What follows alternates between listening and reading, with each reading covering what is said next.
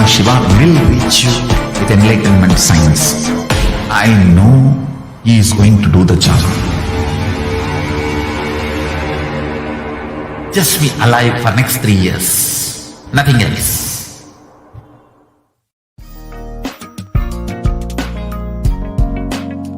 We get you health. We get you ability to build beautiful relationships in your life. We get you direct spiritual support, and we make sure you become wealthy.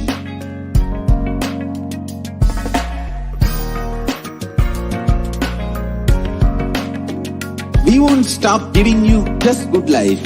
We will literally not stop till you live enlightened life.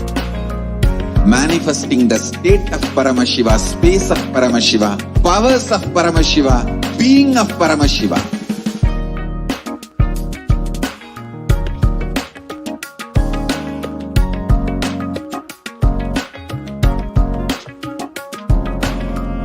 Whole world should become Kailashians.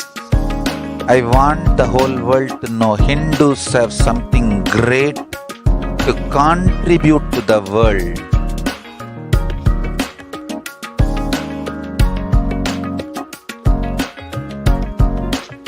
We have something great to contribute to the world. Let us do that.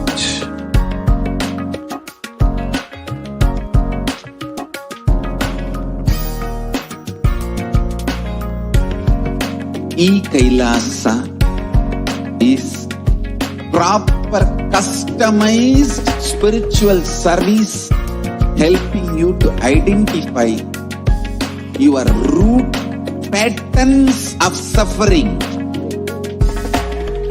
We have perfected the science of helping every individual from every cultural, religious, nationality background.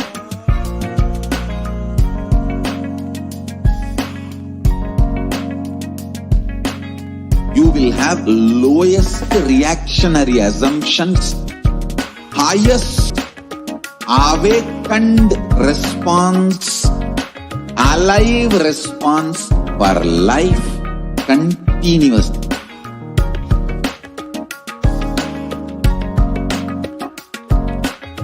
Kailasa is enlightenment ecosystem, literally enlightenment itself in your own home, wherever you are. Proper customized spiritual service helping you to complete with your life negativity, withdrawal from life, self-hatred, self-denial, self-doubt, so much of tiredness, laziness. We can support you aligning your diet, your attitude, your aptitude, your understanding about life. We can help you with everything.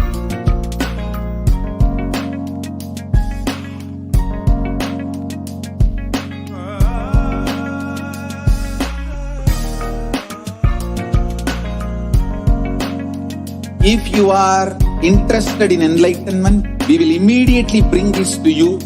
If you are not interested, we will explain the whole science, inspire you and make you interested in enlightenment science.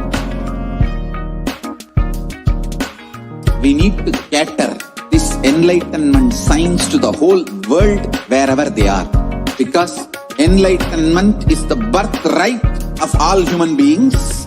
Kailasa is responsible to provide that to all human beings.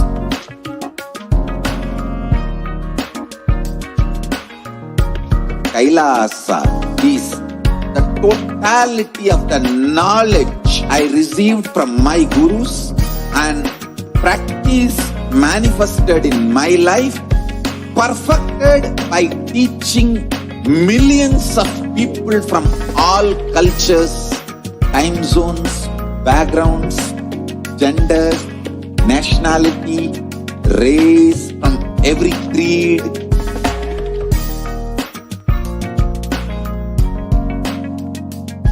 So this absolutely perfected knowledge available to you, served to you in your home without even you moving out of your couch, free of cost.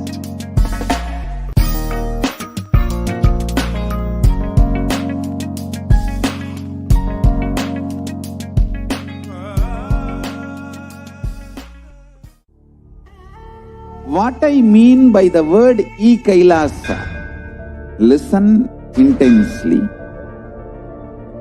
Enlightenment ecosystem, literally enlightenment itself, in your own home, wherever you are. If you cannot come to Kailasa, it's okay. Kailasa can come to you. Kailasa coming to you is e-Kailasa.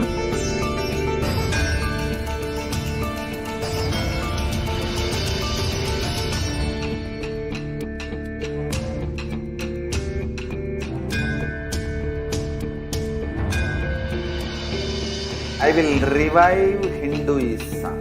I am a Hindu revivalist, not by any revolution, but by evolution.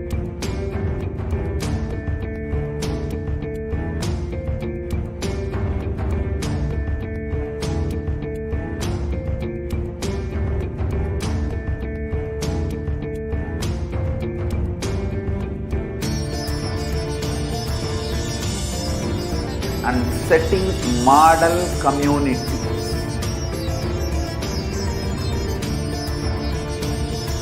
Kailasas, enlightenment ecosystems, Sarvanya Peethas all over the world.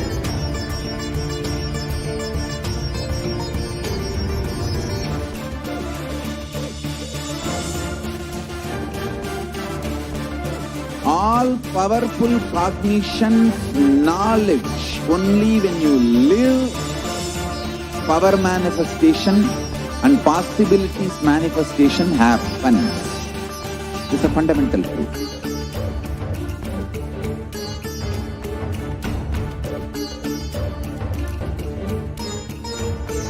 Hinduism cannot live exclusively as one sampradaya. No. All sampradayas of Hinduism is an ecosystem.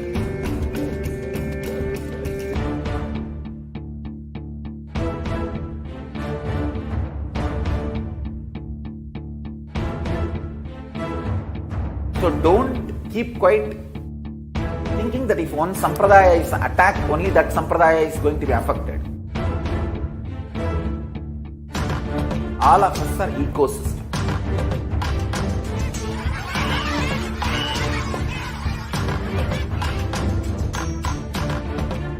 I invite all of you to get involved and enjoy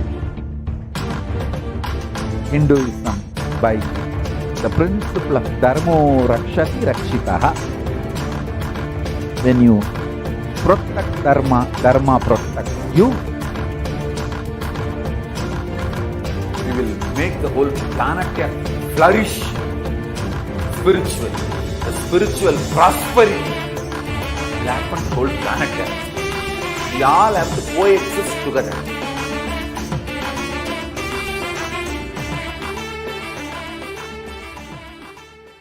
There are some great spiritual sciences unique to Hinduism. Subtle, otherworldly, but definitive sign. Manifesting the cosmic beings in Archavatara, deities in Nijavatara, living incarnations is possible. Understand? Kriya Pada of Vedas and Agamas elaborately explain the whole science of making the cosmic beings manifest in Archavatara, deities and Nijavatara, living incarnations. Both. During the Bhava Samadhi Darshan, literally those cosmic beings manifest through this body. Just like how they manifest in Archavatara, deity, They manifest in Nijavatara, Pratyakshavatara, and give you all the boons you ask, bless you. You see, each God is an independent intelligence to lead you to enlightenment. Each God is a bridge for you to achieve the Shivatva, the ultimate Shiva consciousness. Krishna is the bridge for you to achieve the Krishna consciousness. But Shiva consciousness, Krishna consciousness, all consciousness is one and the same. Ultimate consciousness only. So that energy itself completely expresses. Just like Radhika, when I see my own sweetness in the mirror, I become eager to taste it. I find that the only way to relish this sweetness is through the constitution of Sri Radhika. Bhava Samadhi Darshan is a window to the infinite expanse of consciousness, allowing us to glimpse the formless in a way that we can understand. It cleanses the karmas of lifetimes. It awakens our biomemory to the space of Paramashiva, the ultimate consciousness, and creates a deep and lasting transformation in us.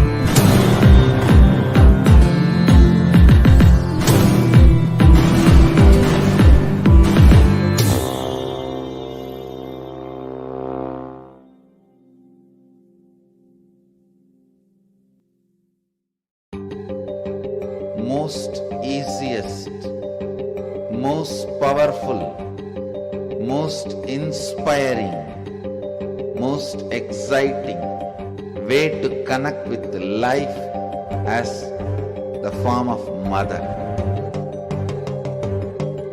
Navaratri is the time to connect with cosmos as mother. Celebrate cosmic mother. This 9 days we worship mother, worshipping divine feminine. Yadumaginindrai Kali, Om Kali, Om Shakti, Om Kali, Om Shakti, Om Shakti, Om Shakti, Om Shakti.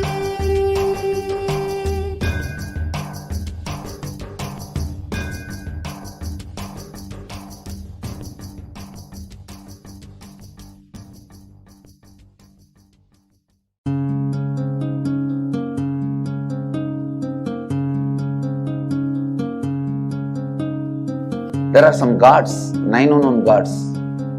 The moment you call, they will be there. Venkateshwara, Balaji.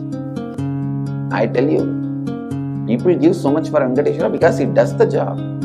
He's the 9 unknown god. There's a village full story where Venkateshwara borrows from Kubera for his marriage and he is still paying the debt. Venkateshwara takes the responsibility of reserve to reserve.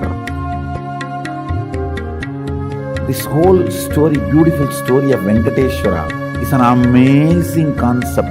He is making Yaksha into Lakshmi. He is making the reserve to reserve. It's an amazing truth.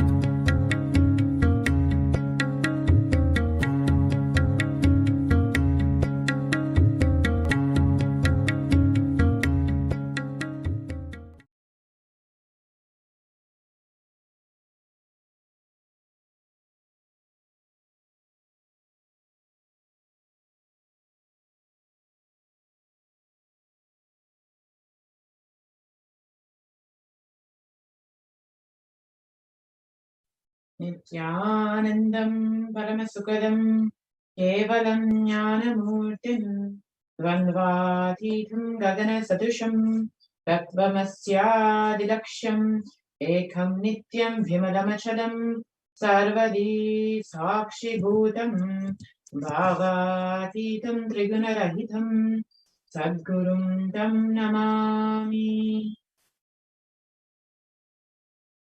Nithyanam. Welcome all the viewers who are joining us today for this Parashakti Akashic reading.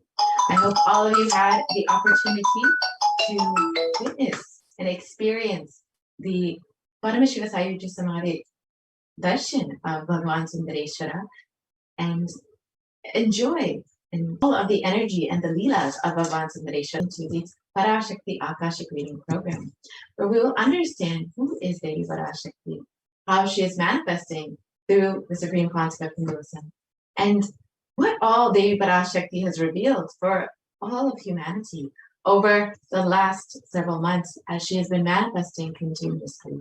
We'll understand how we can ask our questions to Devi Parashakti and receive the direct blessings and guidance of Devi manifesting through the Nijavatara of the supreme concept of Hinduism. So now let us get started and understand who is Devi Parashakti. Devi is the divine cosmic mother. It is from her Brahmanda Yoni which universes come out and go in. She is the source Shakti. It is her cosmic womb in which all of us reside, in which all of us are coming from, and which all of us will go back into. She is the divine cosmic mother, and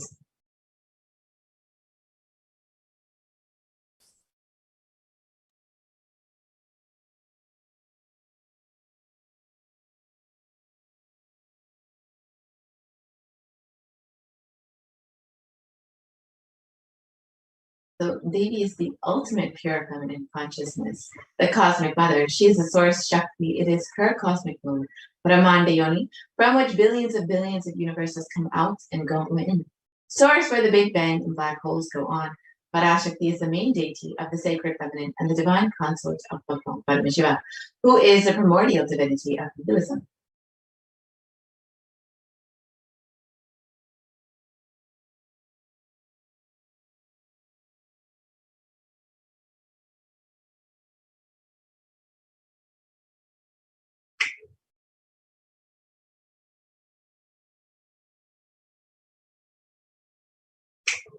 Today, out of his extreme compassion and love, the supreme concept of Hinduism is manifesting Devi Parashakti herself and gracing us, answering all of our questions, attending to our prayers, giving boons, healing us, revealing our past, present, and future, delivering profound spiritual truths, and ultimately giving us the experience of Paramashivoham itself.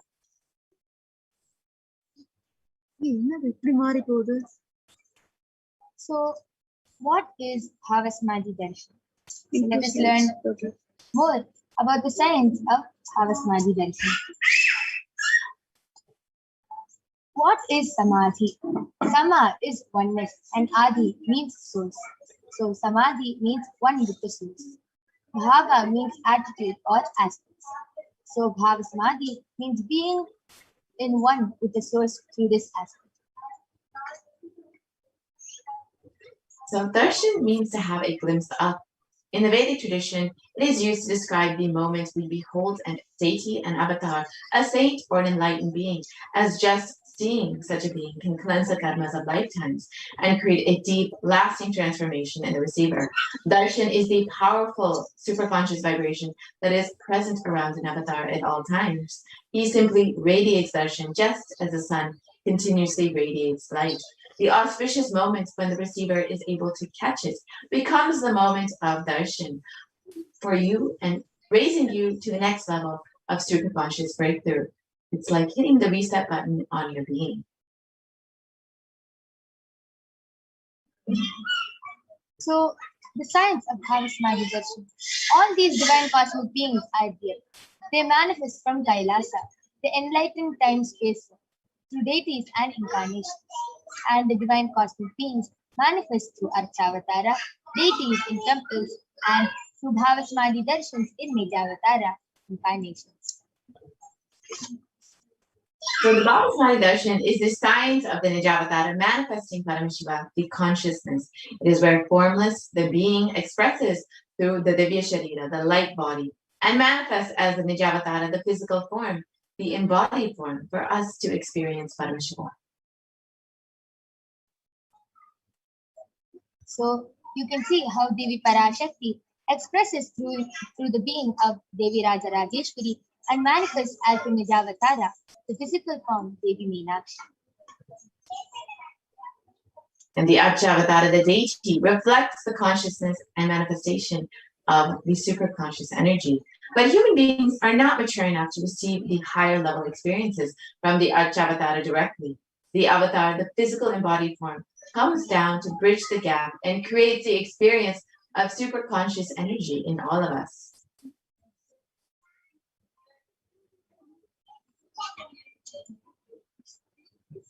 And during the Bhava Samadhi Darshan,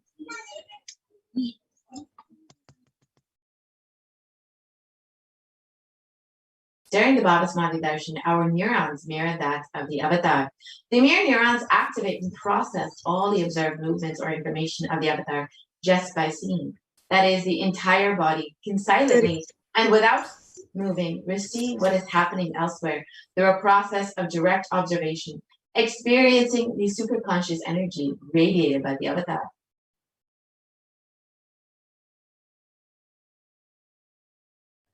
Akashic readings is not a prediction, it is a reading from the cosmic patterns. Beyond space, creation and destruction happen simultaneously. In dimension of time starts the past, present and future. Because Akashic readings are stored in Akasha, the space dimension, there is no past, present and future. That is why what you call as happening, yet to happen, and clearly already recorded. Let's understand who is the Supreme Concept of Hinduism who has been manifesting Devi Parashakti, manifesting Bhagavan Sundareshwara for each and every one of us to enjoy. The Supreme Concept of Hinduism, Jagat Guru Mahasannidhanam, His Divine Holiness Bhagavan Nithyananda Paramashivam, is the reviver of Kailasa, a macrocosmic ancient enlightened Hindu civilizational nation.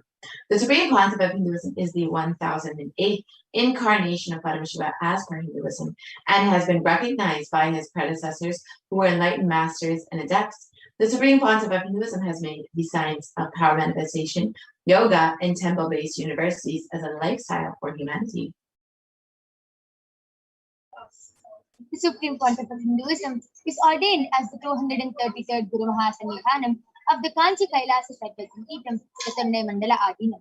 And Swamiji is the incumbent emperor of the Suryavamsha Sarangi Samrajyam and is the present 293rd Guru Mahasannidhanam of the Kailasonnata Shyamala Pita Sattvatam and the present Mahamandaleshwar of the Mahanirvani Akhada, which is one of the largest apex monastic orders.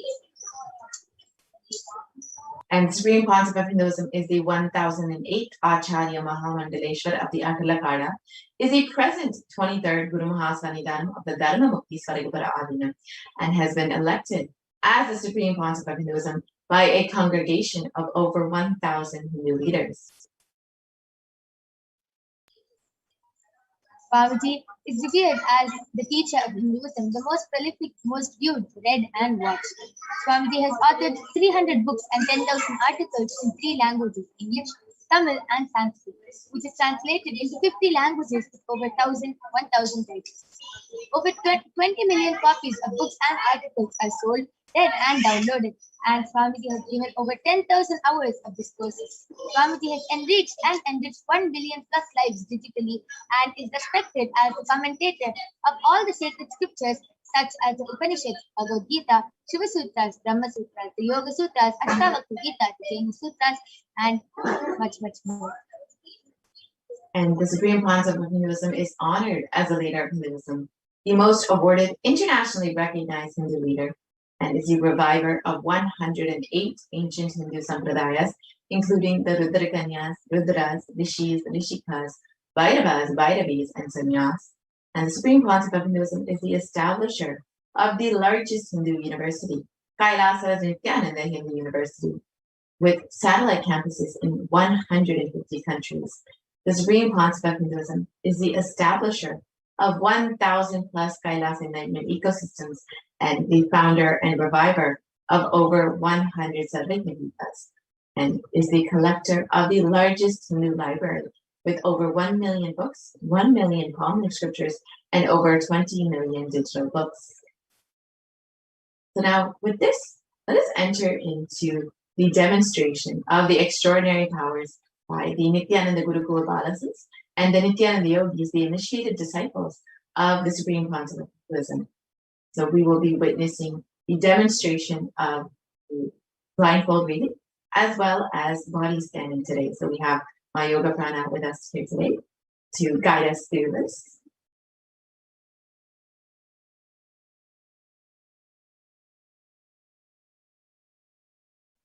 Yes.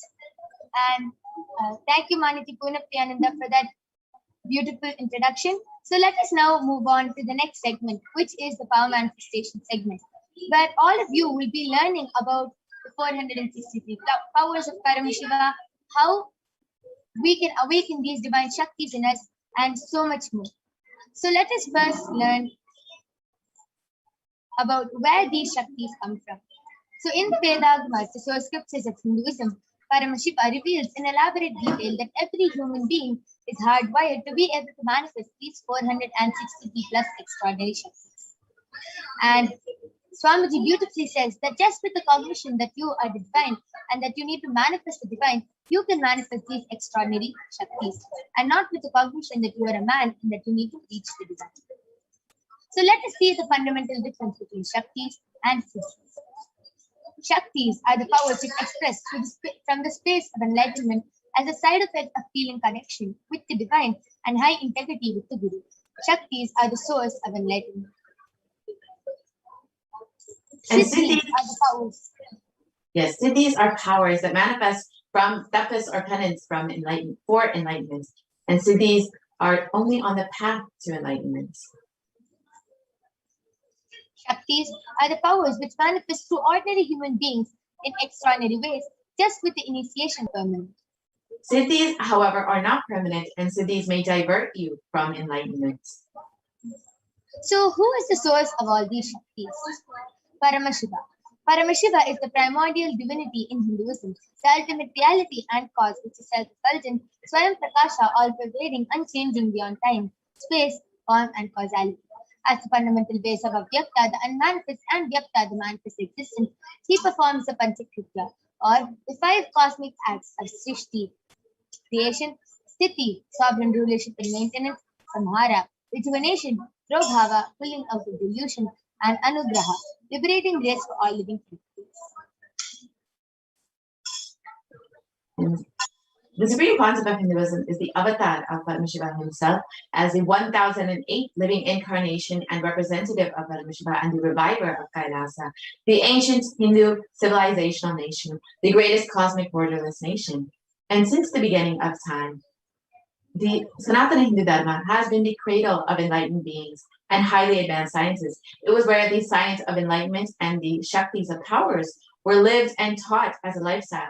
And for the first time, the Supreme Concept of Hinduism is making these yogic sciences available for humanity to experience and enjoy at a record-breaking, never accomplished before pace. And Swamiji was recognized as an avatar at a very young age and was trained and taught to revive these sciences, and so that millions of people can enjoy and experience the science of power manifestation from the disciplines of Vedanta, Tantra, Sri Vidya, Yoga, Yogic powers, Mantra Shastra, Siddha Vidya, the science of Aushadha, Advaita, Bhakti Yoga, Paramashiva Jnana, and Paramashiva Vijnana.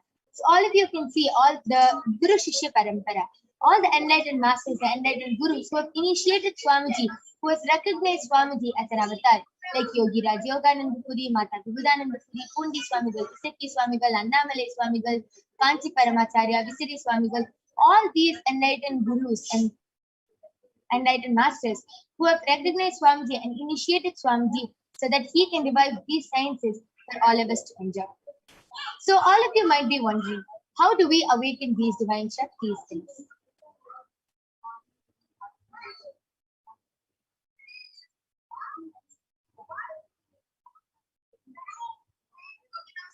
So every ultimate truth, jnana, maps into your consciousness, prajna, manifests as possibility and power of every being, prajnana. So let us now watch a small video which explains the science of initiation, the power of initiation, and how the avatar, the living incarnation, just with one touch, look, or word, how Swamiji can initiate us into all these powers. Diksha is the direct transfer of spiritual energy by an enlightened being through look, word, or touch. The traditional Vedic book Navaratneshwara states, Sarva samapi dikshanam muktihi phalamakhanditam avirodhat bhavanti eva prasangyastu bhuktayaha. The main benefit of all initiations is moksha, enlightenment. As a side effect, health, wealth, leadership, and well-being happen. And in Rudrayamala Tantra, Shiva says, Devi diksha vihinasya na siddhihi na cha sadgatihi tasmat sarva prayatnena guruna dikshito bhavet. The one who is not initiated does not attain liberation nor a better future. So by all efforts, one should get initiated by Guru. What is the science of initiation?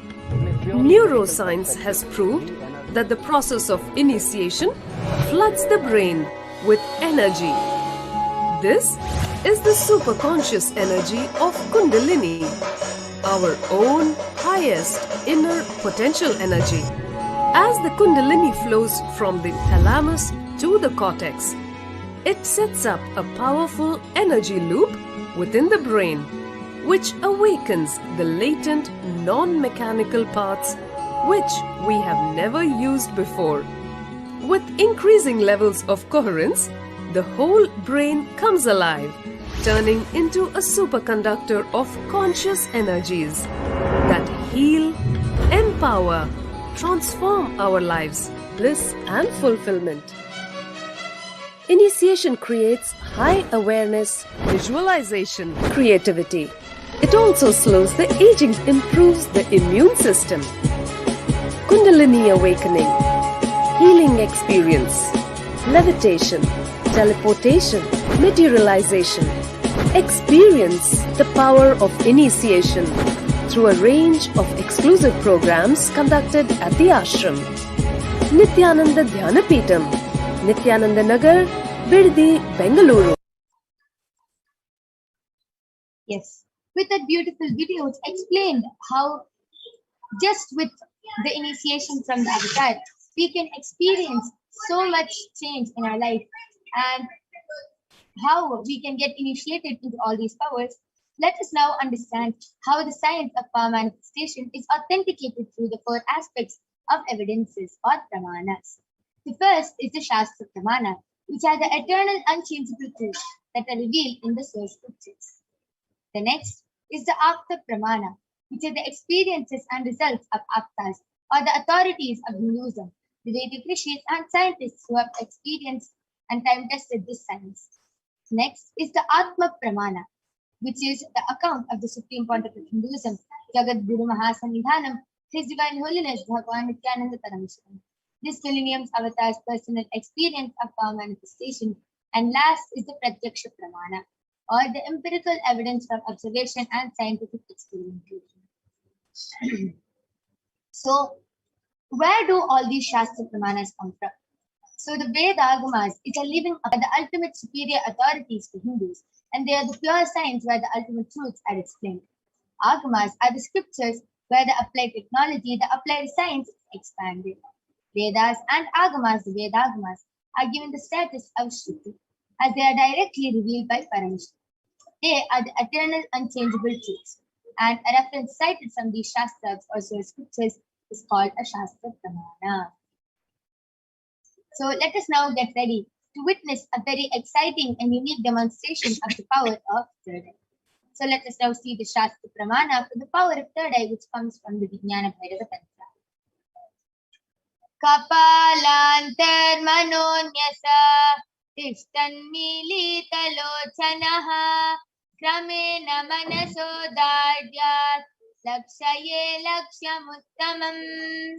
Translation goes, by fixing the mind on the inner space within the crown center and sitting stably without any movement, having the eyes closed in succession, by that stability of the mind and inner space, through the power of the third eye, one directly sees the ultimate goal, Lakshyam, by having the vision beyond the sight that reveals any object or place, attaining the space of oneness with the source, Paramashiva.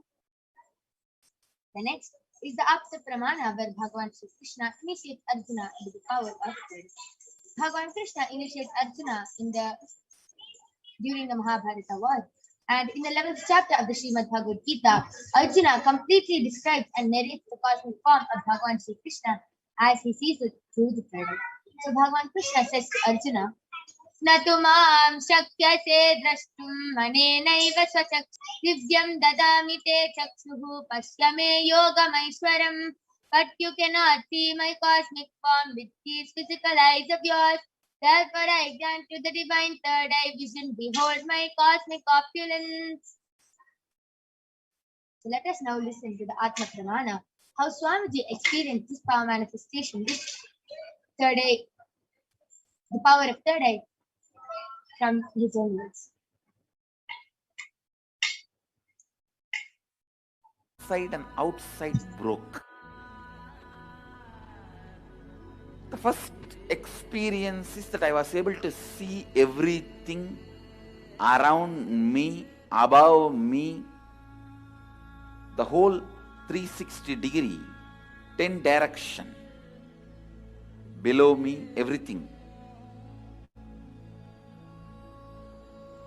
I realized not only I was able to see, I was able to feel, experience. I felt that the skin of the stone on rock on which I was sitting and the skin of this body both carry me equally. In both I exist equally. The setting sun, rising moon, the whole Arunachala hill, all the plants, bush, shrubs, trees, everything, everything, everything. Just became so alive. The idea, something is inside,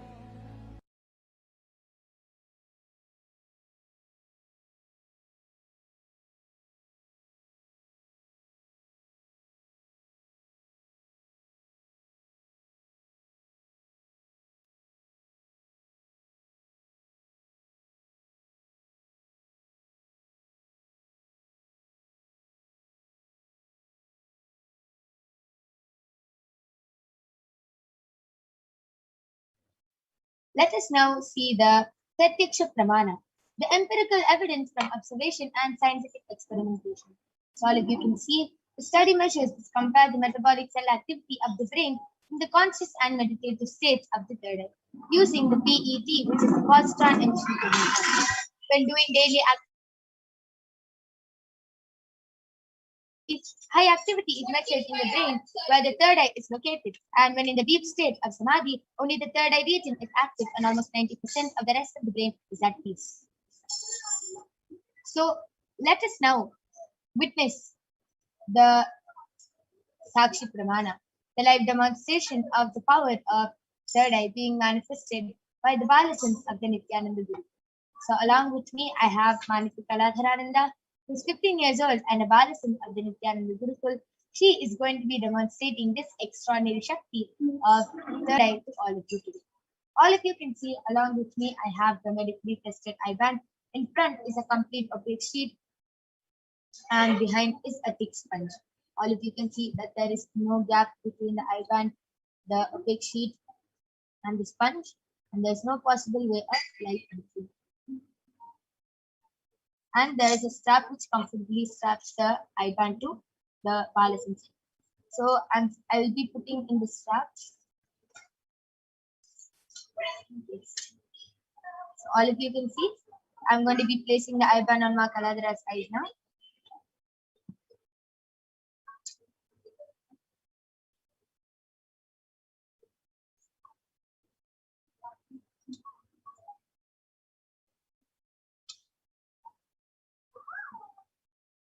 Ma Kaladra, are you comfortable? Yes. So I request you to turn to your right, left, up, and down. So all of you can see how there's no possible way of light entering Ma Kaladra's eyes, and it is completely foolproof. Yes, so I request the YouTube comments to now be projected. All of you can go ahead, post any comments you want in the Kailasa's HDH Nithyananda YouTube channel, and Ma Kaladra will be reading out your comments live. You can go ahead, post emojis, numbers, letters, emojis, stickers, paragraphs, letters, words, anything you want. Ma Kaladra will be reading it out live for all of you. So all of you can go ahead and start posting your comments.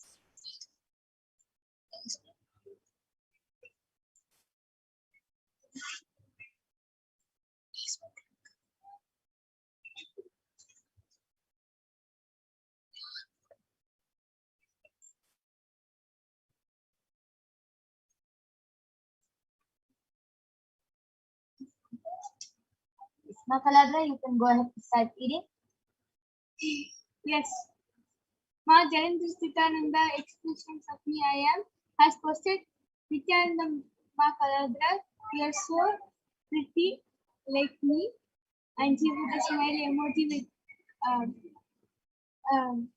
where the where it's shown as the emoji being laughing too badly that tears are coming out. How old are you, Ma? Yes, Ma, I am 15 years old. Beautiful, that is amazing. All of you saw Mama Kaladra has read out the comment. Mama, why don't you go ahead and throw a challenge with Ma Kaladra?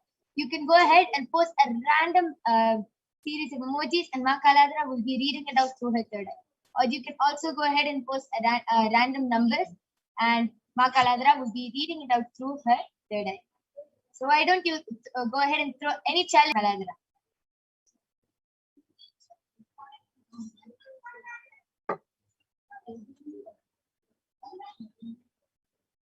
As Mahajan I am has posted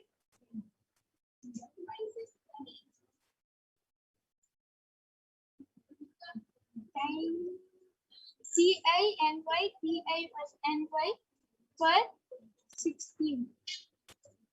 Okay, Mahajan I'm 15 years old, not 16 years old. And the next comment is from PIOTRWAJBA has posted Nithyananda with the Namaste emoji. Amazing. Even Fighter Words here, you can also go ahead, post, you can throw any challenges with Ma Kaladra, you can post any series of emojis, numbers, letters, and Ma Kaladra would be reading it out. Yes, Mahajan Nithyananda Ma has posted emoji showing up. It's in a blue color box and it's written top, and that next box is in orange color, and one arrow going this way, one arrow going to the right, one going to the left, and then the third emoji is in like dark blue, light purple and dark blue. It's like a circle with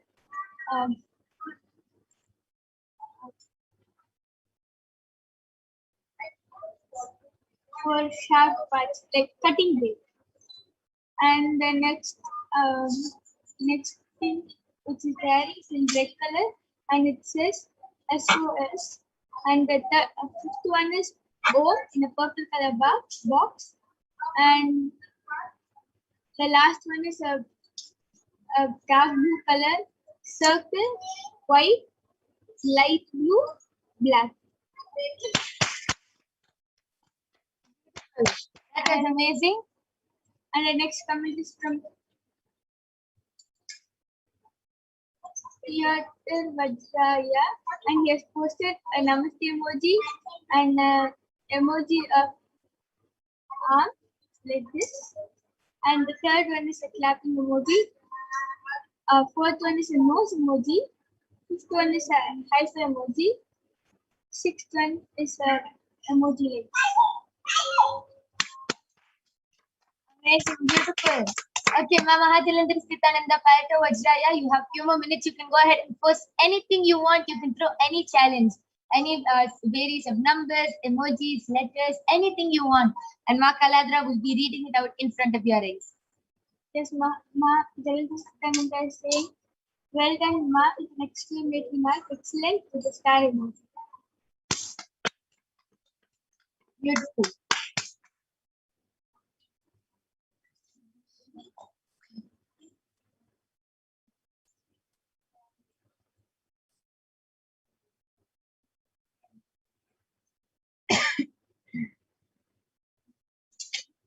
Yes, Piotr Vajraya has posted wow and house KAUSHAL Patel has posted Nithyanandam. Will I get any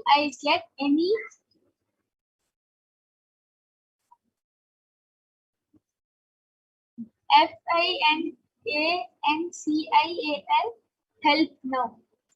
So Kaushal Patel, I have to answer to your question. When Bhagavan Sundareshwara Paramashiva comes, that time you can post your question and any financial help, anything you want. The moment just with one blessing of Irena Paramashiva Sundareshwara Paramashiva, you will be able to get any help you want and you will be able to manifest whatever you want. So you can go ahead and post when Swamiji comes live manifesting Irena Sundareshwara Paramashiva. Okay. That was a beautiful demonstration of the power of third eye. Now I'm going to be removing the eyeband of Ma Kaladra. All of you can see that the eyeband is completely intact. There is no difference. Yes, beautiful. That was a beautiful demonstration of the power of third eye. And let us now move on to the next exciting Shaktis, which is the power of body scanning and remote vision, which will be manifested by the Balasans of the Nithyananda Guru. So let us now enter into the Pramanas for the power of body scanning and remote vision. Till then, all of you can go ahead, post any requests and comments in the Kailasa's HDH Nithyananda YouTube channel.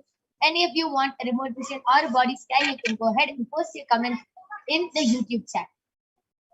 So let us now see the Shastra Pramana for the power of body scan, which comes from the Vijnana Bhairava Tantra. Swadehe jagato vapi sukshma sukshmatarani cha tatvani yani nilayam yatvante vyajyate para. So the translation goes, cognize deeply that from the subtle to the subtlest constitutive principles, your whole body, Swadeha, or the whole universe, simultaneously consists of the essential duality. They are being absorbed in their source cause, Paramashiva, and by the experience of such restful awareness, one becomes complete from all the thoughts, and the ultimate universal divine power, Paradevi, Adishakti, is revealed, and the supreme power manifestation happens. Next is the Atma Pramana. The Apta Pramana from the life of a Siddha named Teriyar. Teriyar was one of the prominent disciples of Agastya. One day, a man suffering from a severe headache comes to Agastya for healing, and Agastya uses the power of body scanning to identify his root cause. He reveals that the root cause of the headache is that there's a small tere, a type of frog, sitting in the person's brain. Agatya immediately instructs Teraya, his disciple, to do an open head surgery, and Teraya successfully completed the surgery, and the person is completely healed and cured of the disease. Thus, the disciple gained the name Teraya.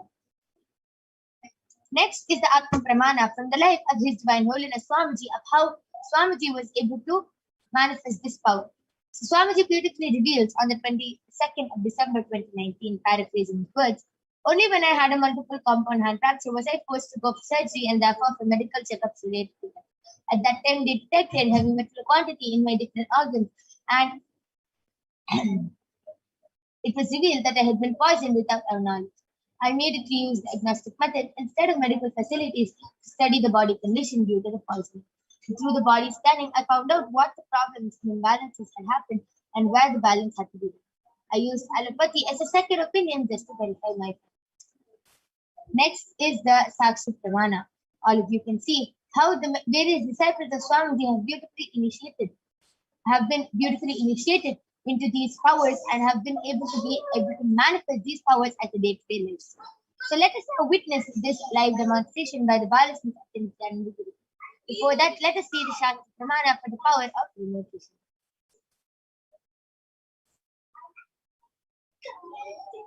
व्योमाकारं स्वमात्मानं ध्यायेधिक्भिरनावृतं निराशया चिक्लिशक्तिः स्वरूपं दर्शये तदा. The translation goes, concentrate and cognize with restful awareness on oneself in the form of the vast etheric space or sky Vyomakara. This is limitless in any direction whatsoever. Thus, the Titi Shakti, the power of consciousness, freed from all support, reveals and manifests herself as a form of nature, of the form of one's essential nature of the self.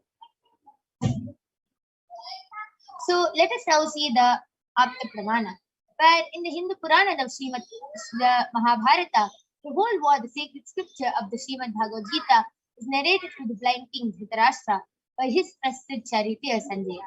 Sanjaya is initiated into the power of Duradrishti and Durashiti by Bhagavan Sri Vedavyasa, and it is through Sanjaya's narration that the humanity has received the sacred scripture, the Srimad Bhagavad Gita.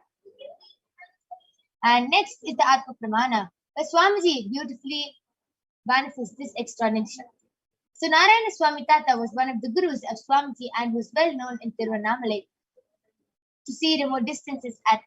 One day, a senior police officer came to Narayana Swami Tata, said whom they were searching for the last 1 week. The Supreme Pontiff of Hinduism was asked to see the whereabouts in the mirror with the Jnananjana, and not only that, to show the police officer. And the Supreme Pontiff of Hinduism not only saw the whereabouts of the thief, but also showed the same to the police officer, and after which they caught the thief red-handed in the same location as revealed by Swamiji. Last is the Pratyaksha Pramana. All of you can see how the Sakshi Pramana, so many people have shared their experience of how they are able to manifest this extraordinary Shakti just with the initiation from Swamiji. So without further delay, let us get ready to witness the live demonstration of the power of body scanning and remote vision. So we'll be back with you right after a short break.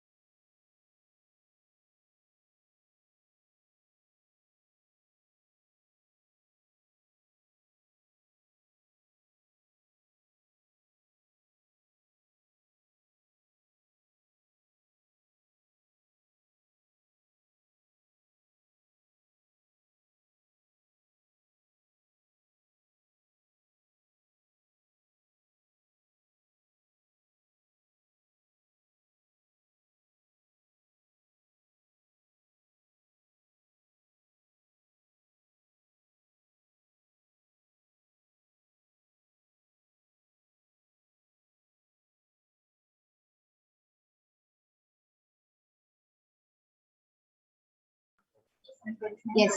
So let us now witness the extraordinary Shakti of the power of body scanning and remote vision by the Balasans of the Nithyananda Gurukul. Along with me, I have Manita Brahmayogananda, who is a Balasant of the Nithyananda Gurukul, and she is going to be demonstrating this extraordinary Shakti of the power of body scanning to all of you today. And I will be demonstrating the extraordinary Shakti of remote vision to all of you today. So, Rahul Aswani has posted, please tell me how to get wealth completion and completion with relationships, mother especially. Parata Vajra has also requested for a body scanning. So, Ma Brahma Yoga, you can go ahead and do the body scanning for Rahul Aswani and reveal how he can get completion, especially with the mother and also with wealth completion. I request the comments to be scrolled more down.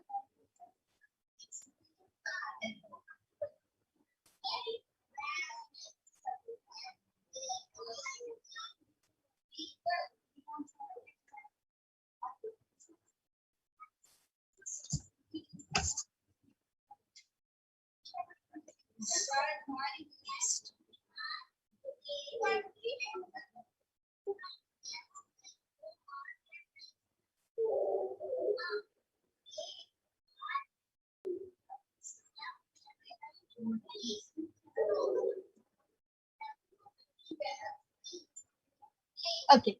So, Ma Mahatilandaris Pitananda has posted. I request the comment section to be scrolled down. Yes. Remote vision, please. Please, can you scan and describe the new home and area I'm moving into? Thanks. Yes, Ma, surely I'll be doing the remote vision for you. I can see so many people flooding the comments with body scanning. Yes, Ma, Brahmayoga will gladly be doing a body scanning for all of you and will be revealing solutions through her third. Yes, Rahul Aswani Ayya, Parashakti revealed that completion is not happening in a relationship because of the amount of toxins which is there in you, and not only you but all your relatives, especially your mother and everyone. Everyone has all of you have a lot of toxins in your stomach, and the way you can cleanse it is by having a lot of neem juice, at least 2 cups of neem juice in one day, and have a lot of turmeric. Follow these 2 solutions. Everyone in your family can follow it, and you'll see that, especially you follow it automatically, whether other people are following it or not. You authentically follow it, and you'll see a lot of breakthroughs happening, and a lot of your relationships will get completed. Yes. That was a beautiful body scanning for Rahul Aswaniaya. And Parata Vajra has also requested for a body scanning. He has specifically asked, I'm preparing for surgery of the neck spine area. The discus has to be replaced with metal implant. Please scan towards the surgery. Now, Brahma Yoga, you can go ahead and do the body scanning for Parata Vajra Aya. Ananda, I have scanned your new home, and it's actually very pretty, Ma. I was able to see that the moment you enter inside, it's actually 2 doors, and I was able to see it's wooden doors, 2 doors. And just before you enter, it's like white. It's like a wooden brown and white. So that is the colors. Like from outside, it goes well with each other. And so from outside, it's like a small gate. And the moment you enter inside, you can see the whole house. And there's 2 wooden doors. After you enter inside the wooden doors, I was able to see there's actually long. It's a very long. It's not a painting, nor it's a picture. It is just like it's a very ancient kind of painting kind of thing. It's on cloth or on jute. It's like that. And I was able to see it's of like village ladies, and it's very colorful and very traditional, and like very traditional. And Paramashiva revealed that parallel to that, but little more to the left. Paramashiva revealed there you're planning to keep your stand for keeping all your footwear, and parallel to that, but little more to the right, Paramashiva revealed a door which leads to the bathroom, which is actually like for guests and everything, which is attached to another room, which is also a common room for guests. And Paramashiva also revealed that after the more you enter inside, there's like a very nice hanging light. It's not like a chandelier, but it's like this. It's like it's in a shape. It's in a shape of a crescent moon. It's in that shape, and it's like a yellowish golden light which lights up the whole room. And I was also able to see that there is next to the room which is for guests, there's a door which leads out to the balcony, and from inside also it's like painted in that wood color, so it's really beautiful. And Swamiji also showed that we are planning to keep the sofa in the living room against the wall. Next to the sofa, there's another door. There's another door which leads into another room. And if you come out of that room and walk, just turn to your left, you'll be able to see a small dining area. Next to the dining area, there's like a small counter where you can keep things. Next to that counter, there's like so many it's the kitchen, and there's a huge island, and it's a marble. And yeah, so this is the basic structure of the house. And I was even able to see 4 rooms, out of which you are planning to keep 1 room just empty. And yeah, this is what Paramashiva revealed. So I request you to get back in the chat section, ma. Yes. And yes, I did the body scanning for Parashakti Vajraya. And Paramashiva revealed that his blessings are with you. You can go ahead for the surgery and replace it with the metal one. Paramashiva's blessings are there with you. All you have to do is just before you go for the surgery, put vibhuti on your whole. It doesn't have to be on your whole back, but at least in the area where the surgery is going to be done, like massage vibhuti into the skin. Keep vibhuti. Make sure you have vibhuti in that area before you go for the surgery, and that will really help. And the surgery will be a success. And I also did the body scanning for Saranka with the Karan Manitra Lalatakshanda.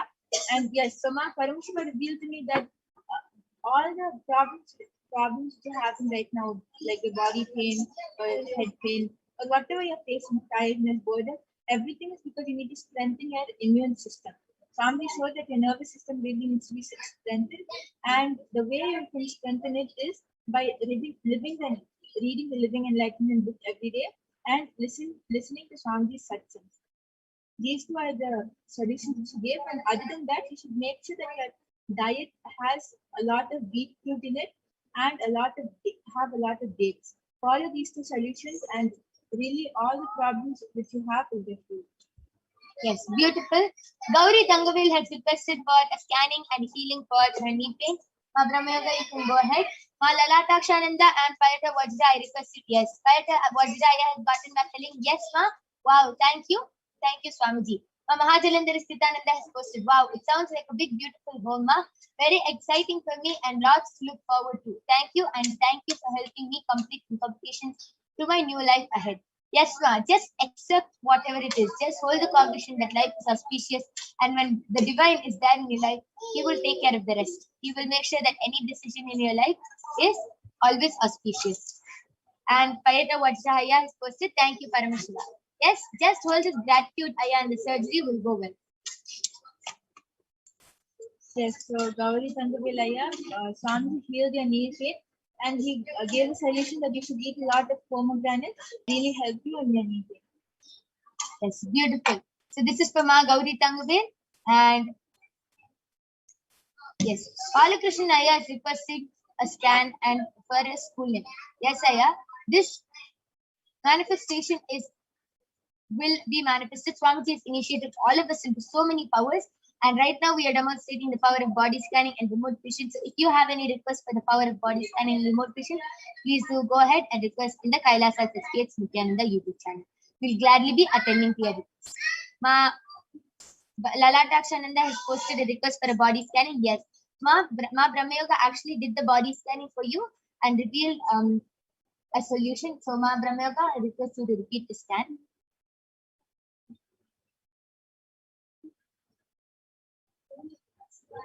You can go ahead and reveal the scan. Yes, so Manitya Lalatakshananda, Paramashiva revealed to me that all the body problems which you're having, whether it's a head pain or the tiredness or the boredom, whatever you're facing, is because you need to strengthen your immune system. And the solution which he revealed is you should have a lot of dates, a lot of beetroot, and you should start reading the Living Enlightenment book every day and watch Swamiji satsang. Follow these 4 solutions, and your whole immune system will really get to become really strong. And also all the side effects, all the body problems which you're having will also get. Yes. So this is a body scanning for Ma Lalatakshananda. I request you to get back, Ma. Ma Maheshwara Mayananda has posted, there is a lump in my throat. Can you tell me what it is and how to heal it? Melissa Cook has posted, I also requested for a body scanning and healing for my eyesight and skin condition and where they originate. Brahmayoga, you can go ahead and do the body scanning for Melissa Cook. Yes, Ma Maheshwara Mayananda, I did the body scanning for you. Paramashiva revealed that the lump in your throat is because of dehydration and toxins in your body. So Swamiji revealed that you should do the mucus-free diet and eat the palay suri. So you can put white rice in the and soak it in water. You can soak it in water for 24 hours and then add a little salt, pepper, and eat it every morning with green chili. And this will really help you, and it will heal your the lump in your throat, and it will help you remove the other toxins in your body. And yes, you can go. Yes, so Melissa Cook, Paramashiva revealed to me that for your eyesight and your skin condition, they originated from the food you're eating. The food you're eating, whether it's knowingly or unknowingly, you're having non-vegetarian in the food which you're eating, and you have to immediately change it. Like if it's unknowingly, then you have to just find out about the food and change the diet you're having, change the place where you're getting your food. And if it's consciously, please make a decision and change it, because that is affecting you a lot. Not only is it you are able to see it affecting your eyesight and your skin, but inside your body also it's affecting your body a lot. So immediately change your diet, and also to detox yourself from what you have already eaten. Paramashiva revealed that you have to have castor oil and neem leaves. Have 1 spoon of castor oil and at least 3 to 4 neem leaves at the same time. Every day without miss. The first thing in the morning on an empty stomach, you should have this, and you'll become like your stomach will completely detoxified. Wow, that is a beautiful body scanning for Ma Melissa Cook. And yes, Ma Melissa Cook, I requested to get back. Celine G has requested for a body scanning. So Ma Brahmayoga, you can go ahead and do the body scanning. Balakrishnan Ayya has requested for a remote vision for his grandmother's house. Paramashiva revealed that your grandmother's house has 6 rooms and 2 bathrooms. There's actually another bathroom, but which is actually outside the house, and it's a very old style bathroom, and it's a Indian style bathroom, and it's pretty old. Paramashiva is revealing that that the moment you enter inside the house, there's a big shelf where your grandmother keeps a lot of pictures and everything. And the moment after you go a little more inside, there's a big living room, and straight across to that, there's another room where which guests can stay in. Next to that, on the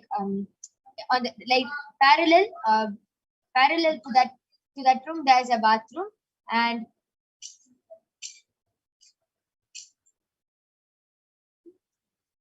so this is what Paramashiva revealed, and I request you to get back, Ayya, in the comment section.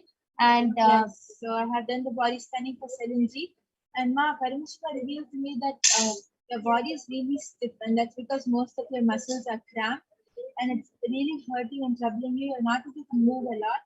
So the solution which Paramashiva revealed is just massage your whole body with warm castor oil every day till the time it heals. It will heal in a matter of few days, but till it heals, just massage your whole body, every part of the body with castor. And also, Mahajan Nithyananda requested, is it possible to do a body scanning for my sister?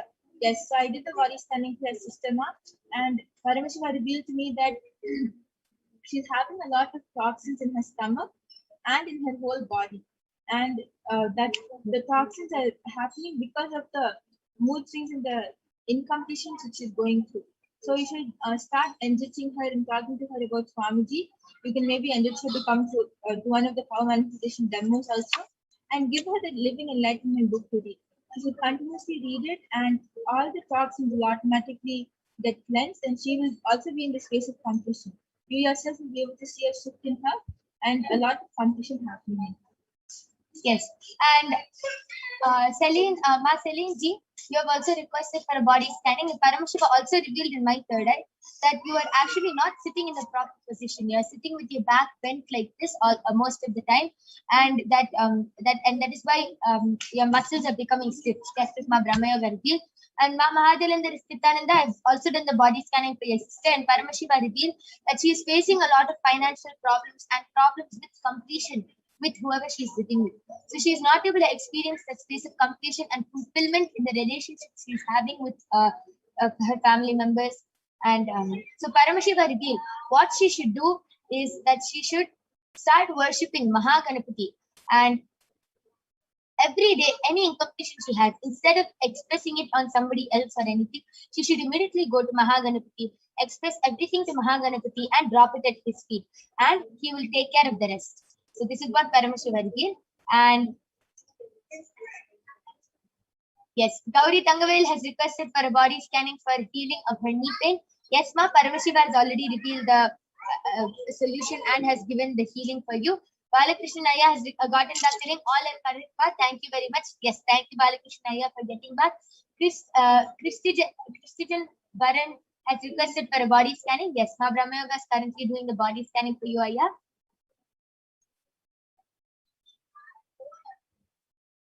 Melissa.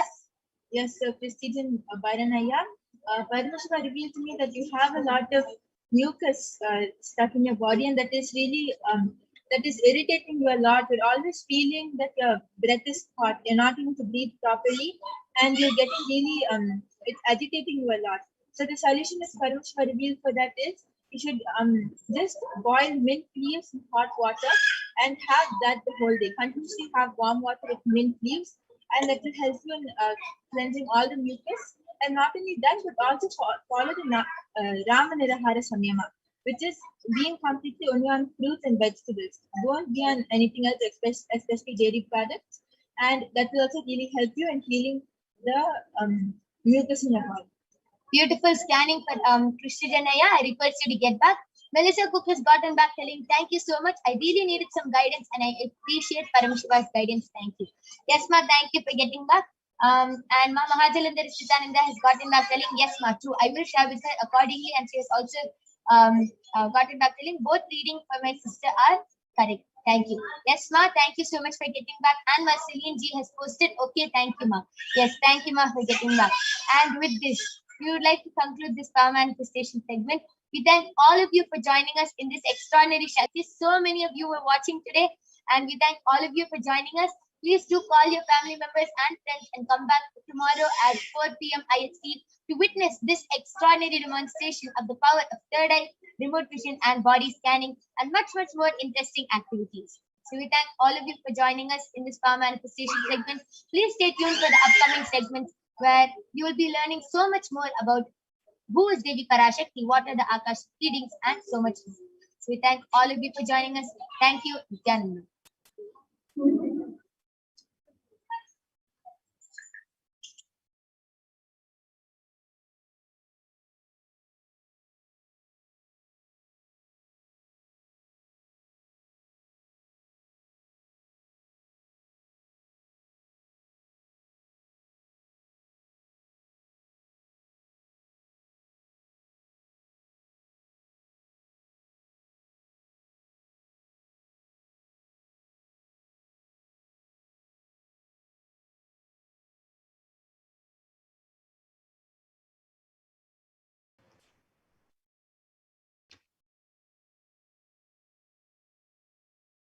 Yes, Nithyananda, everyone.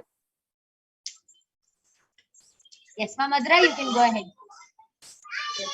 That was a wonderful demonstration of the powers of third eye that all of us just witnessed.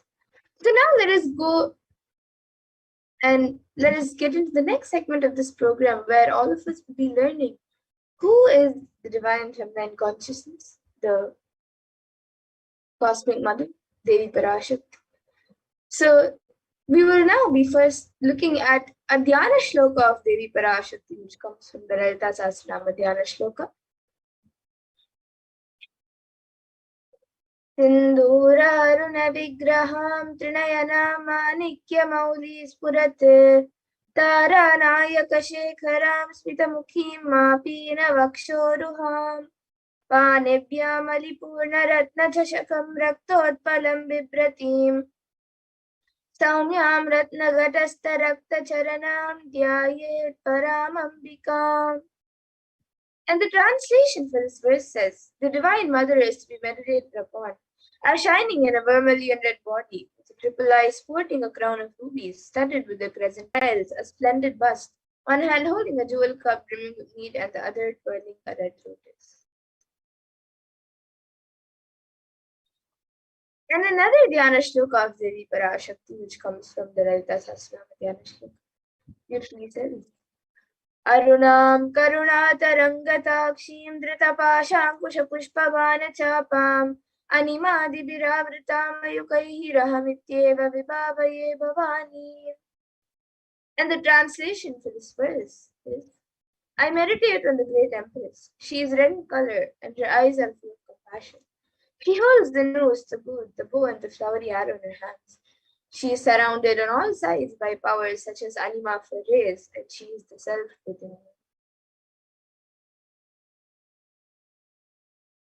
And Devi Parashakti is the ultimate pure feminine consciousness. Parashakti is the cosmic mother. It is her cosmic womb from which billions and billions of universes come out and go in, and the source where the Big Bang and black holes go onward. And Parashakti is the source Shakti, the source energy, the source power, from which all of us came, in which all of us are in even now, and in which all of us are going to find emerge. And out of her extreme love and compassion, Devi Parashakti herself is manifesting through the embodied form as the Nijavatara of the Supreme Court of Hinduism, Jagat Guru Mahasannidhanam, His Divine Holiness Bhagavan Shri Nithyananda Paramashivam, gracing us, answering all of our questions, attending to our prayers, giving wounds, healing us, revealing our past, present, and future, delivering profound spiritual truths, and ultimately giving us the experience of Paramashivoham itself. And Devi Parashakti beautifully reveals how she is manifesting as the Nijavatara of the Spirit Form. She beautifully says, raising as Omkara, expressing as Vedas and Agamas, blossomed as Hrimkara, filled as Parashakti, living in 40 triangles, the Kailasha Swami who is in Kasha, Shripura Chintamani, Parashakti, sitting as part of Paramashiva, Parmeshwari who rules the world, Paramashakti, Manonmani, Meenakshi, as Nithyananda I took Nijavatara here, to give good boons to everyone, to bestow all goodness. Hiranyagarbha Swarupini, Brahmanda Yoni, Shami, Chandramauli, Rapala, Aparna, Uma, Parvati, Savitri, Navayavana, Samraji Lakshmi, Parameshwari, Parashodasi, Meenakshi, I came here as Nijavatara. Taking the form of Nithyananda, I came here as Nijavatara. With great compassion and blessing, listen people, to do good to all of you, I took the form of Nithyananda, I came down as Nijavatara. And she continues the review. Raising in Omkara, blossoming as Shiva, Shiva manifesting as source of existence, powers of existence, expression of existence, from the oneness of Om, blossoming into two as Prakriti and Purusha, blossoming as three Shaktis, Icha, Kriya, and Jnana, growing as 4 Vedas, expanding as 5 Panchabhutas, beyond 6 chakras, filled as Gotras of 7 rishis, expanding as 8 directions, existing as 9 grahas, blossoming as 10 indriyas, being as 11 rudras, creating all the worlds, bringing life to tell and make truth blossom and to do good. Parashodasi, Meenakshi, in the form of Nithyananda, I came to bless every one of you. So now let us see how we can receive Devi Parashakti. So literally we're seeing Paramashiva and Parashakti at that moment. She is there on your screen. So you can receive her in a very traditional way. You can keep 2 beet leaves, 1 banana, 1 beetle nut, a coin in front of the screen as you watch Devi Parashakti. And for those of you who might be wondering what exactly is this coin considered as, what is the coin considered as, what is its importance in the Hindu tradition? So in the Hindu tradition, a coin is actually considered the traditional dakshina. It is usually given in temples as a donation and offering to deities. And it is even given to people. They come to your house the first time or when you meet them for the first time, and for various other purposes. And it can be the lowest value. In India, it can even be just 1 paise, and in the US, it can even be just a cent. Swamiji says, I'm not trying to monetize, keep even 1 cent, it is okay. So for 100 days, if you have darshan, it will add up to $1. In India, even 1 paise is okay. And you can offer that to Devi Parashakti. And once the darshan is over, you can do namaskar and eat the banana, the betel leaf and the betel nut, taking it as prasadam immediately. And the coins that you collect, you can send it to the Los Angeles temple. And some of you might be wondering, what exactly does this betel leaf and betel nut do? How will it benefit you, whether it's physically, emotionally, or mentally? How will it benefit you? So this betel leaf and betel nut may look too small, but in a few days, you will see how much it adds to your sentiment that really Devi Parashakti is there. Rituals will break your monotonous and conscious mentality and lifestyle and remind you and raise you to the powerful cognition. It will break your unconscious behavior. And here now you can see how you can set up your tambulam. So you can arrange the betel leaf, the betel nut, the banana, and the coin on a plate and keep it in front of the screen. You can also keep a few additional items such as a few fresh flowers, some kumkum, some turmeric, glass bangles, and a coconut. But the 4 basic items are beet leaf, the betel nut, the banana, and the coin. So whatever items you would like, you can arrange it in. Keep it in front of the screen as you watch Devi Parashakti. So the next time when you are getting ready to receive Devi Parashakti when she comes for the darshan, you can set up your own set of tambulam to receive Devi Parashakti in a very traditional way.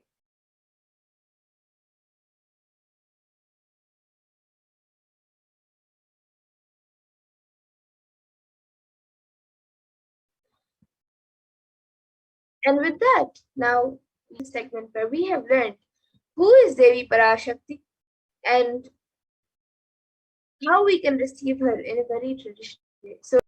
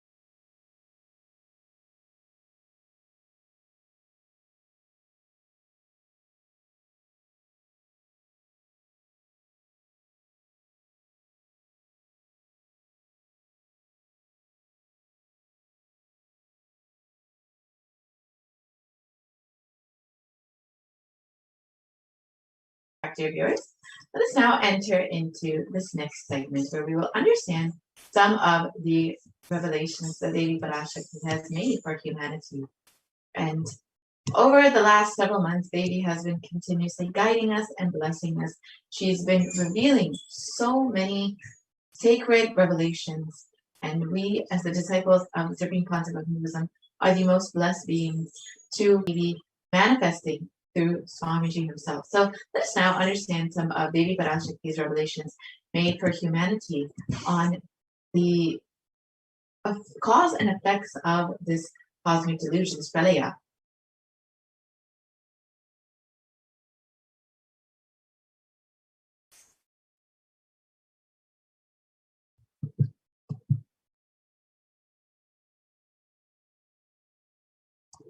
So, as we know, humanity is still undergoing the after effects of this cosmic deluge, this pralaya.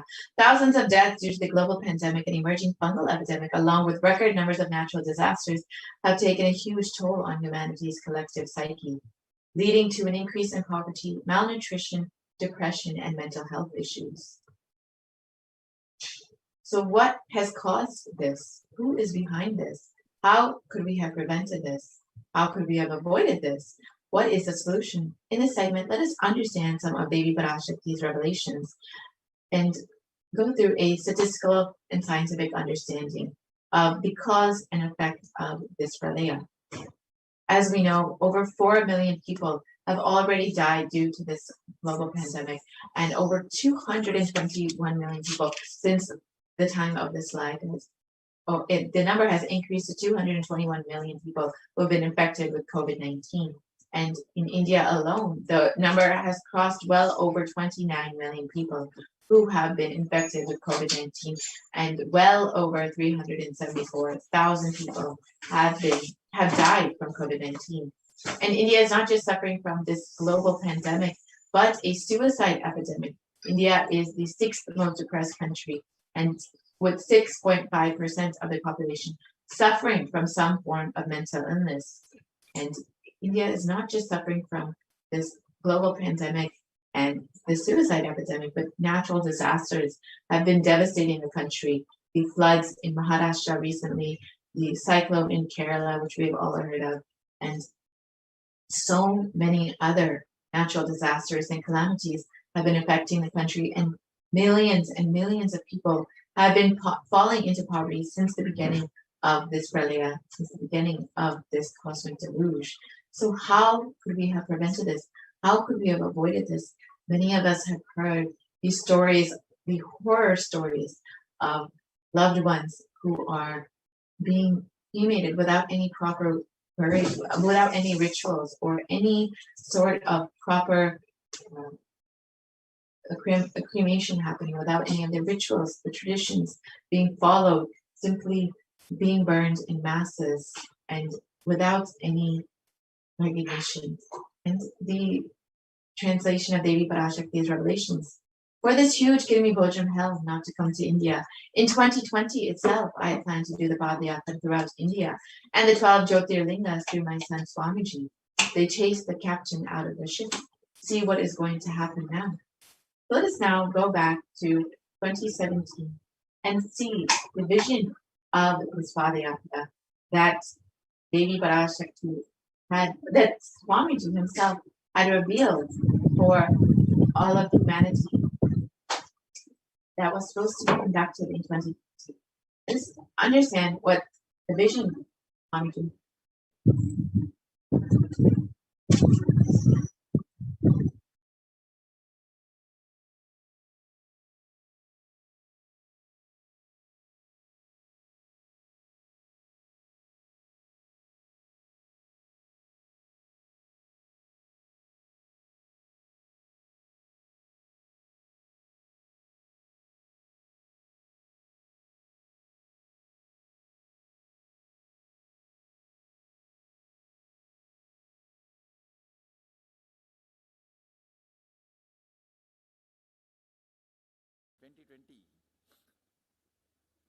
Planning for a full year.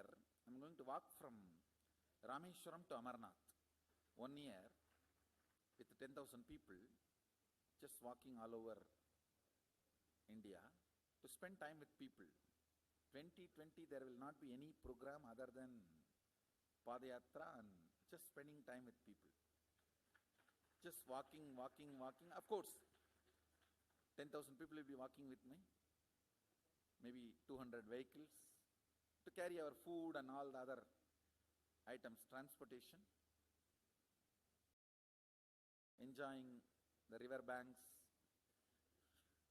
forests, and time with nature. 10,000 people manifest, walking from village to village. What do you think will happen?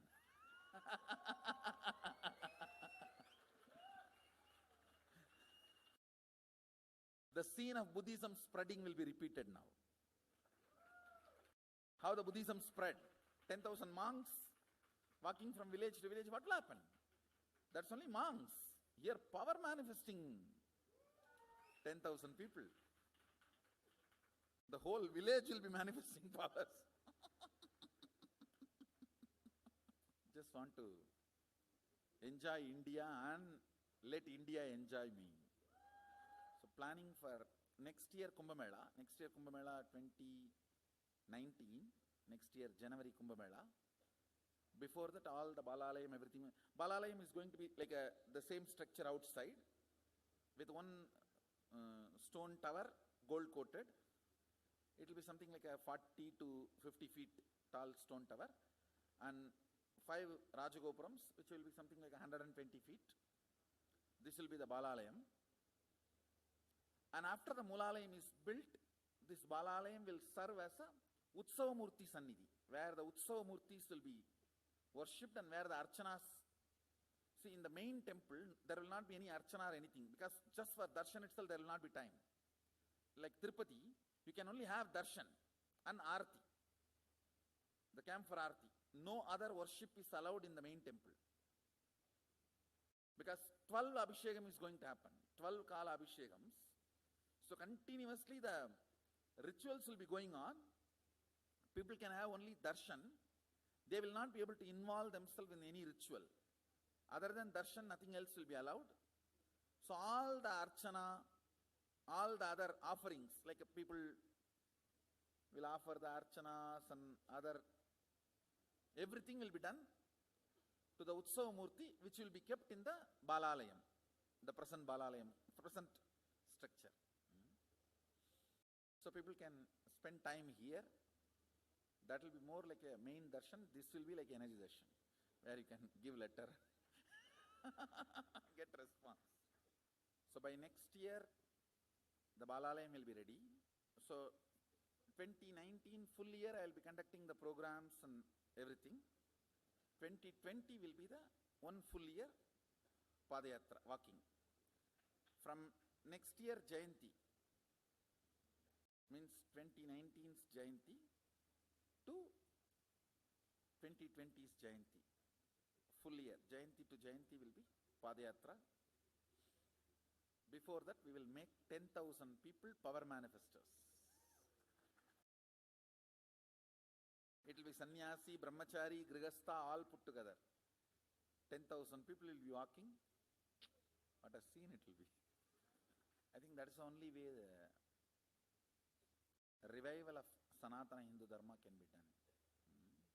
I need to get into the ground where people can see me, where they are living. I can't be waiting for people to come where I am living.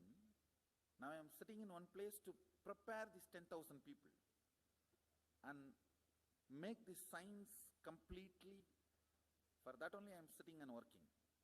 So I have given 2 years for me now, 2018 and 2019.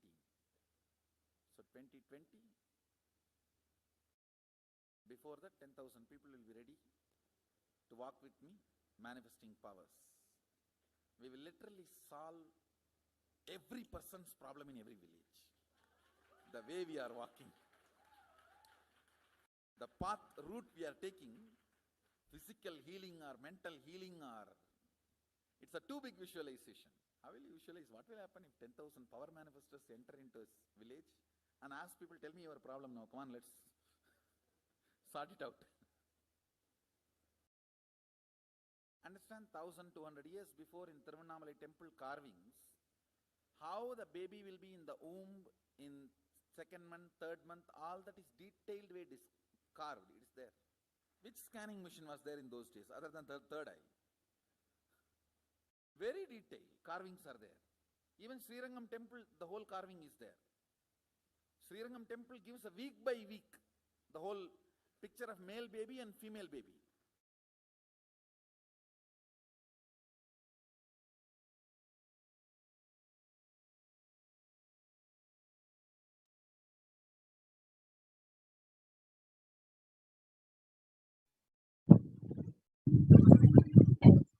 Supreme concept of Hinduism revealed the vision for this Padayatra in 2017 itself. The vision was to traverse from Kanyakumari to Kashmir with 10,000 people, 10,000 power manifestors. And literally, this would be like the scene of God once again. It would see the revival of Hinduism. This is the only way we could have seen the revival of Hinduism. If the Supreme Concept Swamiji had gotten on ground and seen people where they are, let him see them, let them see him where they are in their own homes. The Supreme Concept is ready to meet people where they are, to give them solutions to every problem, whether physical, psychological, emotional, any problem that they were facing, is ready to meet them and give them solutions for it. And only when this Padayatra would have 12 Jyotirlingas all across India would be re-energized, and this would prevent this whole Malaya, this whole cosmic happening. Unfortunately, the Supreme Concept of Hinduism was not allowed to do this Padayatra, was driven out of India before this Padayatra happened. However, the Supreme Concept of Hinduism continuously working and to ensure that humanity is still protected, to ensure that they are still staying safe during this time, during this Palaya. And the Supreme Concept of Hinduism has from the beginning, from the time of descent as his in his avatar mode, has known of this Palaya, this cosmic deluge that was coming once again, and was preparing humanity from the beginning to ensure that they are prepared for this Padayatra, to ensure that they are prepared for this cosmic deluge that would be the Supreme Concept to initiating and blessing people, conducting Padayatras, preparing them for various Padayatras, continuously guiding people into the science of enlightenment, despite the Supreme Concept of not being allowed to conduct this Padayatra, not being allowed to prevent this cosmic deluge from happening, from not being allowed to re-energize the 12 Jyotirlingas. The Supreme Concept of Hinduism has been continuously working during this pandemic to ensure that humanity is protected by offering various programs like the Paramashivoham online program, the Bhava Samadhi Darshans, to ensure that people are staying safe, people are protected, people are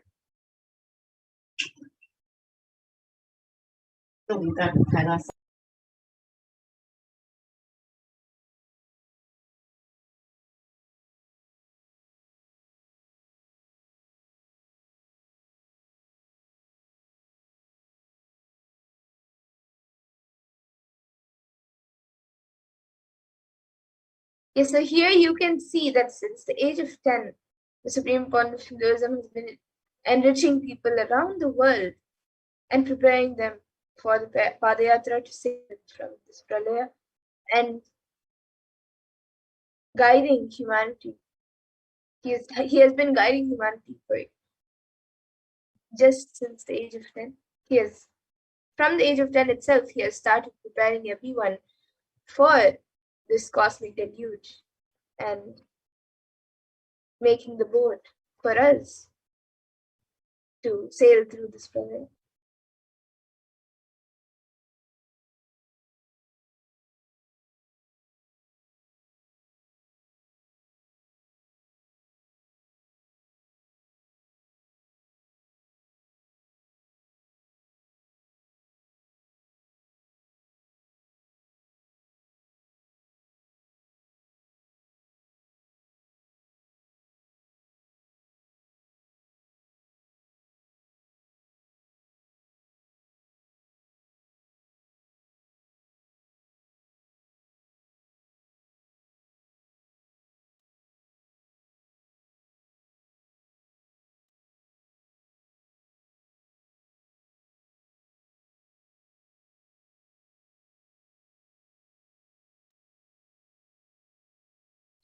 And here you can see that from that age, we just saw that since the age of 10 itself, the Supreme Point of Hinduism has been enriching many.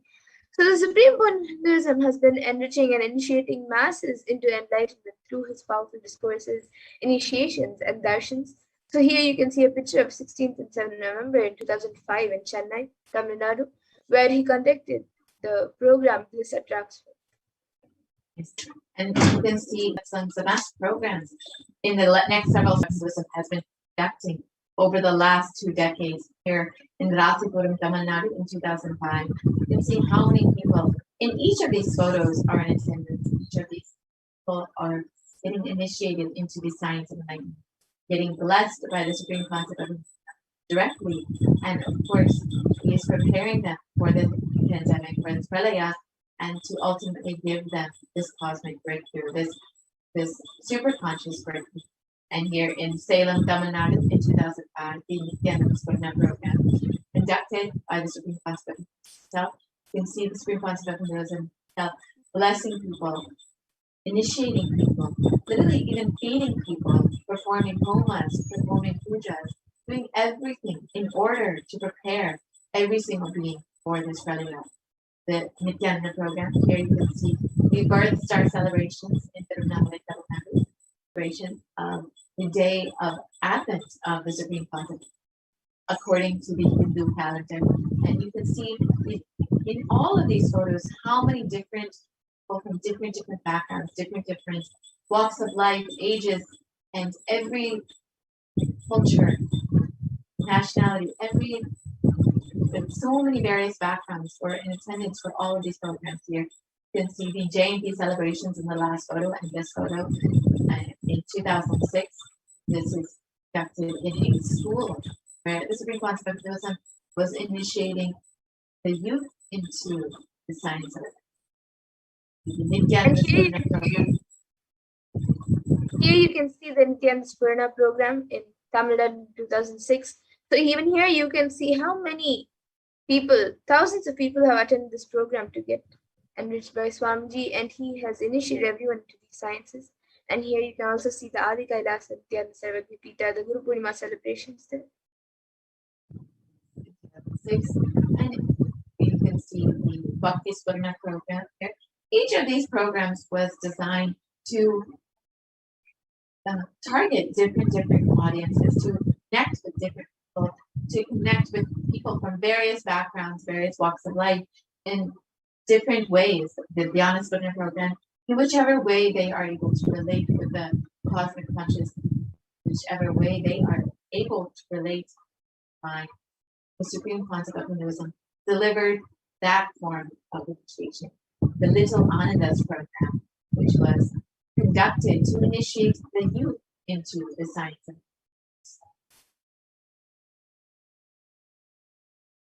each of these programs. This This was a very grand program. This was 7 homas, a series of homas, where the Supreme Concept of Hinduism not only performed the homas himself, but guided 1,008 other people into the same homas. You can see photos of people performing the homas guided by the Supreme Concept himself. And this was a huge offering to humanity, bringing so much peace, harmony, and auspiciousness to the world. Here you can see the Supreme Concept of Hinduism himself conducting the homa, making the offerings, guiding the various participants into rituals. And of course, the Supreme Concept of Hinduism himself performing these various rituals. The cultural performances.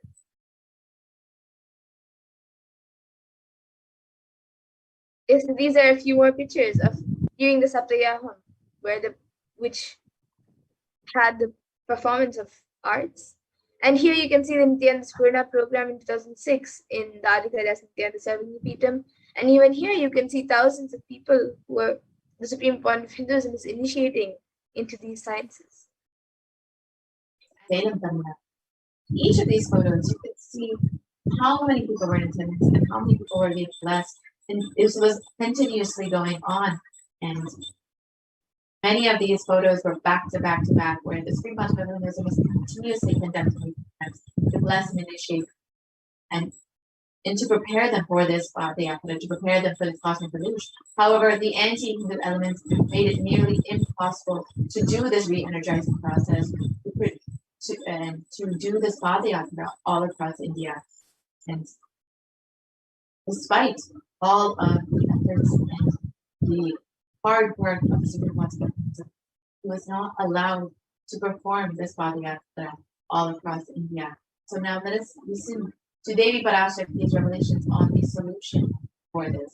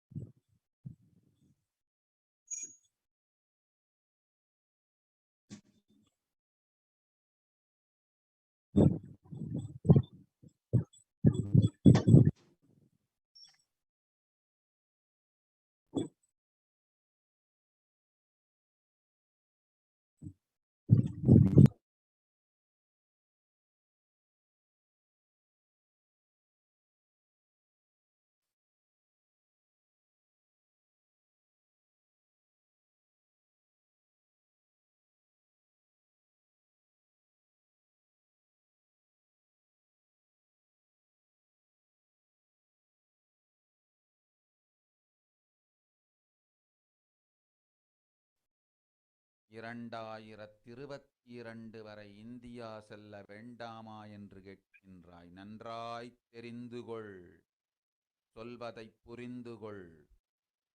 இந்த பெருநரகமான கிருமி போஜனம் இந்தியாவிற்குள் வரக்கூடாது என்பதற்காக 2020 பாரதம் முழுவதும் 12 ஜோதிர்லிங்கமும் யாத்திரை செய்திடவே என் மகன் மூலமாய் திட்டமிட்டிருந்தேன். படுபாவிகள் ஓடத்தின் மாலுமியை ஊர்விட்டு துரத்தினார்கள். என்ன நடக்கிறதென்று பார். முறையாக கைலாய நாட்டின் தலைவனாக நிறை மரியாதையொடு நல் மதிப்பொடு என் நிஜாவதாரம் நித்யானந்தன் திருவடி மீண்டும் பாரதத்தில் பட்டு பாத யாத்திரை செய்த பிறகு மட்டுமே நீ அங்கு செல்ல வேண்டும். அதுவரை உன்னை காத்து செல்லாதே. ஓம் ஓம் ஓம்.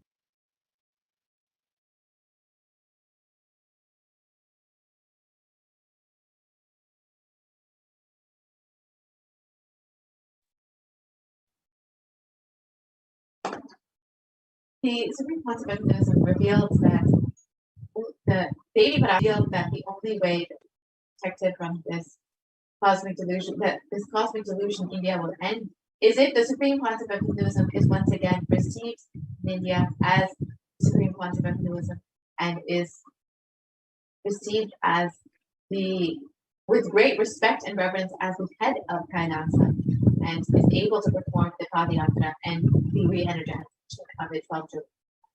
And in the Kurma Purana, it describes that the Kali Yuga is the worst of all the 4 yugas, where man will be his own worst enemy. And Sage Vyasa echoes the Rishi's declarations. This Kali Yuga is the worst of the 4 yugas in all the worlds. People are sinful and forget the dharma of the 4 varnas, and are so sinful that no prescribed penance atones for their great sins. Even the only place that is protected from this is the great sacred city of Varanasi. And on the 2nd of January, 1978, out of his deepest compassion to protect Paramashivoham himself, descended in the Nijavatara of the Supreme Philosopher, Jagat Guru Mahasani, Divine Bhagavan.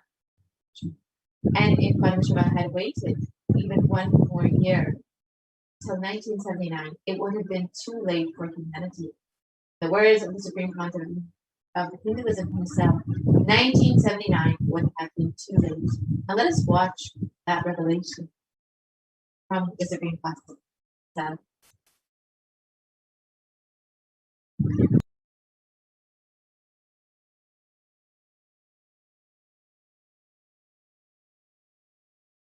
And I tell you, O Hindus, don't be afraid. I am back with the same science. We are going to be rich.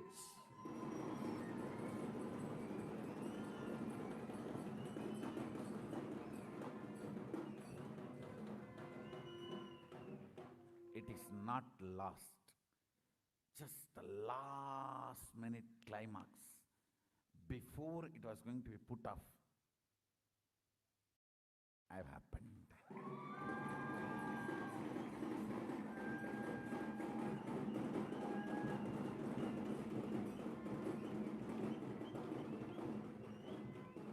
(1979) would have been late. 1979 would have been late. If I had time, I would have sent only ambassadors. Because no time, I have to get up and come directly.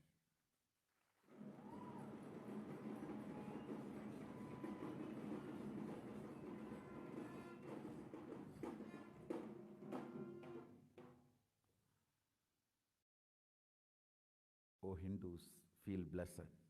Science is not dead. It is available. I have every life and establish its legitimacy.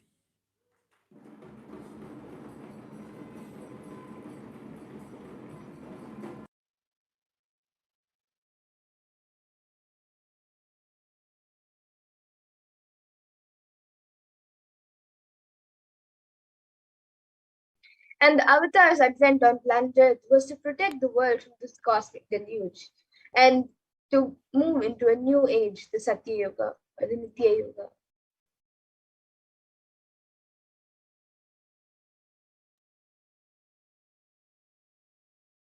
So now let us watch a video on Parashakti's revelations on the 30th of April. மக்களே கேளுங்கள். கலி முற்றி கலி கழிந்து புதுயுகம் சத்தியயுகம் புறப்பட வேண்டிய காலம் வந்ததனால் வந்திருக்கின்றது இந்த பெரும் பிரளயம்.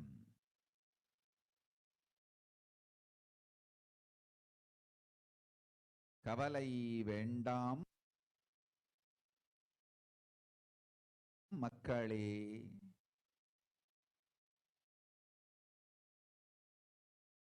நித்யானந்தன் வடிவம் தாங்கி நாமே இங்கு வந்திருக்கின்றோம். நித்யயுகம் செய்வோம். நித்யயுகம் சத்யயுகமாய் மலரும் இங்கு. ஆனந்தமாக இருங்கள்.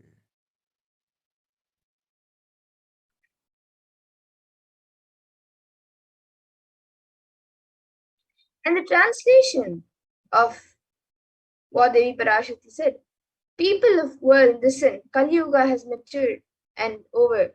Time has come for Satya Yuga to happen. So this great Pralaya has come. Don't worry, people. In the form of Nithyananda, I myself have come here. I will make Nitya Yuga. Nitya Yuga will blossom as Satya Yuga. Be this way.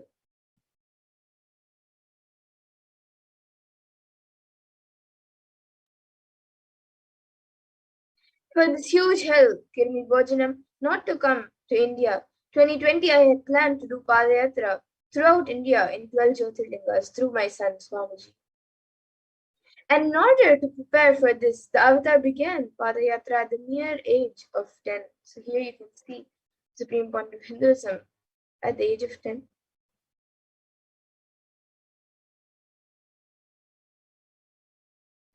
And the Supreme Point of Hinduism began enriching people, one person at a time, with the truths from the sacred scriptures and the secrets of higher living. So, in masses, Supreme Point of Hinduism gave initiations to thousands. And even as the Supreme Point of Hinduism was just 14 and 15 years old, all of his classmates recalled the Padayatra. So, that is when the Supreme Point of Hinduism led them from Gudiyattam, Tamil Nadu to Tirunamala. And when the Supreme Point of Hinduism was around 19 years of age, his fellow monks at the Ramakrishna Mutt also recalled the Yatra where the Supreme Point of Hinduism led them from Chennai, Tamil Nadu to Tirunamala, his birthplace, and gave them an unforgettable pilgrimage trip experience. And the Supreme Point of Hinduism continued walking the length and breadth of India, reaching out to more and more people around the world, inspiring each and every one of us until the Supreme Point of Hinduism founded the international mission, the Nithyananda Sangha, to revive Kailasa International. And he established the first Kailasa enlightenment ecosystem in Tiruchengodu, Tamil Nadu, South India on the 14th of April 2001. So you can see a picture of that, where he inaugurated the first Kailasa. And in 2003, the Avatar continued his Vijaya Yatra all over the world to enrich and enrich billions of people from all around the world, from all different backgrounds. The Supreme Point of Hinduism's intensity and dedication for the people, even among crowds of thousands who don't even know English. The Supreme Point of Hinduism resonated deeply, and his presence moved each and every one to tears. So you can see, even around the world in different countries, without understanding language, everyone were initiated. And in 2004, this Avatar also led his disciples on the first Himalayan Yatra, visiting temples, delivering satsangs, and initiated them into a superconscious breakthrough. And subsequently, the Avatar also personally organized and led yatras yearly and guided individual souls, not just to physical spiritual sites, but even to supernal spiritual realms. And in 2006, the Padayatras were taken to the next level. So here you can see a picture of the Kodaikanal Yatra, which tours of people participated, and it was impacted by the Nithyanandeshwara and Nithyanandeshwari deities traveling from city to city. So let us now watch a video of the Kodaikanal Ratha Yatra.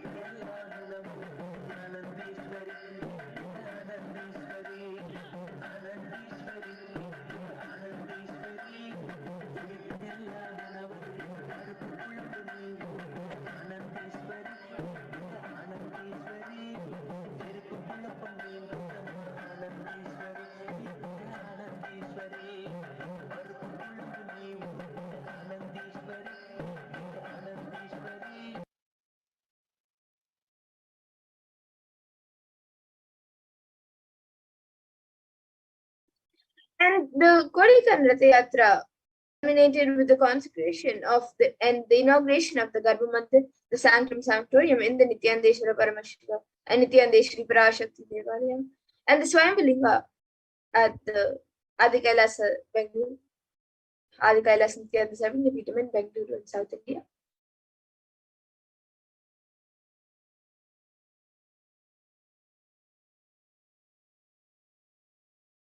So here you can see the inauguration and the consecration of all the deities in the Garbha Mandir.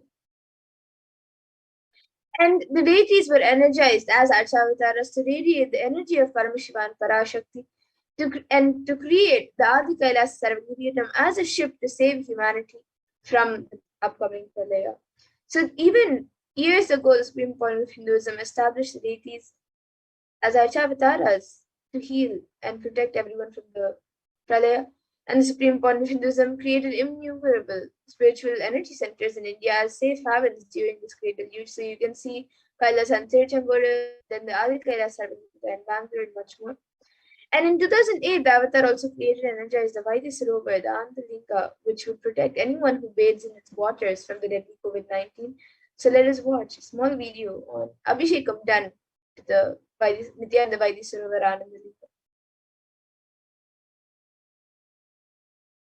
जनमस्तहस्राक्षाय च चतुर्धन्वने जनमो गिरिशाय वजिविष्टाय जनमो मीढुष्टमाय चेषुमते जनमो स्रस्वाय च वामनाय जनमो बृहते च वर्षीयते जनमो वृद्धाय च संवृद्धने जनमो अग्र्याय च प्रथमाय जनम आशवे च जियाय च शीभ्याय च नम ऊर्म्याय च वस्वन्याय च नम स्रोतस्याय च द्वीप्याय च नमो ज्येष्ठाय च कनिष्ठाय च नमः पूर्वजाय च परजाय च नमो मध्यमाय च अपगल्भाय च नमो च गण्याय च बुद्ध्याय च नमस्तोभ्याय च प्रतिसर्याय च नमो याम्याय च क्षेम्याय च नम उर्वाय च नमः श्रोप्याय च अवसान्याय च नमो वन्याय च कक्ष्याय च नमः श्रवाय च प्रतिश्रवाय च नमः आशुषेणाय च आशुरथाय च नमः शूराय च अवभिन्दते च नमो वर्मिणे च वरुथिने च नमो बिल्मिने च कवचिने च नमः श्रुताय च श्रुतसेनाय च नमो दुन्दुभ्याय च हनन्याय च नमो धृष्णवे च प्रवृषाय च नमो दूताय च प्रहिताय च नमो निषङ्गिने च श्रुतिमते च नमस्तीक्ष्णे च वेजायुधिने च नमस्वायुधाय च सुधन्वने च नमस्त्याय च पथ्याय च नमः काट्याय च नीप्याय च नमः सूप्याय च सदस्याय च नमो नाद्याय च वैशन्ताय च नमः कूप्याय च वट्याय च नमो वर्ष्याय च नमो मेघ्याय च विद्युत्याय च नमः ईर्ध्याय च तप्याय च नमो वात्याय च रेश्म्याय च नमो वास्तव्याय च वास्तुपाय च ओम नमः सोमाय च रुद्राय च नमः ताम्राय च अरुणाय च नमः शंगाय च वशुपतये च नमः उग्राय च भीमाय च नमो अग्रे वधाय च दूरे वधाय च नमो हन्त्रे च हन्यसे च नमो वृक्षेभ्यो हरिकेशे पाराय नमः शम्भवे च मयोभवे च नमः शङ्कराय च मयस्कराय च नमः शिवाय च शिवधराय च नमः तीर्थ्याय च कूल्याय च नमः पार्याय च वार्याय च नमः प्रतरणाय चोत्तरणाय च नमः आदार्याय च लाद्याय च नमः शिष्याय च फेन्याय च नमस्तिकत्याय च प्रवाह्याय च नमः ईरण्याय च प्रपत्याय च नमः किगंशिलाय च क्षयणाय च नमः कपर्दिने च पुलस्तये च नमो गोष्ट्याय च गृह्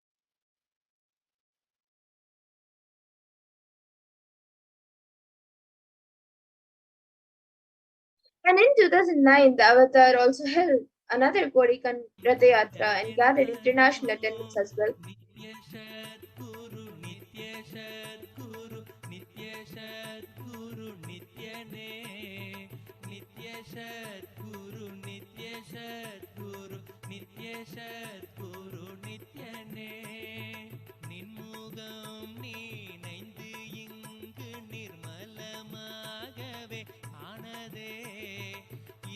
சக்கரம் அனகதமும் இனிமையோடு திறந்ததே நித்ய சத்குரு நித்ய சத்குரு நித்ய சத்குரு நித்யனே நித்ய சத்குரு நித்ய சத்குரு நித்ய சத்குரு நித்யனே.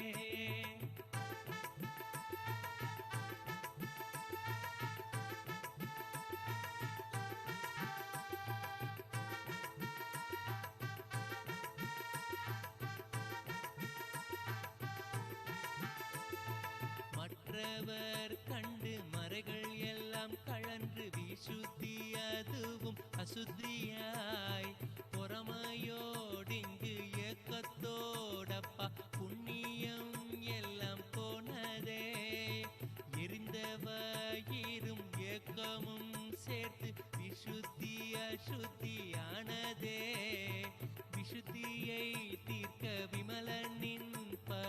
விரைந்து இங்கு வரவேணுமே. நித்ய சத்குரு நித்ய சத்குரு நித்யனே. நித்ய சத்குரு நித்ய சத்குரு நித்யனே. ஆமை பூகுந்த எண்ணகந்தினை பொறாமை பூகாது காக்கவே.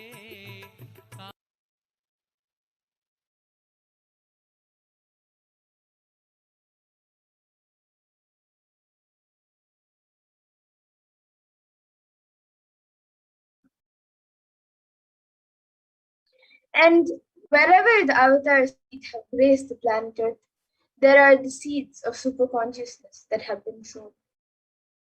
So everywhere where the avatar has walked, the seeds of superconsciousness have been sown. So even in that, the Supreme Pontificalism is protecting and guiding humanity.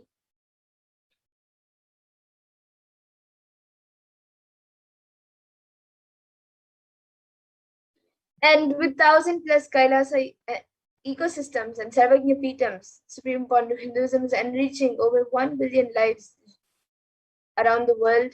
And the avatar is also the last hope for humanity to revive Hinduism and to protect all in this pralaya. So here you can see a picture of the Kailasa and Erode, the Adi Nithyananda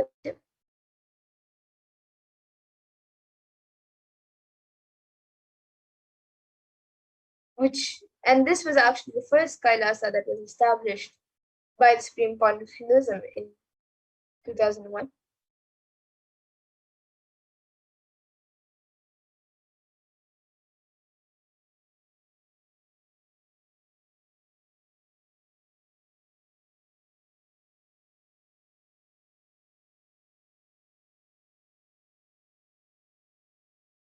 And here you can see the Adi Kailasa Nithyananda Sarvagnya Peetam in Bengaluru. You can see the main temple, the Garbha Mandir, and also the sacred banyan tree. And then the Kailasa in Tiruvannamalai, you can see Swamiji himself, Supreme Pontificalism himself, doing the pujas and giving satsangs. And you can see now the Kailasa in Columbus, Ohio, which was inaugurated in 2007. And the chief presiding deities of the temple are the Nithyanandeshwara and Nithyanandeshwari, which is Lord Shiva and Devi Parashakti. And the deities are 7 feet tall and are granite, and it weighs 6 tons. And their faces have been directly hand carved by the Supreme Pontificalism himself. So you can see how Supreme Pontificalism himself, for every temple and Kailasa, Supreme Pontificalism has worked, and he has put his effort to protect all of us during this pralaya. And here are a few more pictures of the Kailasa in Columbus, Ohio, USA. And this temple was, yes, and now you can see the temple in Los Angeles, California, in US, which was established in 2007. And here are a few more pictures of the Kailasa in Los Angeles. And over 80 deities reside in this temple, embodying the diversity of Hindu sacred sentiments today. And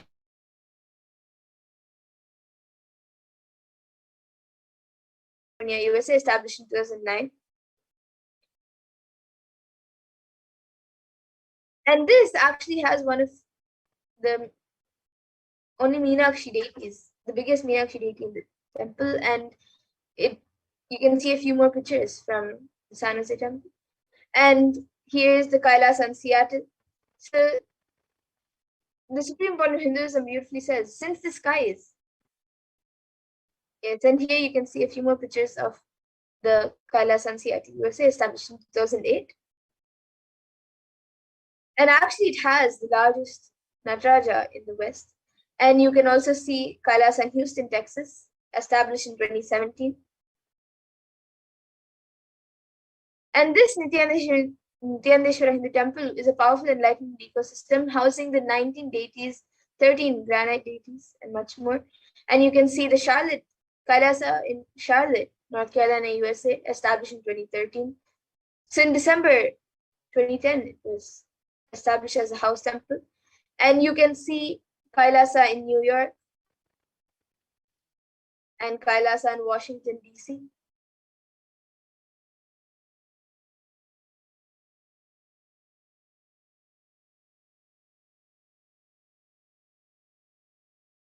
So around the world, in various places, Swamiji has established the Kailasa. So you can see the Kailasa in Toronto, Kailasa in Oklahoma City, which all of these Kailasas were built by Swamiji in order to protect people from this pralaya, in order to ensure that they are staying in this high space of enlightenment and continuously receiving the teachings. Here you can see the Kailasa in Phoenix and the Kailasa in St. Louis, Missouri.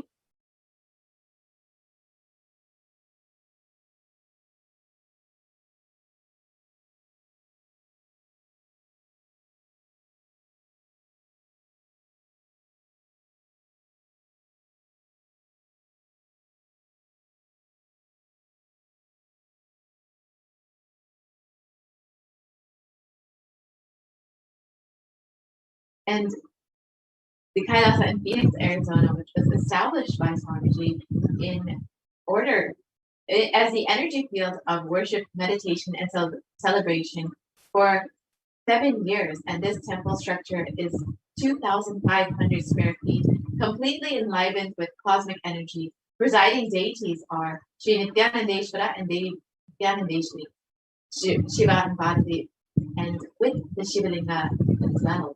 And over 21 deities reside in this temple. You can see Supreme Concept of Hinduism himself doing the inauguration and the consecration of these deities in 2007.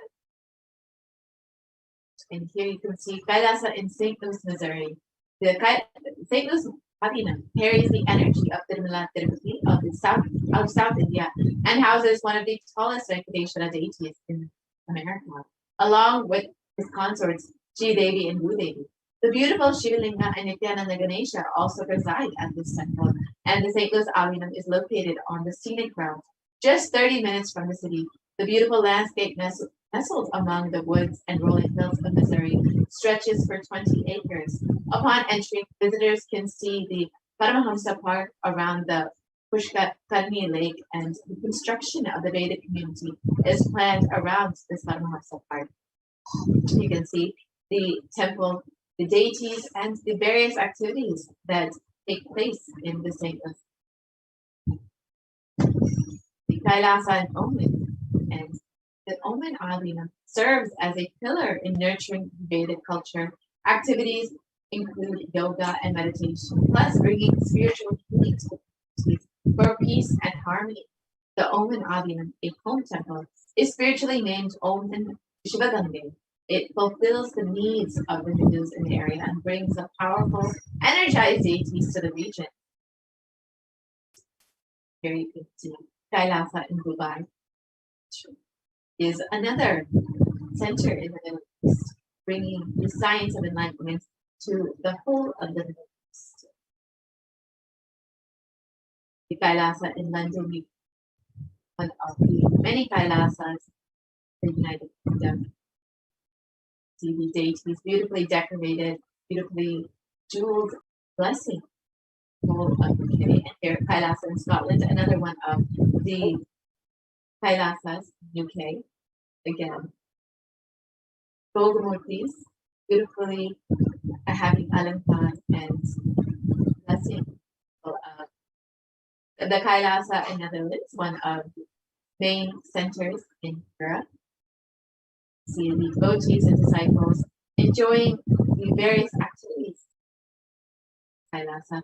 The Kailasa in Slovakia, here you can see devotees receiving the Shivadiksha, Atmalinga, and the Kantamala from the Parakta Murti of Swamiji. The Kailasa in Belgium, you can see the Gogamurtis, the deities having Abhishekam and Alankar for them.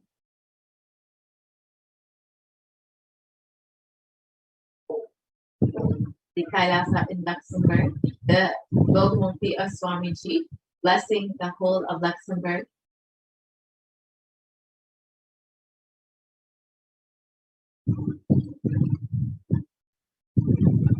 The And you Kailasa can see the in Kailasa in Austria. You can see the Kailasa in Austria, the Bogomurtis, and also the offerings by devotees. The Kailasa in Germany. You can see the various programs that were taking place in Kailasa in Germany, the regular weekend programs that were once conducted before the pandemic, and now the Paramashivoham programs, which is happening online. And you can see Kailasa in Italy, the Bogomurti, and the Naivedyam offering to the deities. And again, this is one of the centers in Italy that is blessing and bringing the soul sign to light. The Kailasa in France, the France Adinam, and the devotees, the disciples, and the sannyasis who reside at this Kailasa in France, this enlightenment ecosystem. You can see Kailasa in Switzerland, the Bogomurtis, and the Parakamurti of Swamiji. The various other deities that were having Abhishekam forms. The Kailasa in Mauritius, and you can see the Sangha, the devotees and disciples in Kailasa and Mauritius enjoying the Abhishekam, the Alankar, and all of the various activities happening in this continent. And here you can see Kailasa in South Africa, the devotees and disciples gathering to perform puja and enjoying the presence of the other God in Kailasa. Kailasa in Salem, and this was inaugurated in 2006, and the Supreme Council of Hinduism declared this as the enlightenment ecosystem headquarters of Tamil Nadu. Because in the words of the Supreme Council of Hinduism itself, Tamil Nadu will start giving the signs of enlightenment to the world from location. Here you can see the Supreme Council of Hinduism performing puja and the Maheshwara puja. The Kailasa and Hosur. The Hosur Adinam was handed over to the Supreme Council of Hinduism and officially inaugurated in 2015. And the Adinam was founded by J. Krishnamurti, a speaker, writer, and philosopher, and it was given to his secretary. The Kailasa in Patna, one of the centers in Tamil Nadu, one of Kailasa enlightenment ecosystems in Tamil Nadu. You can see the Supreme Council of Hinduism himself directly blessing and guiding thousands of people into the sun. The Kailasa in Varanasi, one of the Kailasas in North America, in North India, and the sannyasis offering the various naivedyams to the deities. The Kailasa in Rajapalayam, which is a Shakti Sthana and is considered a Hindu heritage site. This significance of this land as for Hindus is little known that Devi Meenakshi stayed in this area after her coronation. You can see the various programs, Kailasa and Rajavadi, and of course the Supreme Council itself conducting these programs. This is one of the important energy centers of Kailasa. The Kailasa in Hyderabad, which is a beautiful Rajarajeshwari temple and holds the energy of Devi Parashakti as the form of Rajarajeshwari itself. The deities. The Kailasa in Gujarat, which is the Yogini Satvajna, built in by the Supreme Council to provide this whole sacred feminine traditions, all of the various traditions, including Rudrakanyas, the Rudrakanyas, Yoginis, Bhairavis, and many more. The Kailasa in Tiruvannur, which is a scenic seashore location, and the shrine houses the energized deities of Nithyananda and Nithyanandeshwari. And here you can see Kailasa in Alanpur, the devotees and disciples enjoying the deities, performing the Annadan and various other programs, enjoying this enlightenment ecosystem built by the Supreme Council. The Kailasa in Tambaram, Chennai, one of the many Kailasas in Chennai, in Tamil Nadu. And this one has a very special significance as the Nataraja deity resides there. And this is the Kailasa in Avadi, Chennai, one of, again, many other Kailasas in Chennai. You can see the murtis, the deities, as well as the Boga murtis that bless this Kailasa. And another Kailasa in Chennai, the Nithyanandeshwari and Swamiji deity, beautifully decorated, blessing the whole of the Kailasa in Melbourne, Australia, which was the first Nithyanandeshwara Hindu temple in Australia, and was inaugurated by the Supreme Pontiff in 2015. And these deities are life-size, and radiate the energy of Supreme Pontiff. The Kailasa in New Zealand, which is again one of the first Kailasas. You can see the deities blessing the whole of New Zealand, and all the devotees and disciples enjoying the various activities. Here, the Kailasa in Singapore, which was established by the Supreme Court in 2006, and offers meditation, yoga, and the sacred space is energized by the Supreme Pontiff himself. And the Kailasa in Kuala Lumpur, Malaysia, established in 2008, one of the many Kailasas in Malaysia that was blessed and energized by the Supreme Pontiff himself. And this temple introduces the people to the many benefits of yoga, meditation, and offers spiritual healing. Here you can see the Kailasa in Guadeloupe, South America. The devotees and disciples enjoying this beautiful enlightenment ecosystem built by the Supreme Pontiff. So the Parakamurti have been oddly performed, and in short, humanity survives this pralaya. The Supreme Pontiff created a sovereign order of Kailasa with thousands of sannyasis, with no discrimination against caste, creed, and religion. And the Supreme Pontiff has initiated thousands into Nithyananda spiritual healing, who are actively healing millions of people all over the world. So the Supreme Pontiff initiated the disciples into Nithyananda spiritual healing. And over 2,500 plus satsang centers, Padaka mandirs, and home temples operate as de facto spiritual embassies of Kailasa and share this whole enlightenment ecosystem with the world. The Avatar has been inspiring millions to reclaim their Hindu-centric freedom, and thousands of people have formed the Padayatras and were conducted by the Hindu diaspora worldwide to honor the hard work of the Supreme Court. 2017, devotees in Malaysia planned a Padayatra and executed it successfully, with thousands who participated, and the dying human population in Malaysia being. And for every major festival, devotees from all over the world have done the Padayatra out of their sincere devotion and love for the Avatar. It's the various Padayatras by devotees, and Supreme Pontiff has contributed over 26 plus years of humanitarian services to humanity, and has served over 1 billion free organic nutritious meals, and has enriched over 1 billion lives too. And the world's greatest digital communication with over 1 billion is Kailasa. You can connect with us on all the various Twitter, Facebook, Instagram, YouTube, and more. And 1 billion e-citizens in over 100 countries have the most successful community in the world. And all of these Kailasa enlightenment ecosystems conceived that have been established to enrich billions of people, and to contribute this whole science of enlightenment in the world, to share this whole science in the world. And Supreme Pontiff has various global initiatives in education, holistic health, and the development of potential by sharing the practical applications of Hinduism and its science of enlightenment.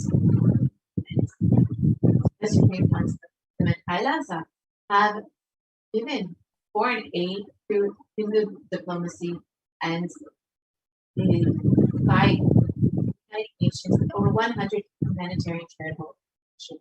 And Sri Kailasa United Nations has over 26 years of achievements in global peace, education in children, quality, food and environment, and many more.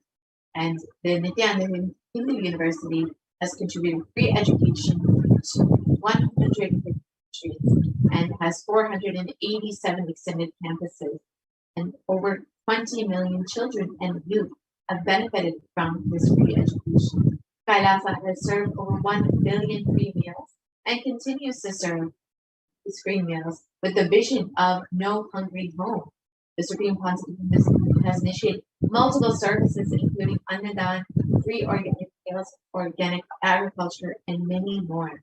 And Kailasa has offered free food in 197 countries across the globe.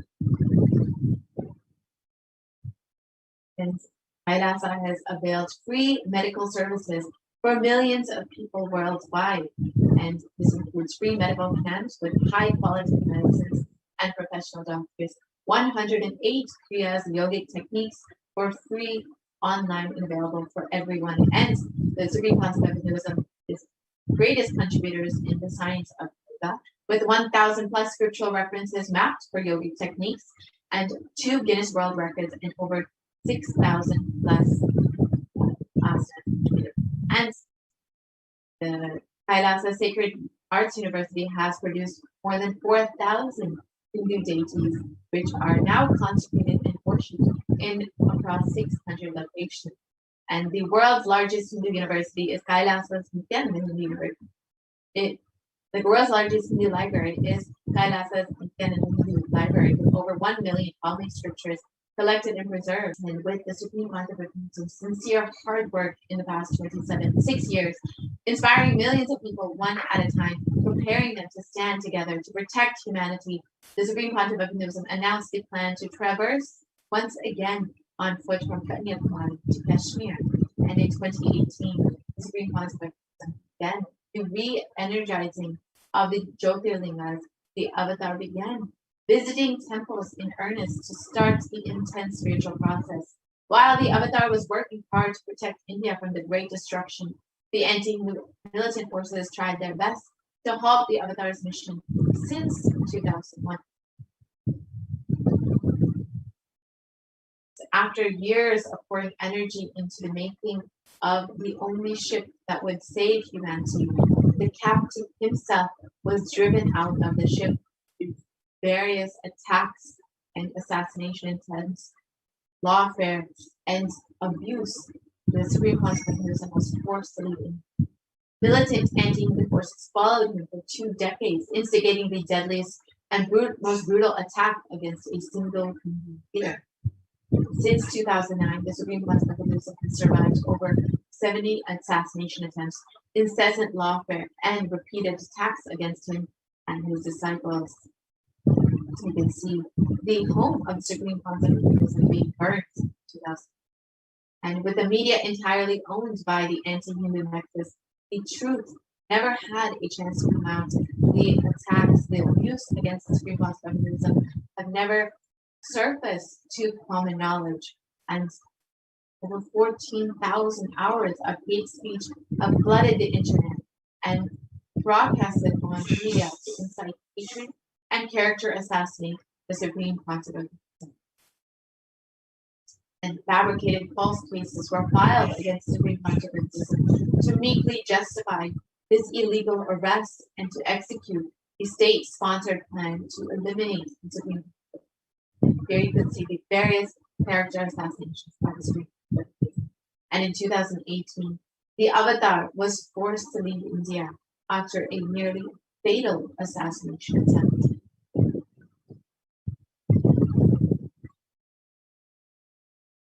So now, the absence of the avatar without Padayatra, without Jyotirlingas, not been energized.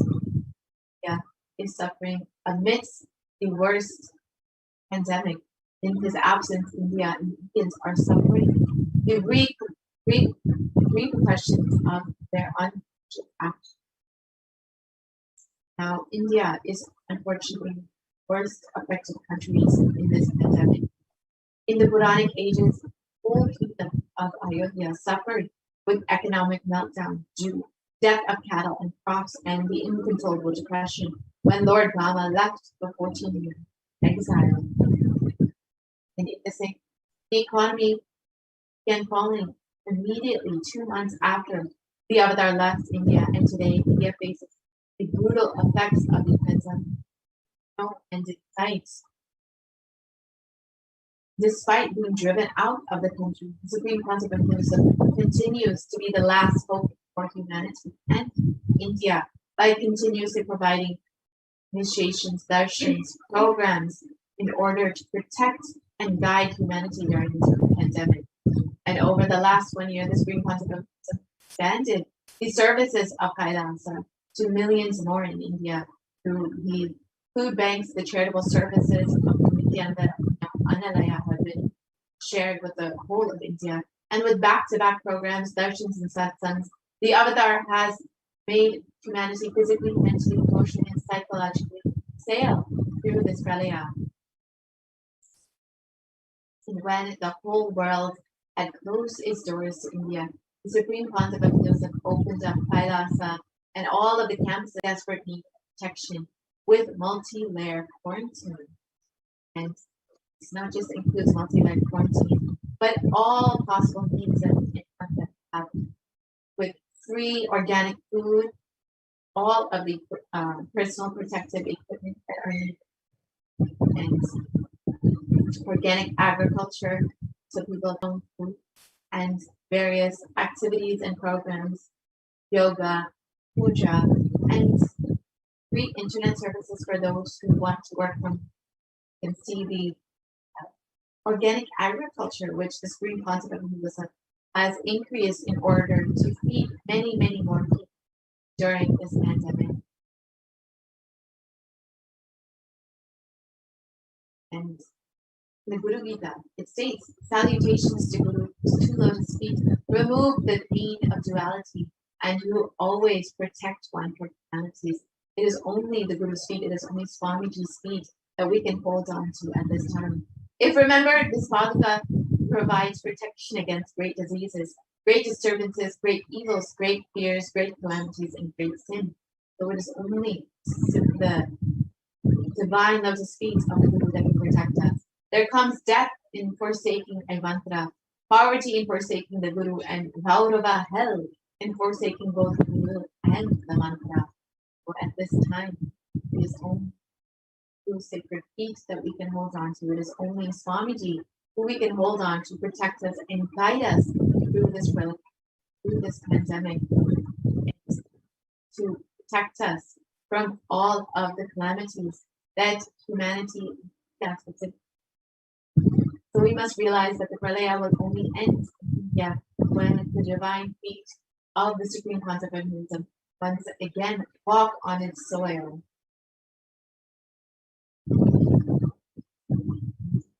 Decision makers must realize this.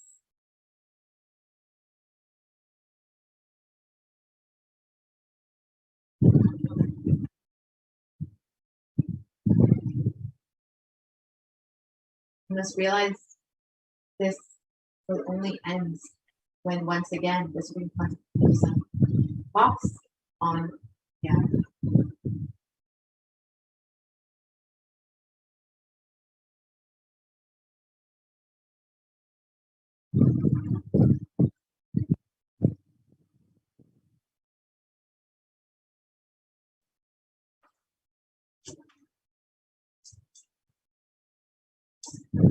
and media should also realize this.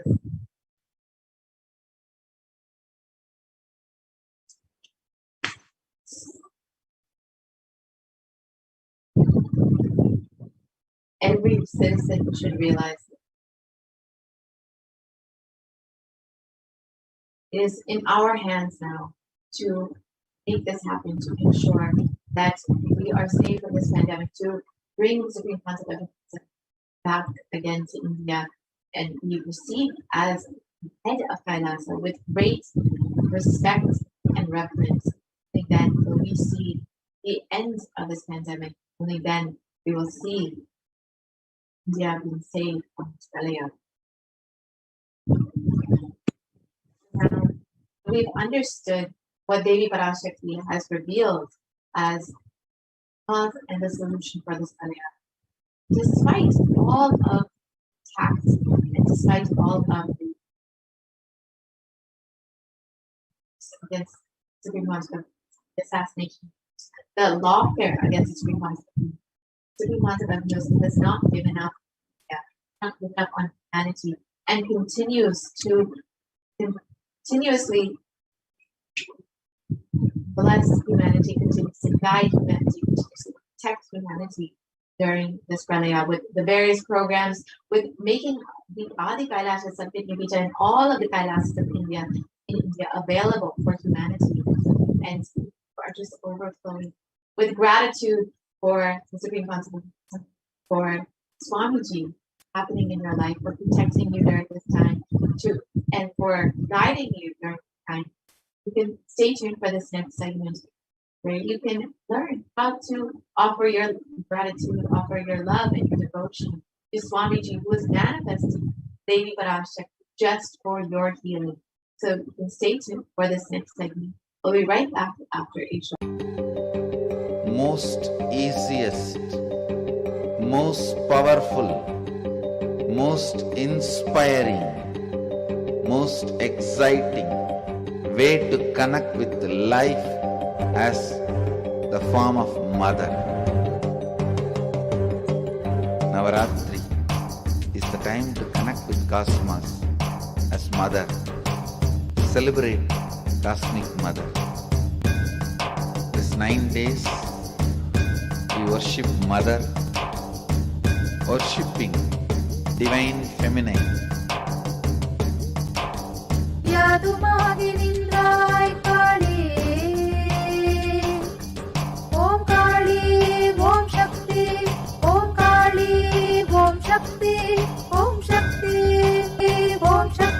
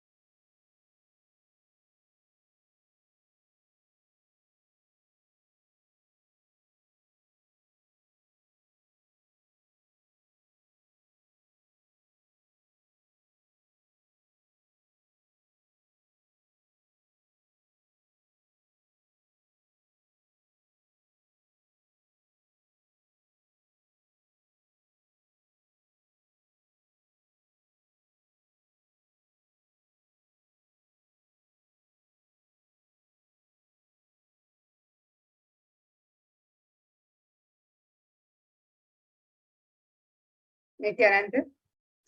And let's now see the various offerings that we can make to Devi Parashakti as we get ready to receive Devi's darshan today.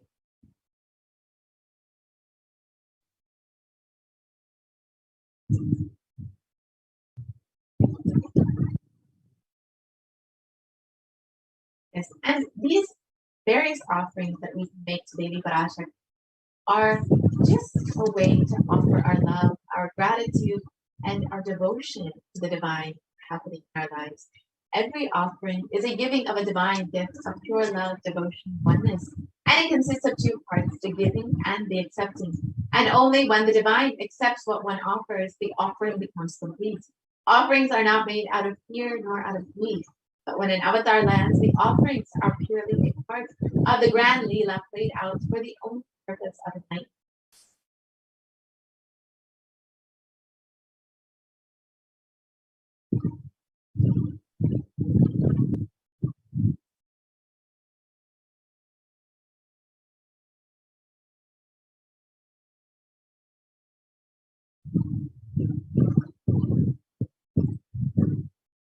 And as we get ready to receive Devi Parashakti and offer our gifts of devotion to Devi, let us look at this Dhyana Shloka which describes the great Parashakti. In this verse from Mula Agama, Manonmani Dhyana, Devi is described thus: Induni bhaveda karavanhinayanam syat pankajavaraphaya japakshara sarayuktam angahimabhushana vichitravasanam syat tungamakutojvala manonmani swarupam. The translation of this verse states, moonlight face holding the Vedas in one hand, fire in eyes with the lotus flower, gracing and blessing hands, and one hand with the japamala, beautifully decorated with jeweled in wonderful clothes in shining crown. Her name is Manonmani.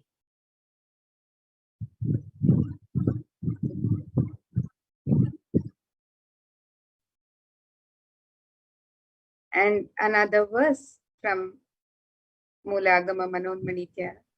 This verse describes Dhyayet Devim Trinetram Shashini Bhavadanam Vedahastam Dadhanam Savye Padmam Varadam Apare Chapayam Chakshamalam Divyair Abharanair Vibhushita Tanum Brahmadhi Vipujitam Devi Meva Manonmanim Pratidinam Kamarthadatrim Shubham.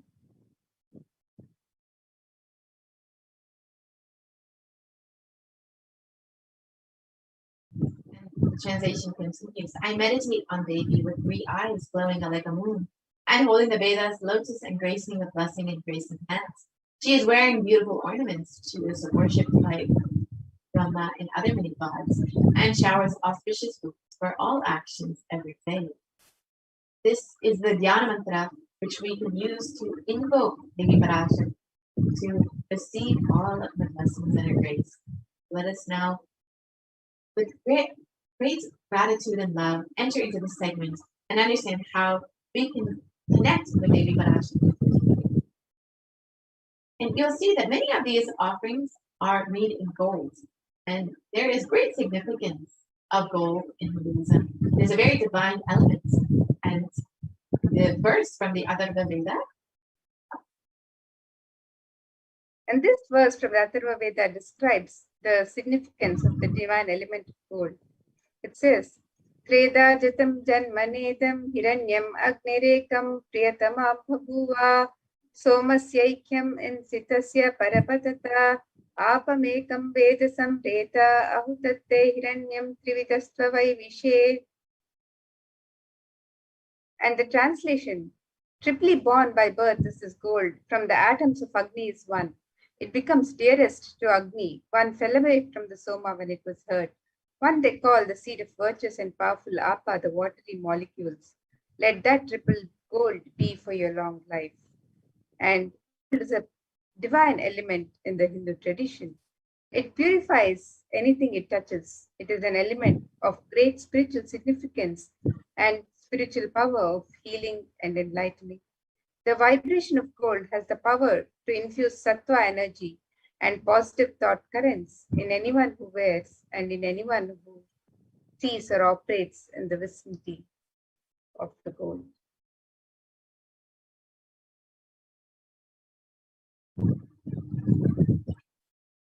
And gold is present in all of our Hindu scriptures, the Agamas, the Vedas, the Shrutis, the Smritis, the Itihasas, and the Puranas. In all Hindu scriptures, it is abundantly displayed that gold is the most auspicious and purest metal, which purifies our very being. In the Hindu civilization, everything was built in gold, exchanged in gold. Ritual feasts were even offered in gold bricks. When one was to be saved from life-threatening illnesses, gold was offered as a ritual fee. Gold was in abundance and used for weighing equivalent amounts of commodities, including cows. Kingdoms were built with huge doorways of gold. The streets would have huge columns and huge archways made of gold, and horses and cows were eaten.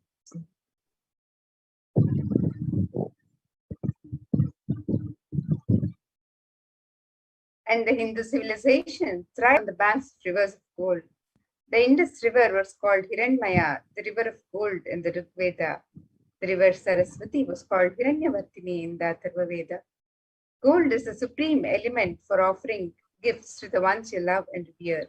Temples are constructed and paved in gold. Deities are made in gold and decked and adorned in gold because it preserves the enlightenment energy for thousands of years and it lasts forever.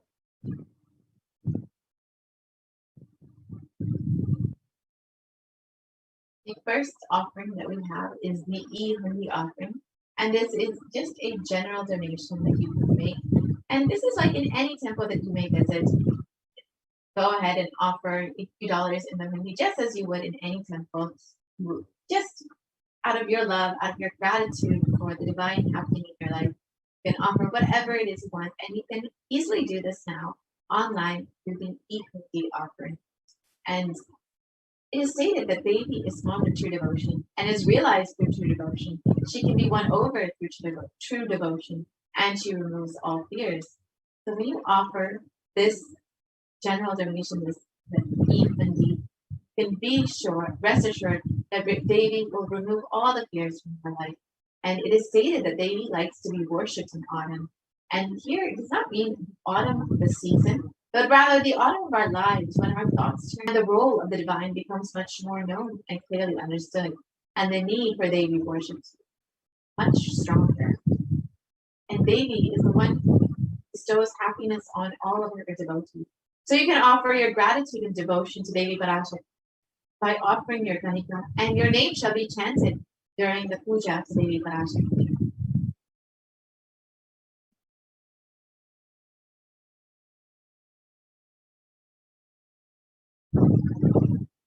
And the next offering is the offering of the Sankalpa chanting, the conscious resolution that we make as an offering to Devi Parashakti. And in the Devi Mahatmyam, verse 34, from chapter 12, the verse describes the power of the Sankalpa. And it says, the goddess enchants this universe and she herself gives birth to this universe. That goddess being prayed without interest in anything gives that knowledge that leads to salvation and gives wealth in the materialistic sense. And when we make the conscious resolution, Devi answers the prayers, all prayers asked and unasked, because the conscious resolution has the power to receive the grace and blessings of Devi directly. It is a direct communion with Devi. So she blesses the person with offering, with all the fruition of the desires and wishes that the person is wishing.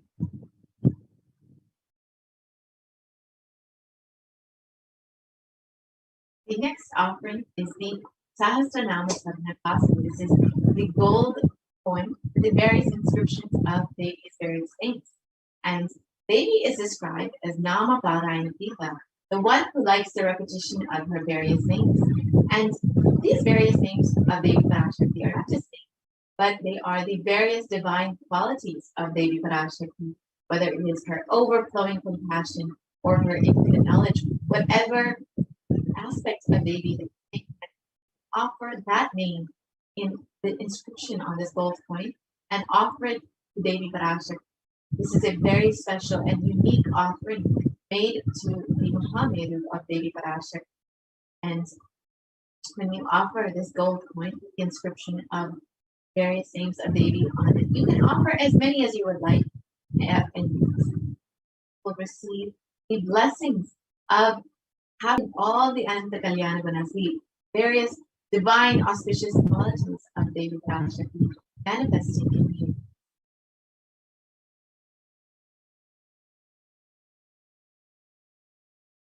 And the next offering to Devi Parashakti is the offering of the gold finger ring embedded with a pearl. Devi is fond of pearls. She's adorned with pearls. And this verse describes Devi, the one who's adorned with pearls and various gems. It describes her beauty and splendor. Let us see this verse. It says, मुक्ताहारलसत्किरीटरुचिरां पूर्णेन्दुवक्त्रप्रभां शिञ्जन्नूपुरकिङ्किणी मणिधरां पद्मप्रभाभासुरां सर्वाभीतफलप्रदां गिरिसुतां वाणीरमासेवितां मीनाक्षीं प्रणतोऽस्मि सन्ततमहं कारुण्यवारां निधिम्. And it describes, I bow to the goddess Meenakshi, whose crown has garlands of pearls and face shining like a full moon, who wears anklets that are studded with gemstones and has small bells, who is shining like the splendor of lotus, who grants all the wishes, the daughter of the mountain, who is worshipped by goddesses Swani and Rama. I remain ever bowing to the goddess Meenakshi, the ocean of compassion.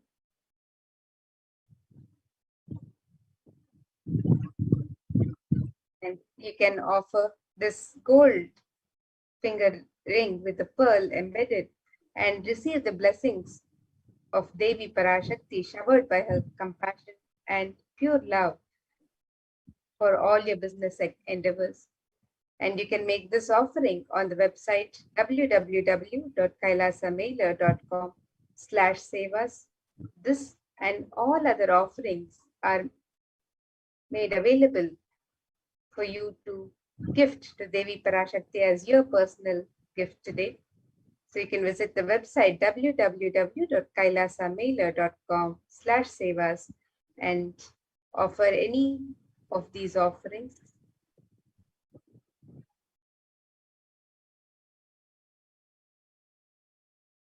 And next offering is the Swarna Padma Pushpa, the golden lotus. And in the Kavika, it describes the significance of this golden lotus. It states that all the kalashas should be wound around with suitable thread and covered with new cloth. They should be adorned with a lotus flower made of gold.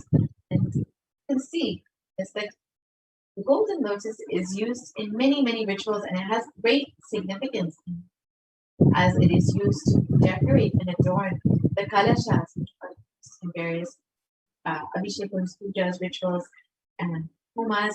And you can see actually the lotus has hundreds of scriptural references for using the lotus in the worship of Paramashiva. Almost everything in the worship of the ultimate involves the consecration of deities of worship or meditating on or the deity as the lotus flower, the lotus leaf, the lotus pericarp, the lotus petals. Lotus is a divine flower. The Shakti of Paramashiva is called the lotus. The base of the Paramashiva Linga is the lotus, and the disciple of Paramashiva is also considered to be lotus, ready to bloom.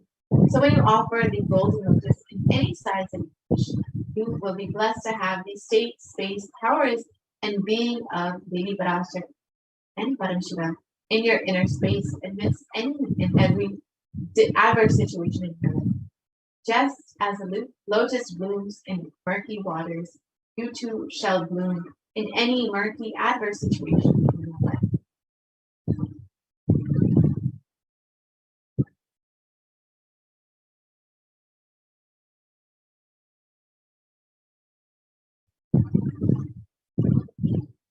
And the next offering is the Swarnametti, the gold touring, which can be offered to Devi Parashakti to adorn her lotus feet.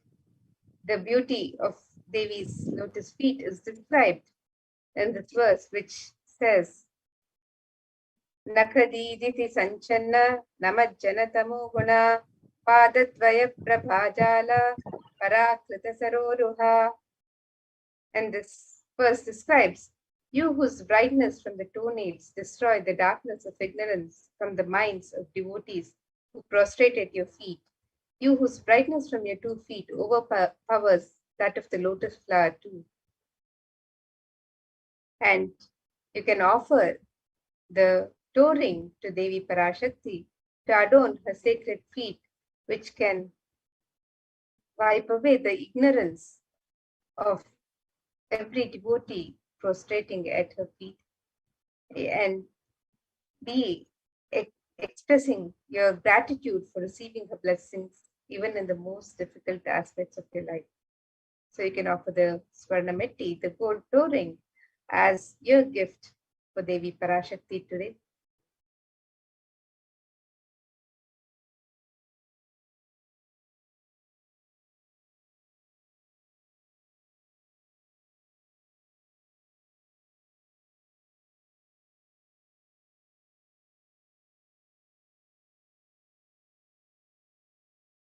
And the next offering is the offering of the Swarnamang Tika, the gold hairline jewelry. Devi is described as Sudha Sharabi Varshini, she who makes the nectar flow in all our nerves from the Sahasrara, she who gives a very pleasant experience of the ultimate. So the Swarnamang Tika represents the overflowing, the nectar overflowing from the Sahasrara, which is fully opened with the sacred sentiment of gratitude. And you can offer the Swarnamang Tika to Devi Parashakti today and receive the blessings of achieving the blissful state of overflowing gratitude and the space of complete completion. And again, all of these offerings are available at www.kailasamailer.com/sevas.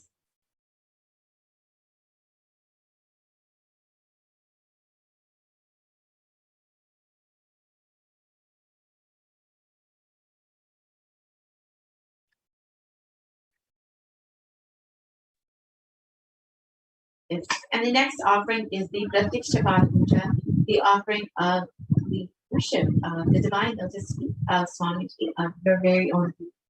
And you can offer this Pratikshapada Puja to Swamiji, who is manifesting the Parashakti just for you, just to bring the healing energy of the Cosmic Mother. And in the Saundarya Lahari, it states that the nails have been sharpened by constantly being touched by the crowns of the celestial beings, who always prostrate before Devi.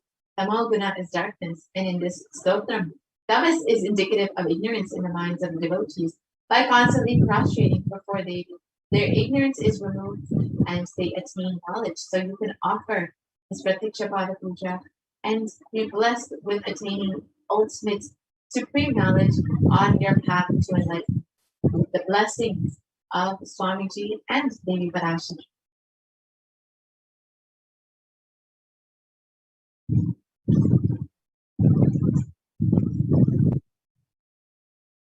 And the next offering to Devi Parashakti is the Vastra Seva.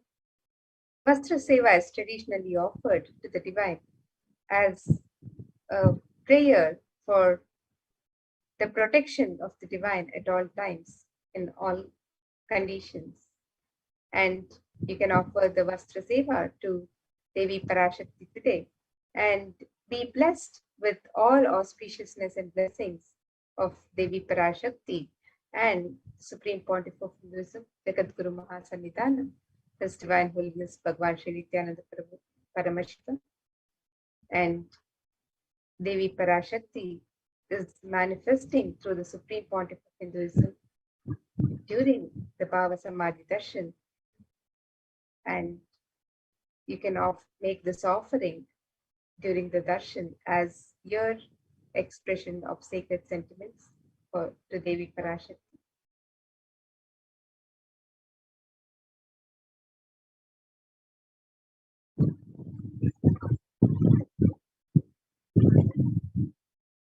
So yes, you can see here all the lists of sevas that you can offer.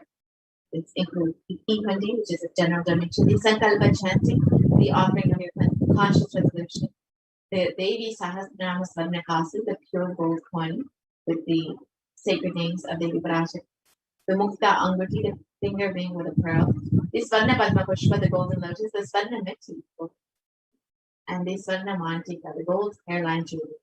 And of course, the Pratikshapada Puja and the Vastra Seva offered to the Supreme Constant manifesting Parashakti.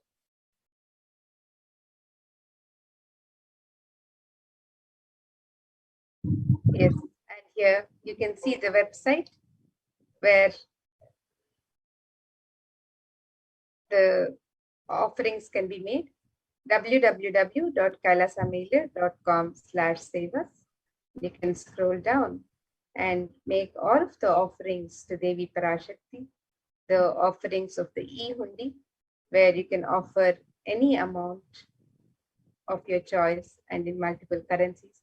And you can also offer the various jewelry or any other seva that you would like to offer on this website, on step 2.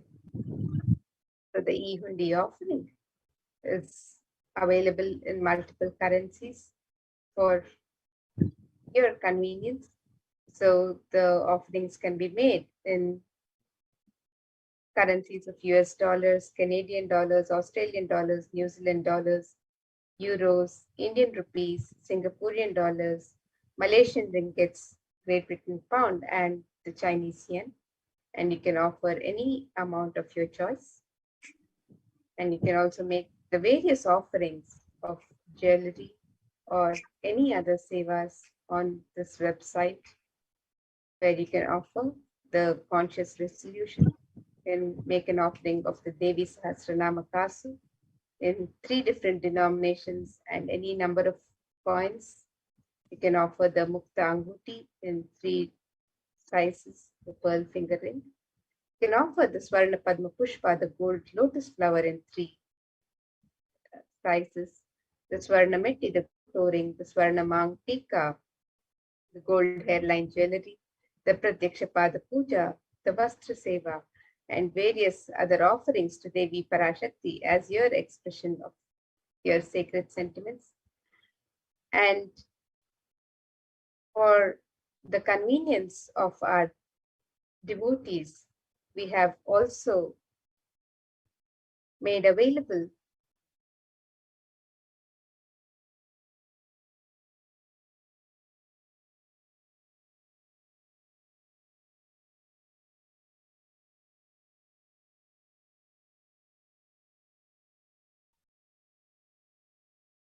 the various offerings on the membership options in YouTube.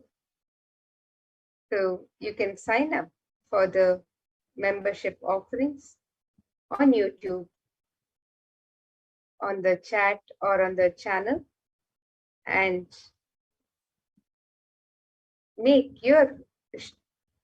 show your support for Kailasa.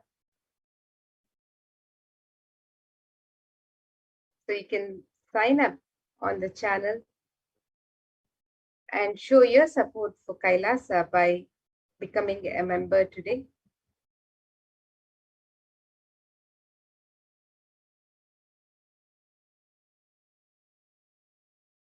And with this, now we'll come to the conclusion of this segment, where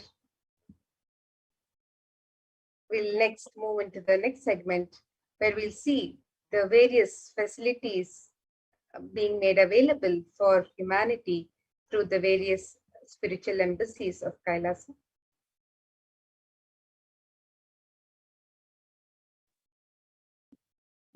Nithyananda Madhaya Maiswami. Nithyanandam. Nithyanandam, everyone. Welcome to this segment of Kailasa's multi-layer quarantine COVID care protection centers at de facto spiritual embassies of Kailasa.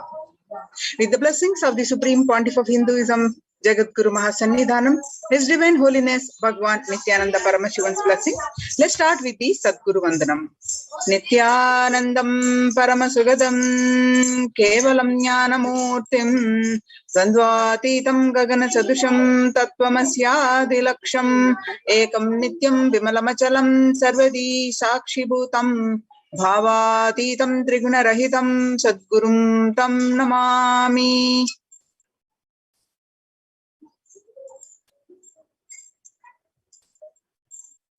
So what we are going to learn today from the segment is concerning statistics on mental health and global peace across the world due to COVID-19 pandemic. What are the Supreme Pontiff of Hinduism's contributions to combat the pandemic and global peace? Why temple-based ecosystems and Kailasa's COVID care protection centers, some of the glimpses. UN recognizes Kailasa's contributions. Join Kailasa's COVID care protection centers. Now we see some of the statistics that World Health Organization makes a big statement about Delta variant of COVID-19. The World Health Organization on Tuesday said the Delta variant of coronavirus has elbowed out all the three other COVID-19 variants of concern that now represent a tiny fraction of the samples which are being sequenced. Less than 1% of alpha, beta, and gamma are currently circulating. It's really predominantly Delta around the world, said the World Health Organization's technical lead on COVID-19, Maria Vankerkove. Delta variant, which was first detected in India last year, has become more fit, it is more transmittable, and is out competing. It is replacing the other viruses that are circulating. She said and added that variant has been detected in more than 185 nations till date. COVID-19 has now killed more Americans than the influenza pandemic of 1918. The coronavirus pandemic has now killed more Americans than the 1918 influenza pandemic did. The pandemic in 1918 infected about 25% of Americans and killed an estimated of 0.65% with 675,000 deaths. COVID-19 has infected more than 12% of Americans and killed about 2% with 676,000 deaths.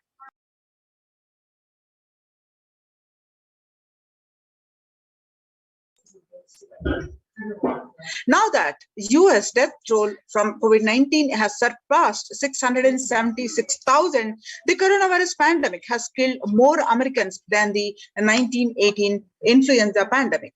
Axios and Associated Press both reported grim milestone on Monday. COVID-19 now officially US deadliest pandemic as death toll crosses that of 1918 and 1919 influenza. People infected with alpha variant exhales 100 times more virus into the air than original COVID strain, says a study. And 6 feet distance may not be enough to prevent viral transmission indoors. According to a study, Washington physically distancing of 2 meters, about 6.5 feet may not be enough to sufficiently prevent transmission of virus carrying airborne aerosols indoors. According to a study, the results published in the journal Sustainable Cities and Society suggest that the physical distance alone is not enough to prevent human exposure to exhaled aerosols and should be implemented with other control strategies such as masking and adequate ventilation. The researchers examined 3 factors: the amount and rate of the air ventilated through the space, indoors airflow pattern associated with the different ventilation strategies, and aerosol emission mode of breathing versus talking. COVID-19 Delta variant and still most concerning, says the World Health Organization experts. Even with the emergence of the new more COVID-19 variant, the Delta strain remains the top concern globally, appearing to outcompete others, the senior official said recently. I think the Delta variant for me is the one that's most concerning because of the increased transmittability, said Dr. Maria Vankerkove, the agency's technical lead for COVID-19, speaking during an online question and answer session. In US, COVID-19 pandemic is nowhere under control in the United States, says the chief medical advisor, Anthony Fauci. He said, right now, we are still in pandemic mode because we have 160,000 new infections a day. That's not even modestly good. In an interview with Axios, the US has reported 40 million cases of COVID-19 since the outbreak of the virus, with over 4 million infections adding up in the past few weeks. The increase in COVID cases comes as the US administration earlier this month announced that it is planning to provide booster shots of the vaccine as the Delta variant has become dominant in the nation and is wreaking havoc. The surge in Delta variant is driven by the low vaccination coverage in many communities across US, according to the US Center for Disease Control and Prevention. In a country of our size, you cannot be hanging around and having 100,000 infections a day. You've got to get well before 10,000 before you start feeling comfortable. And COVID-19 made the world less peaceful. And the younger adults are getting more affected than at the age. And the average share of adults reporting symptoms of anxiety disorder and depressive disorder. What it was in 6 months period in 2019 was 11%. Now, in just 1 month of the beginning of this year, rose up to 41.1%. The share of adults reporting symptoms of anxiety and depressive disorder during the COVID-19 pandemic by age. Again, younger adults are affecting more. Stress in America 2020, a national mental health disorder. COVID-19 is a significant stressor for most Americans. Nearly 8 in 10, about 78% say the coronavirus pandemic is a significant source of stress in their life. Nearly 7 in 10, which is 67%, say they have experienced increased stress over the course of the pandemic. And more than 60,000 US healthcare workers have contracted COVID-19, 300 have died. Of the health workers who treated the patient during the China's COVID-19 outbreak, 50% showed signs of depression and 45% showed signs of anxiety. The self-reported mental health among pregnant women and new mothers before COVID-19 pandemic, depression was 15%, and during the COVID-19 pandemic, is increased to 40.7%. And before COVID-19 pandemic, anxiety was 29%. Now it rose up to 72%. Living in stay-at-home orders, 8 in 10 students are struggling with focus on school or work and avoiding distractions.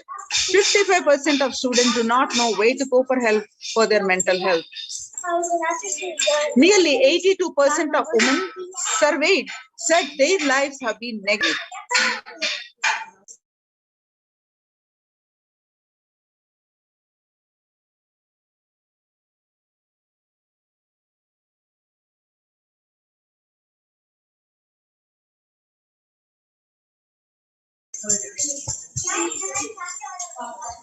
The global economic outlook, the World Bank.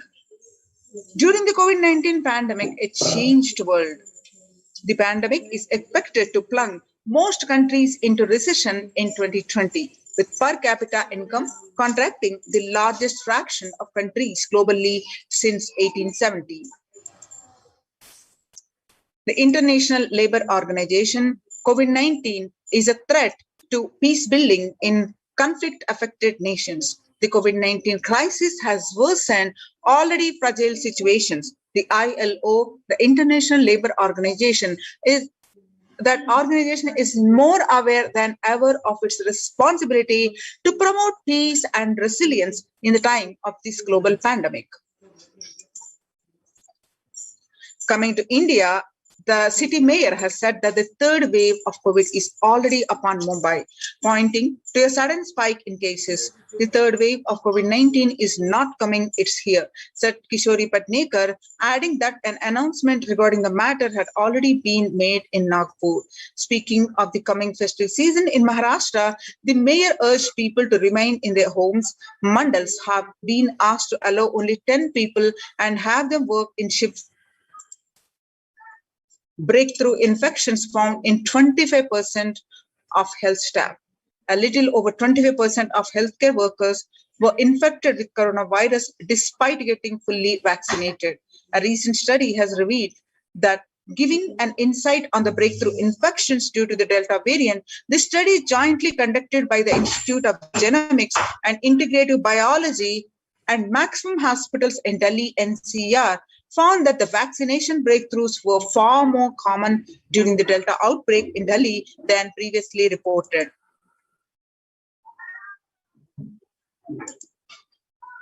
Join the Kailasa's COVID Care Production Center. Register now through the link below, https://kailasa.org/Kailasa Care.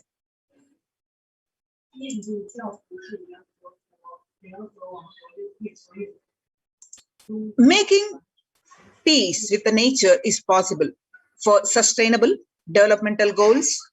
If we start now, making peace with nature is possible if we start now. Amid a pandemic, 2021 can go down as the year we made peace with nature and set the planet to healing. Our environmental, social, economic challenges are interlinked. They must be tackled together. For example, we cannot achieve the sustainable developmental goals, including ending poverty, by 2030 if climate change and ecosystem collapse are undermining food and water supplies in the world's poorest countries. We have no choice but to transform our economies and societies by valuing nature and pushing its health at the heart of all our decisions. World Health Organization Health and Peace Initiative. Health and peace are interrelated. In the words of the Director General of World Health Organization, Dr. Tedros, there cannot be a health without peace and there cannot be a peace without health.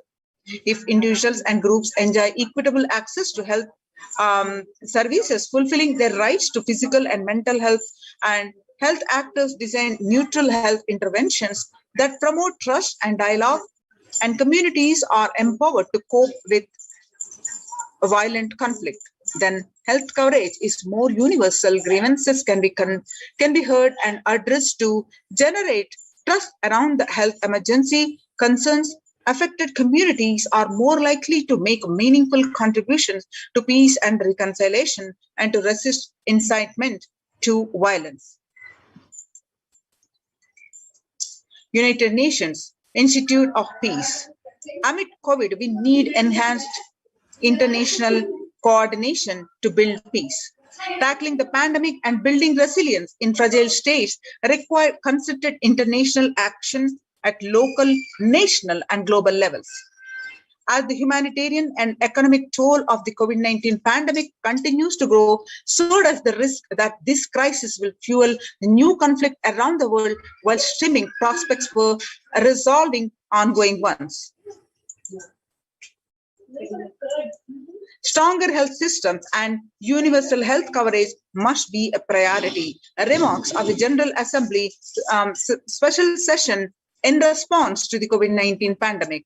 For the first time since 1945, the entire world is confronted by a common threat, regardless of nationality, ethnicity, or faith.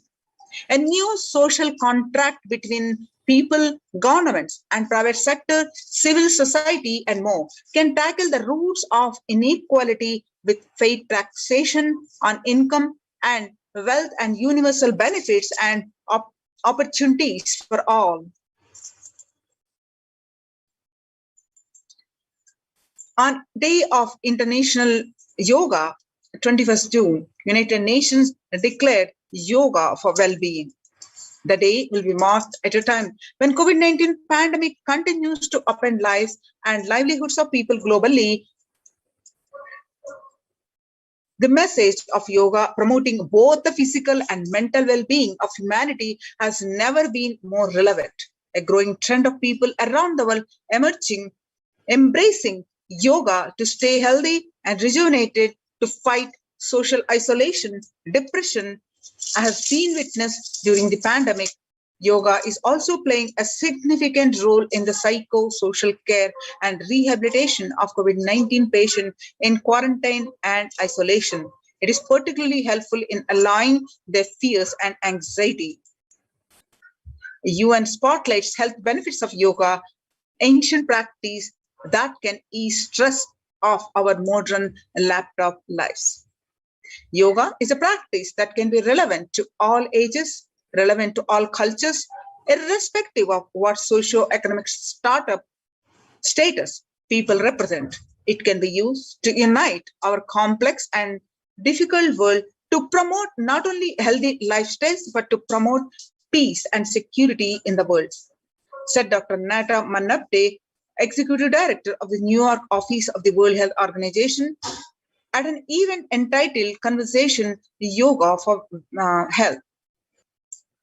international peace and security.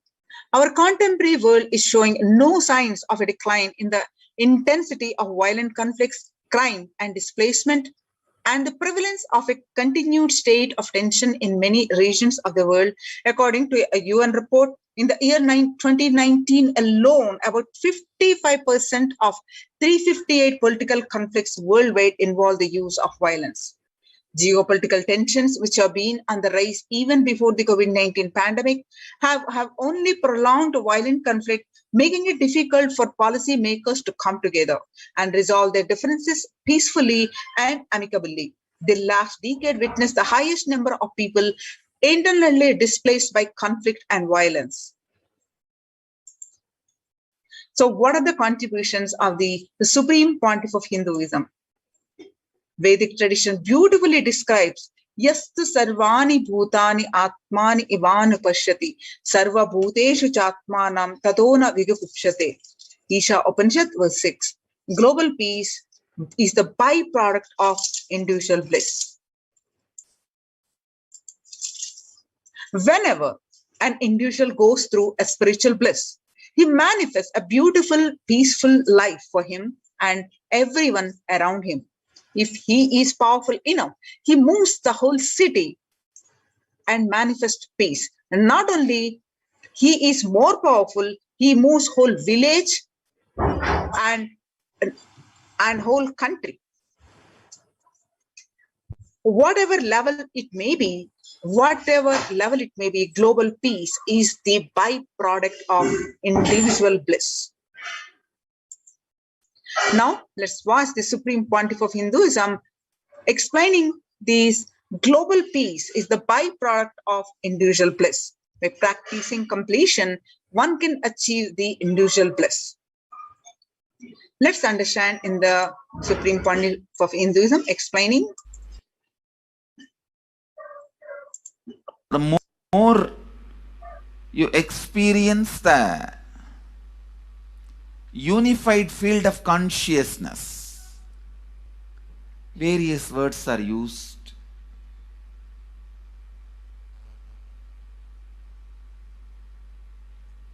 Some of the Hindu traditions uses the word Atma, Brahman. Some of the Hindu traditions use the word Nirvana. Whatever word you may use, Atman, Brahman, Nirvana, unified field of consciousness, whatever. But one thing I want to tell you, the deeper and deeper you go in your inner space, you experience the vast oneness. The more superficial you are, the more incompletions you carry with others, even with yourself. The more superficial you become, even your own right hand and left hand fights with each other. Different parts of you fights with you. Different thoughts of you fights with you. Even you fight with you, the more superficial you go, the more deeper you start traveling. First, you get integrated. The you fighting with you stops. Then, the people around you get integrated. They fighting with you stops. Completion with yourself, then completion with others, then comes completion with other things, not just living beings, even with inanimate beings. The completion starts happening. Even with the nature, completion starts happening.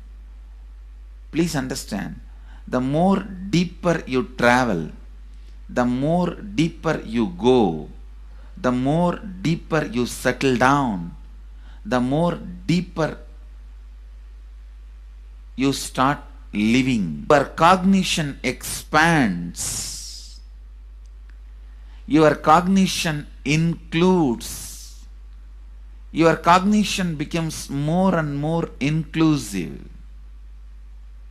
more joy, more bliss, more knowledge, more enlightenment. Please understand.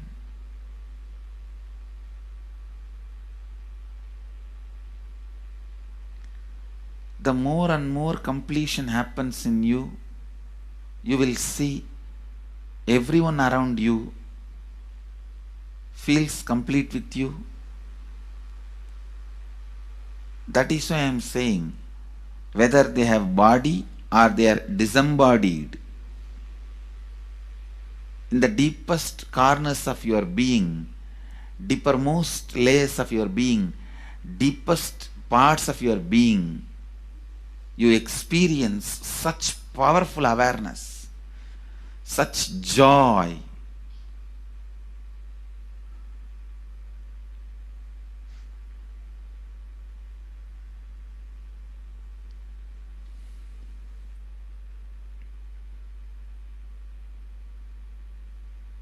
Going into the deepermost corners of your being not only is a joy, it's a power.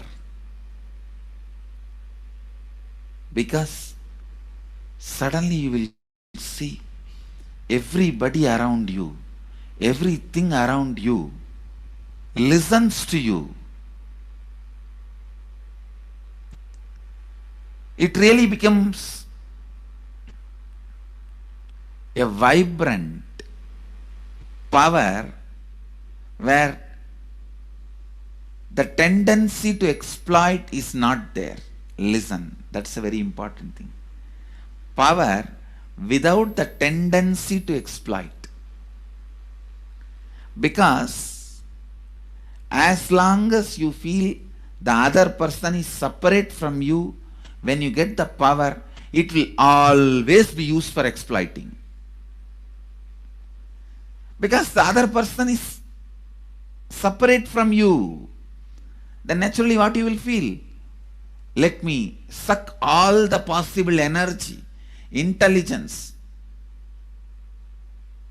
time, talent, treasure.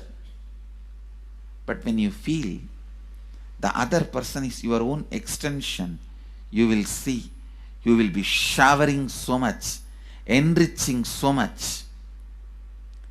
The power you have will not be exploiting, it will be enriching.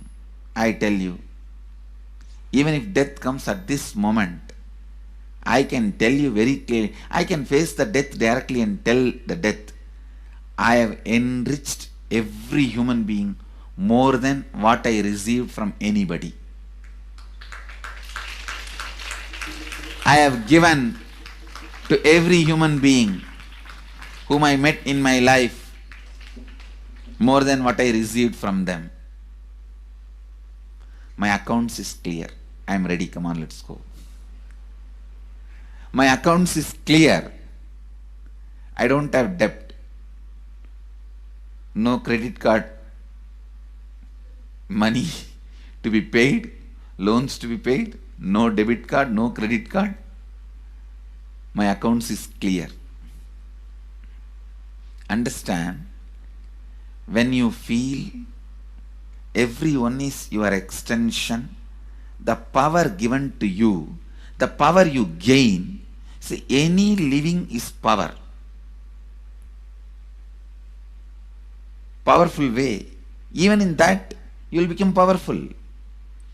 So any lifestyle you choose, you will get power in that field.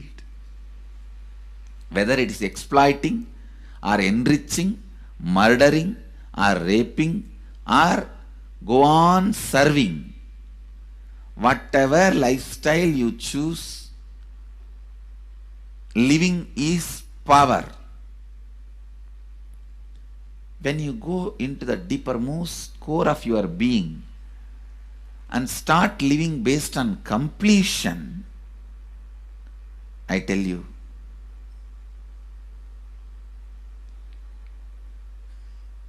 the first power you will experience is everything around you listens to you. That power will simply make you enrich everyone. The best power you can have through living is power of enriching. Whatever you do, as I said, whether you live the life of enriching or exploiting, you will become powerful. I tell you, the power of exploiting brings more and more conflict within and without. And those conflicts naturally bring suffering. And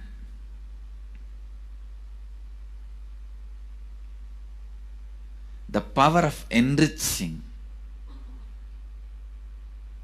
brings more and more completion in you and in others. This full month, Nithyananda Sangha all over the world. The other day I was seeing, we have officially presence in more than 50 countries. As devotees, group of devotees, we have presence in 100 countries. All over the world, we are going to celebrate this whole month for Global Peace Month, impacting global peace. All of us this whole month will live completion and do samskara dahana kriya, means burning the patterns which separates us from others, burning the patterns which are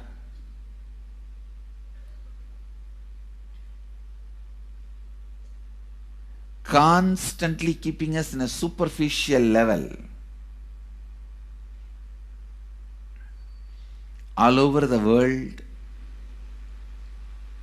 we will be doing samskara dahana kriya, burning our patterns and leading us to more and more completion.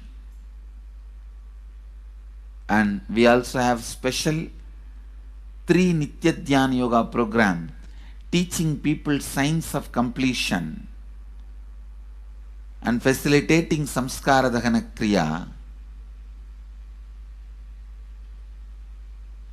This month, 20th, 21st, and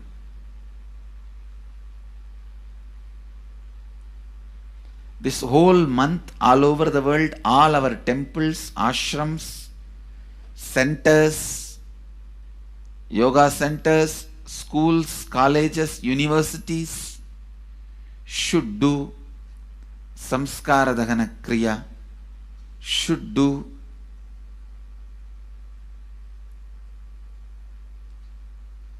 the practice of burning all the incompletions and patterns which leads to conflicts, bringing more and more peace inside us and outside us, spreading peace. This whole month, let's impact global peace. Let us really contribute to the global peace, not just talking about it. Let's do it. Let's do it. Not just talking about it. Let's do it.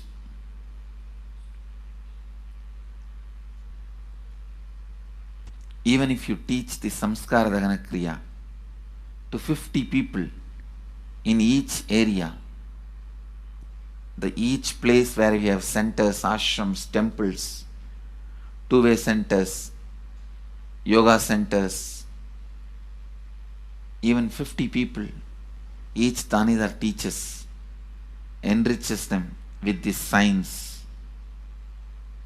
The amount of suffering and negative waves, negative vibes reduction can contribute so much to the world. Please understand, one positive person can burn millions people negativity. Experientially, with evidence we proved one positive, at least 20 million people's negativity in last 10 years and brought peace. So each one of you, if you stand up as one positive being, one authentic, responsible, enriching being,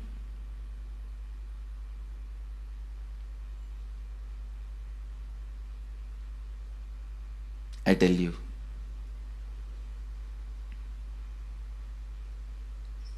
we can do so much to the world. It will be better place than the time we entered.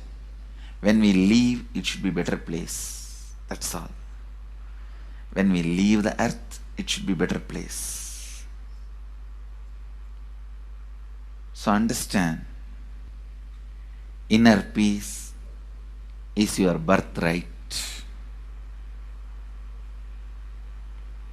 Go to the depths of your being. Bring more and more completion into you. Completion with others. And start living Advaita. Today in the Inner Awakening session, it's all about completion with others.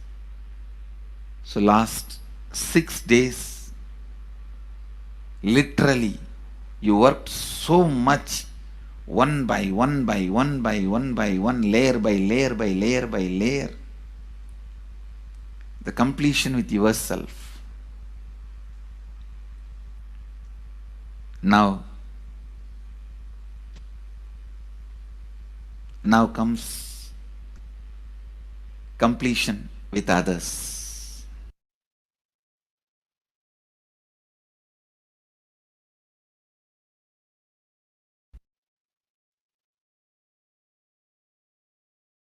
Now, Supreme Pontiff of Hinduism explained, the self-transformation is a secret to achieve global peace. Social answer means, I'll tell, oh, you should all work for global peace.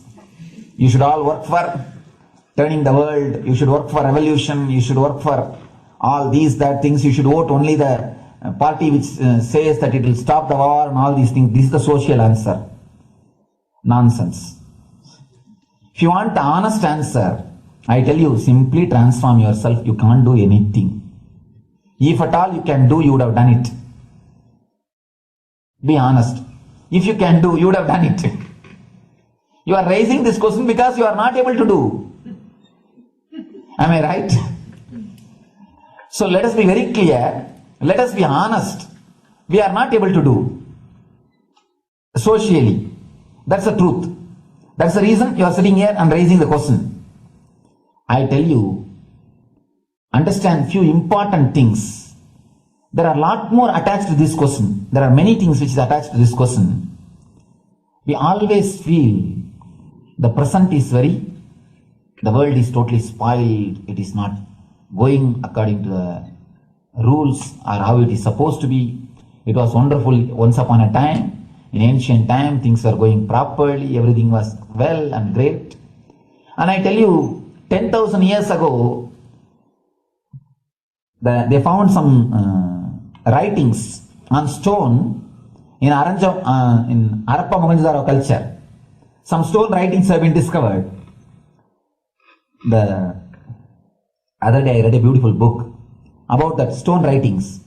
That writings, it says, oh, nowadays the society is not as it should be. So much of war.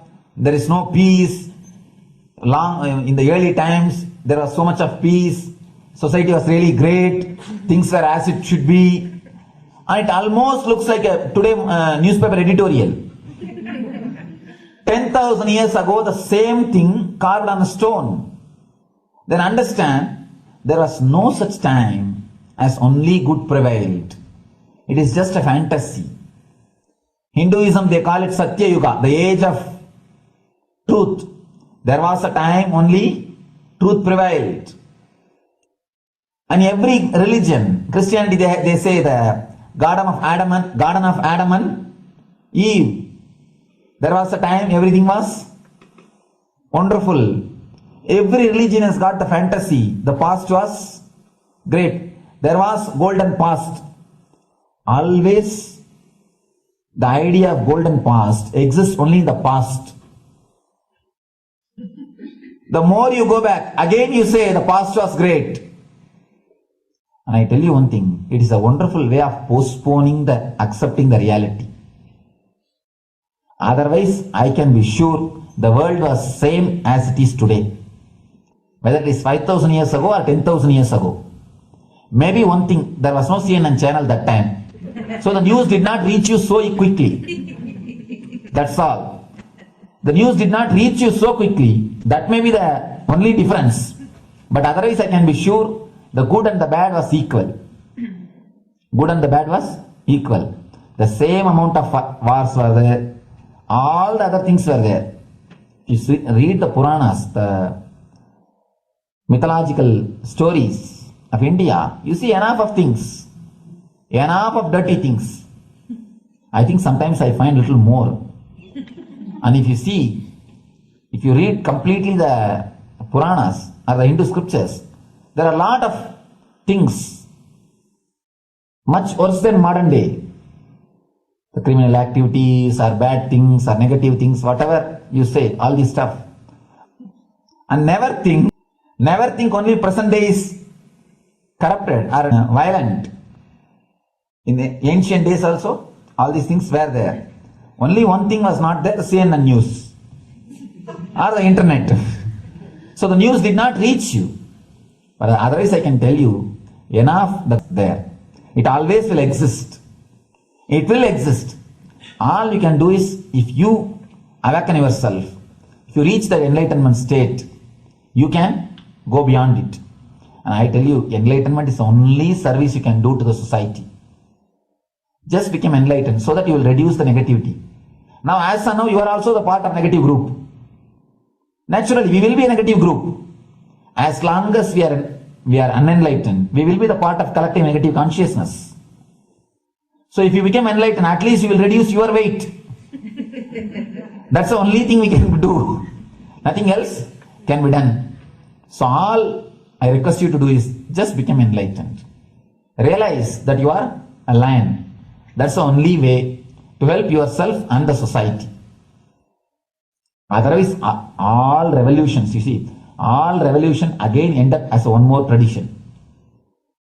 In last 2000 years, 3000 wars have happened in the humanity. In 2000 years, 3000 wars. Human beings have not done anything except doing wars, except fighting. Everybody claims he wants to do revolution. He wants to spread peace. You see, every country claims their army is a defensive army. Then who is offending? Tell me. Every country says defensive army. Then who is offending? These are all just, games. The idea of peace is a pure game. Everybody wants to spread the peace according to them, not according to the other person. They want peace according to them. The other day I was in one interreligious gathering. One guy is preaching, let all of you convert to my religion so that we will not have fight. He wants peace the way in which he wanted, not the way in which. And there's a beautiful saying, the sword of Muhammad, it is written, peace alone should survive, something like that. He has written some statement about the peace on the sword. We all take sword to spread the peace. So no revolution is going to help, because in the last 2000 years 3000 revolutions have happened, but still world is same, I think much worse. So no revolution is going to help, only individual evolution is going to help. So be very clear. Instead of working in the outer world, start working in the inner world. That will help you and society some way.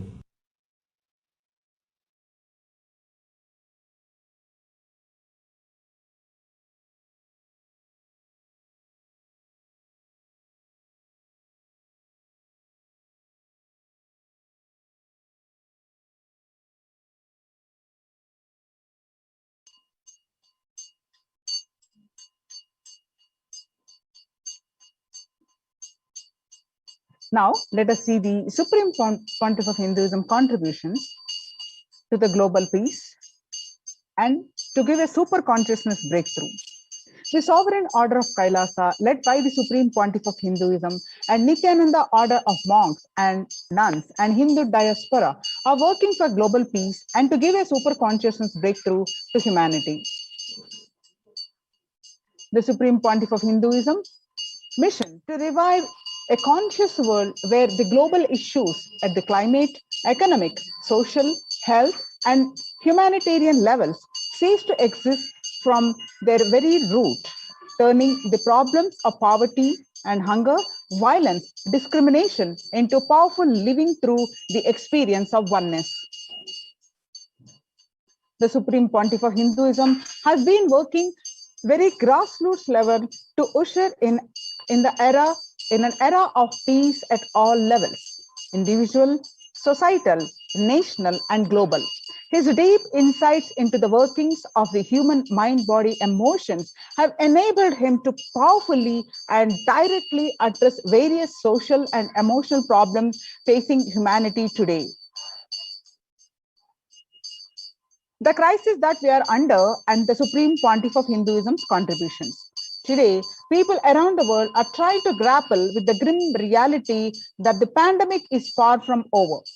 The aftermath of the current calamity promises to be much more devastating. The greatest economics of the world are facing disastrous futures. Countries are facing off each other in deep mistrust. Since the beginning of the global lockdown, the amount of contribution and the activism of Kailasa has increased multifold. Some of the ways the Supreme Pontiff of Hinduism provide the spiritual solutions to combat the pandemic and other issues. Through the Paramashivoham program, an online program bi-weekly according to the Vedic calendar, which starts every new moon and full moon, which is a free online program, bringing breakthrough to the whole humanity. By starting the Akhanda Nirvikalpa Samadhi Jnana Yajna, that is a meditation technique, initiation and practice, controlling almost 3 million, contributing 5 million minutes so far. Paramashiva Sankalpa chanting, which is the sacred Sanskrit mantra chanting to heal 24/7 via Zoom sessions. The spiritual healing to one and all 24/7. Helping humanity cope up with insecurity, fear, disease by empowering individuals to heal themselves, learn to cope up emotions like depression and tough situations in relationships, providing alternative solutions to worldly problems through power manifestation, initiating thousands every day into manifesting innate superhuman capabilities in the Kailas courtyard sessions, providing healthy solutions like a technique to clear the stomach from the Ayurveda, which ultimately brings clarity out to spiritual truths.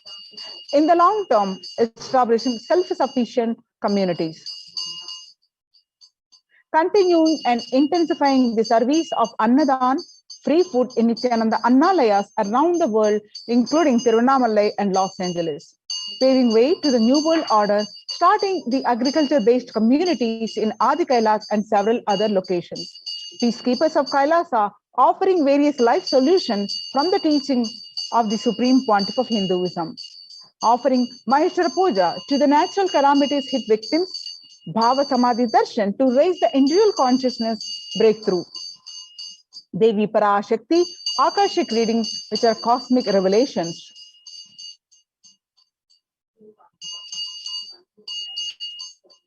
Now, let us see the Supreme Pontiff of Hinduism's spiritual solutions for COVID-19.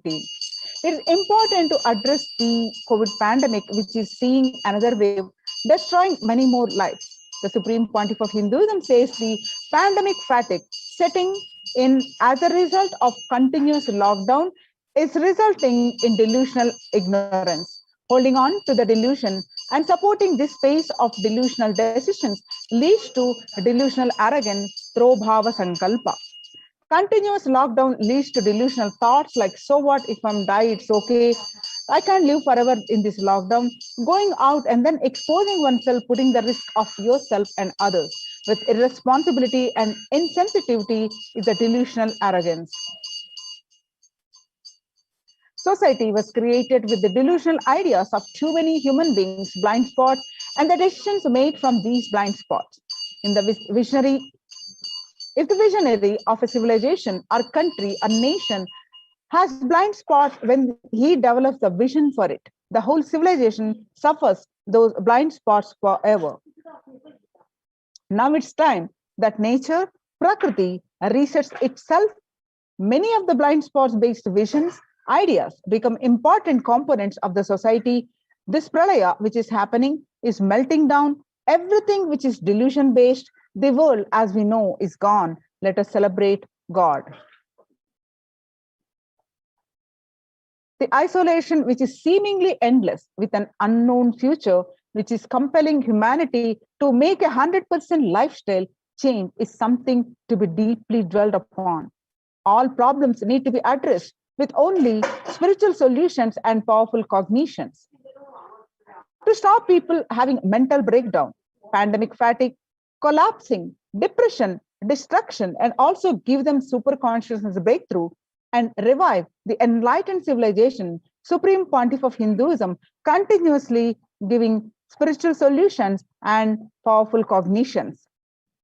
Some of the powerful cognitions are spiritual solutions are unclutching, practicing completion, practicing oneness, practicing ajapa japa of Mahavakya, Om Nithyananda Paramashivoham, continuously building deep feeling connection, yoga, puja, and vegetarian diet, and nirahara samyama.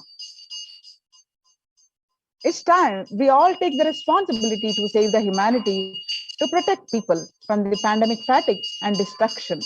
Let's try to enrich people for every one of these great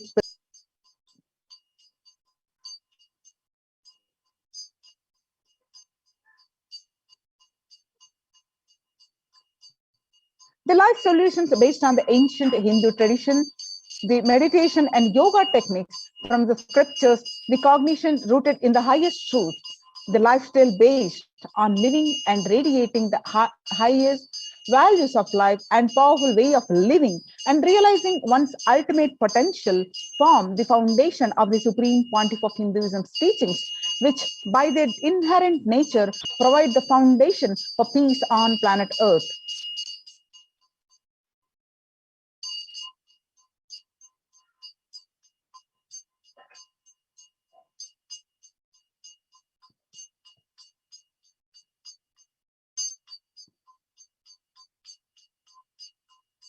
Supreme Pontiff of Hinduism recently, on the basis of humanitarian initiative, launched the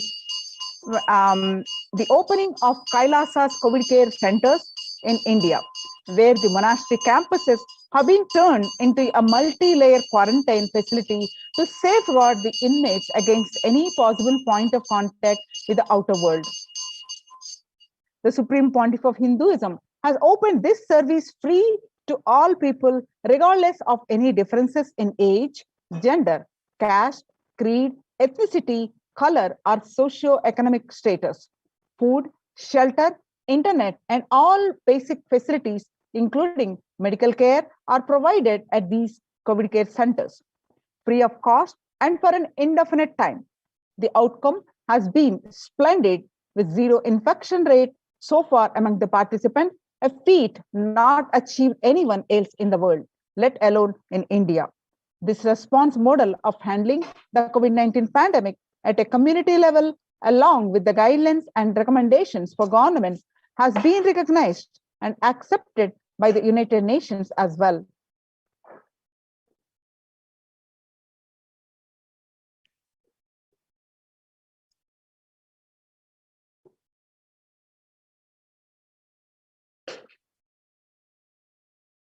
When the first world countries closed their borders during a massive global emergency, Kailasa has opened its doors to all without exception. There are various centers COVID care centers have opened across India, and Kailasa rushes to aid India as India finds itself on the verge of COVID-19 third wave. Multiple free COVID care centers open across India. Various social services offered during the pandemic in Kailasa's de facto spiritual embassies across India. Also spiritual services, the cosmic revelations on global pandemic. The free social services offered during the pandemic in de facto spiritual embassies include, but not limited to, medical care, which include to allopathy, Ayurvedic, Siddha medicine, infrastructure to accommodate thousands, accommodation for multi-layered quarantine, emergency ambulances, ICU on wheels, personal protective medical equipment, food security management through food bank and organic farming. Now you can see some of the glimpses of Adi Kailasa COVID care center participants enjoy life. They're enjoying a healthy, blissful spiritual lifestyle in multi-layered protection. They enjoy the stress-free time following a spiritual morning routine, doing yoga, doing puja, temple sevas, kara sevas, and celebrating festivals.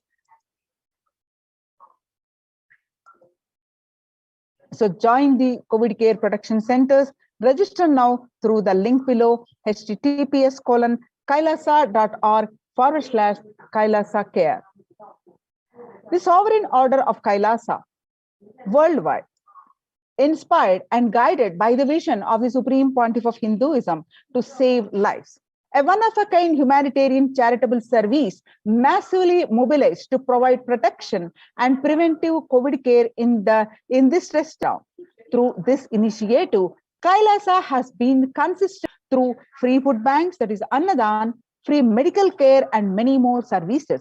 The impact of mental disorders and lack of spiritual strength during a humanitarian crisis are often difficult to assess and inflict lasting damage. To assay this, Kailasa is offering spiritual programs, temple events, spiritual healing online. Kailasa's recommendations on COVID-19 and multilateralism to be presented at the United Nations General Assembly and Human Rights Council. Kailasa's report and recommendations on an international treaty on COVID got accepted and published by the United Nations. Surviving the highly contagious COVID-19, where the world is only as resilient as the least resilient country, and person requires the true multilateralism, governments, organizations, and people to collectively address the crisis. Kailasa has been successfully providing grassroots solid solutions in multifarious ways, including providing sustainable community livings with multi-layered quarantine, educating citizens on individual pandemic management, leveraging best of different economic systems based on charity, barter, and money, providing food security and traditional Hindu medicines. These unique contributions have been recognized by the United Nations, and they got published in their website, www.ohchr.org. You can also download this article on the Supreme Pontiff of Hinduism's Facebook profile page, and you can download this link and read the full article by yourself. So join the Kailasa's COVID Care Protection Center and register now through the link below, https://kailasa.org/Kailasa care. With this, we are going to move on to the next part of the segment, which is getting prepared for the Bhava Samadhi Darshan. After a very short break, we'll be moving on to the next part of the segment.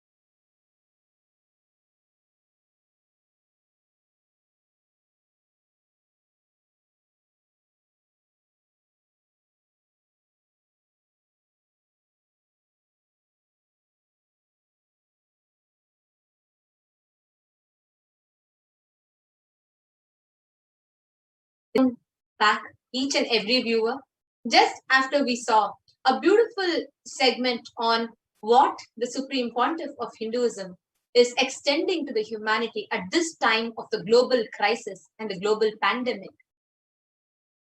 Today, we are going to be witnessing one of the most profound moments of our lives.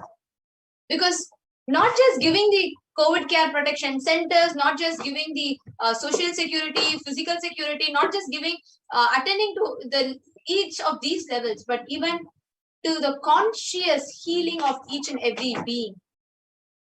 Not just physical, mental, psychological, social, economical, education, not just in these levels. Even in the conscious level, at the being level, attending to people and healing people.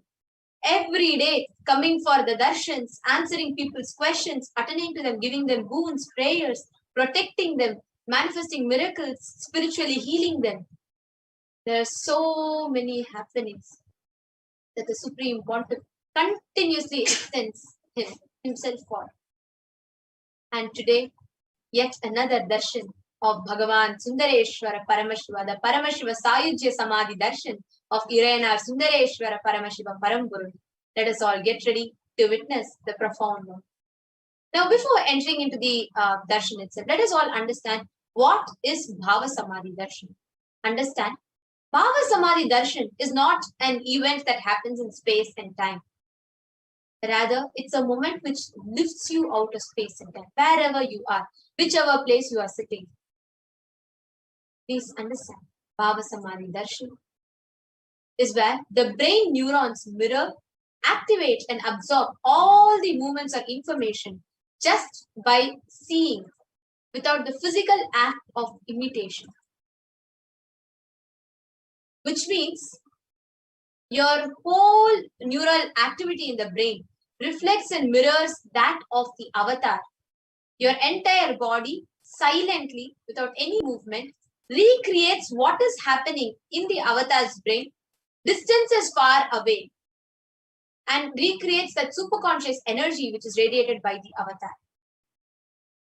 During the Bhava Samadhi darshan, your whole being comes alive. This is a science of Bhava Samadhi darshan, where it knows no distance, and this is what is a phenomenon that science is just discovering in terms as quantum tunneling.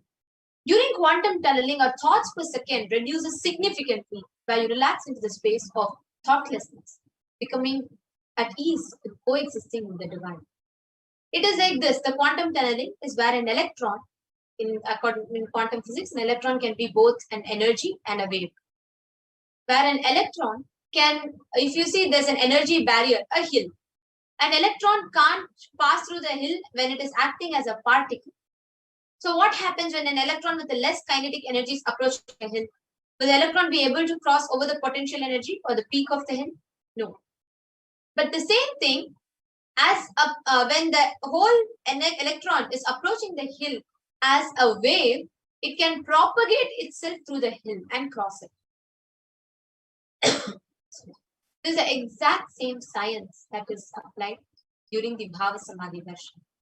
During the Bhava Samadhi darshan, our brain neurons mirror and process, and our neuron activity in our brain mirrors that of the avatar through quantum tunneling, where we are able to travel through the divine energy and mirror those exact same neurons as happening in the brain of others. There's a beautiful incident from Bhagavan Sri Krishna's life, where he says, once when he sees his own reflection on a jeweled wall, he says, "How unprecedented and astonishing is this deep and indescribable sweetness of mind. Alas, when I see it, even I become greedy to enjoy it. When I see my own sweetness on the mirror wall, I become greedy to enjoy." Bhava Samadhi darshan, the science of Nijavatar, manifesting Paramashiva, the consciousness, the formless, expressing through the being of Paramashiva, through the Divya Sharira, the light body, and manifesting as Nijavatara, the physical form of Paramashiva. There is a Shastra Pramana where in the Malini Vijayottara Tantra, the science of entanglement is explained. Now, if you see, this exact science is mirrored when we see, for example, when we have the darshan of Devi Parashakti, the Konti expresses to the being the light body of Rajarajeshwari and manifests as Meenakshi, the physical embodied form. Similarly, for Subramanya, consciousness of Bhagavan Paramashiva expresses through the being of Subramanya and manifests as the Nija Avatara as Bhagavan Muruga.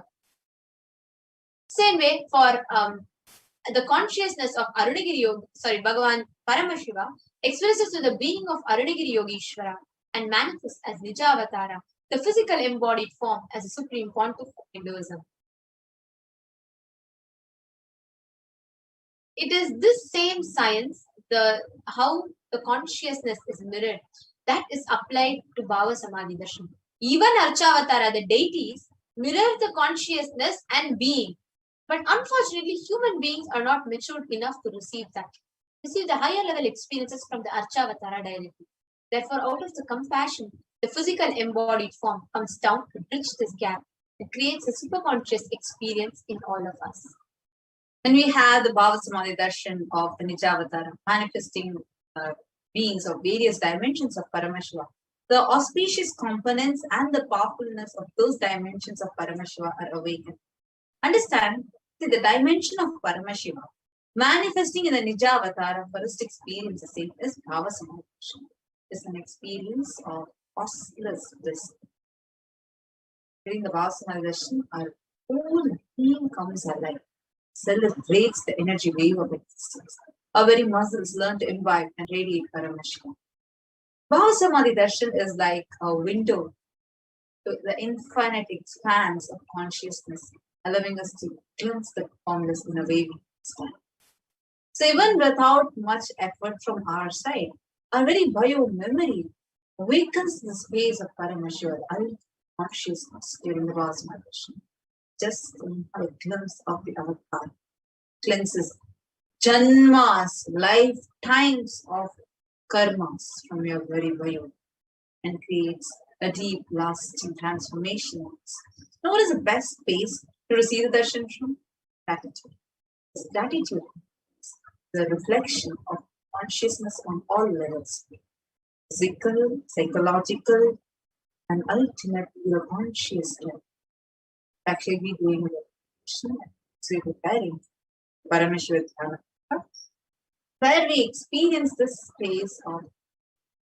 Now, when we are experiencing this space of gratitude, all our conscious resolution, the Sati Sankalpas drop, needs, wants, we become very pure, ready to reflect. What is the best context to be about? I know you are the source of everything.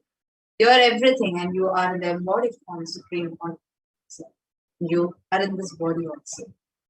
You are the source of that we connect, that you reveal yourself. In the same space, let us all get ready with the Panchopachara Puja. Please take a few minutes to set up. You all can offer the Panchopachara, the 5 offerings as we see. Sandal paste, sandal powder, flowers, incense, lamp, offering. Now, let us all enter into Paramashiva Dhyanam. Important part, preparation. The Supreme Pontiff of Hinduism has blessed the Paramashiva Dhyana Mantra as an initiation, Diksha, that transmits energy, experience, and powers in the form of sacred mantras. Just like how the avatar transmits Shaktis just by a look, Nayana, or touch, Sparsha, similarly, the avatar births himself as mantra, which encompasses all his Shaktis, energies, and transmits those Shaktis to the devotees. Anyone to whom this mantra is being chanted out of devotion and deep restful awareness, that person is bestowed with health and well-being, wealth, abundance, and prosperity, deep love and fulfilling relationships, and that person is bestowed with prosperity and breakthrough in finances, career and business and job. That person is bestowed with bliss, peace, and prosperity.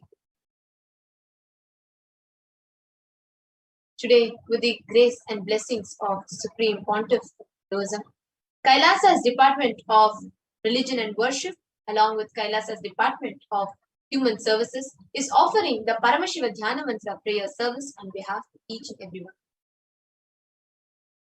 Today, we are offering the Paramashiva Dhyana Mantra to Irena Sundareshwara Paramashiva Paramburu for the following. For all of you to have healing of health issues, healing of psychological stress and anxiety, healing of addictions, for you to move out of depression, for you to have improved career, for you to move out of your pain patterns, for you to have healing in your relationships with spouse, family, and profession, for you to have breakthrough in wealth dimension,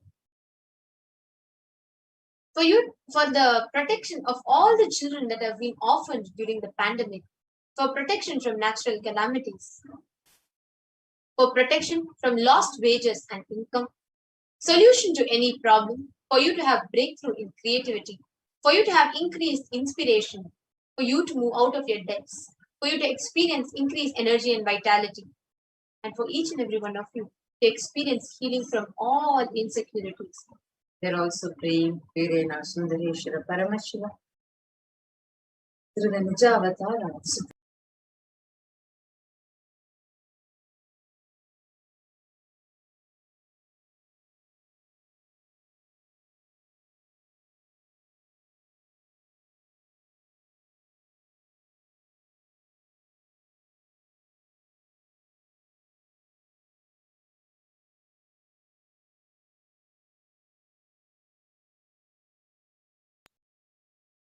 Sorry for that. So today we are going to be offering our prayers to Irena Sundareshwara Paramashiva, to the Nijavatara, Supreme Pontiff of Person, Jagatguru Mahasanidana, His Divine Holiness Bhagavan Shri Nithyananda Paramashivam, and praying for all of you to have complete healing from any direct and indirect effects of the pandemic, calamities, the war, and all the negativities that is ravaging the world. We are praying so that you can experience complete completion happening in all levels. Awaken the leadership consciousness. We are also praying for any genetic or inherited disorders for you to experience completion in your muscle, completion in your bio. We are also praying for you to be able to experience the pure conscious awakening, for you to be able to manifest the powers, the Shaktis of Paramashiva. We are praying for you to be able to manifest the life as you want, for you to have the blessings and protection of Irena Sundareshwara Paramashiva, for you to experience the deep feeling connection with Supreme Wonderful Jagatguru Sanidana, His Divine Holiness Bhagavan. And now let us all end.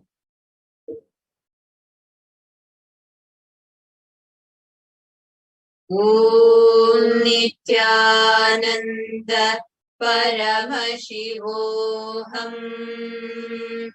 Om Nithyananda Paramashivoham. Om Nithyananda Paramashivoham. Om Nithyanandam Paramasukadam Kevalam Jnanamurtim Dvandvatitam Gagana Sadrisham Tattvamasyadhiraksham Ekam Nityam Vimalamachalam Sarvadi Sakshi Bhutam Bhavaditam Trigunarahitam Sadgurum Tam Namami. I surrender to that Sadguru who is eternal bliss, the bestower of supreme happiness, the one who is the embodiment of wisdom, who is beyond duality, who is omnipresent, to whom the supreme goal is giving the enlightenment experience, who is eternal, pure and unshakable, who is a silent spectator of all thought processes, who is beyond emotions, who is without the three qualities called Sattva, Rajas and Tamas. When you make a conscious resolution in the presence of the avatar, the power of the Sankalpa itself will deliver the experience and manifest your reality.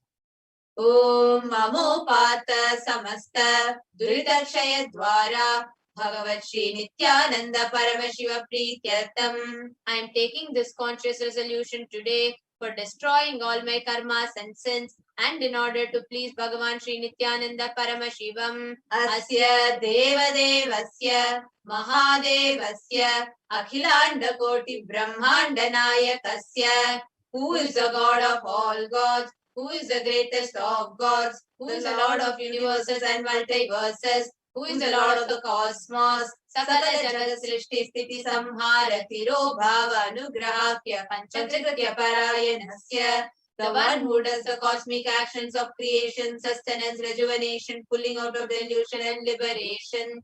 Adi Madhyantarahitasya Aprameya Parakramasya Tatvartha Gocharasya, the one who is the beginning, middle and end, the one who is immeasurable. Akara Ukara Makaratmaka Pranavatmakasya Rishabharudhasya Mahadevasya Kamikadivatulanta Mahatantrakhya Shaivagamaswarupasya Sakala Nigama Gamaswarupasya Shuddhadvaita Shaiva Swarupasya Nityananda Padastasya Nityananda Swarupasya Shuddha Sachidananda Vigrahasya Rupa Rupatitasya Sakala Nishkala Swarupasya Nitya Niranjana Niramayandadi Visheshanasya Shri Nithyanandeshwari Parashakti Sameta Shri Nithyanandeshwara Paramashivasya Shri Nithyanandeshwari Parashakti Sameta Shri Nithyanandeshwara Paramashiva Avatara Bhutasya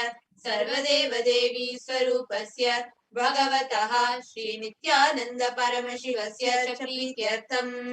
Shubhe Shobhane Muhurte Adya Brahmanaha Dvitiya Pararde Shri Shvetavaraha Kalpe Vaivasvatamanvantare Ashtavimshati Tame Nitya Yuge Pratame Pade Jambo Dvipe Bharata Varshe Bharata Khande Meroho Dakshine Pashve Shakabde Asmin Vartamane Vyavaharike प्रभवादीनां षष्ट्याः संवत्सराणां मध्ये शुभनाम संवत्सरे शुभायने शुभऋतौ शुभमासे शुभपक्षे शुभतिथौ शुभवासरयुक्तायां शुभनक्षत्र शुभयोग शुभकरण एवं गुणविशेषेण विशिष्टायाम् अस्यां शुभतिथौ.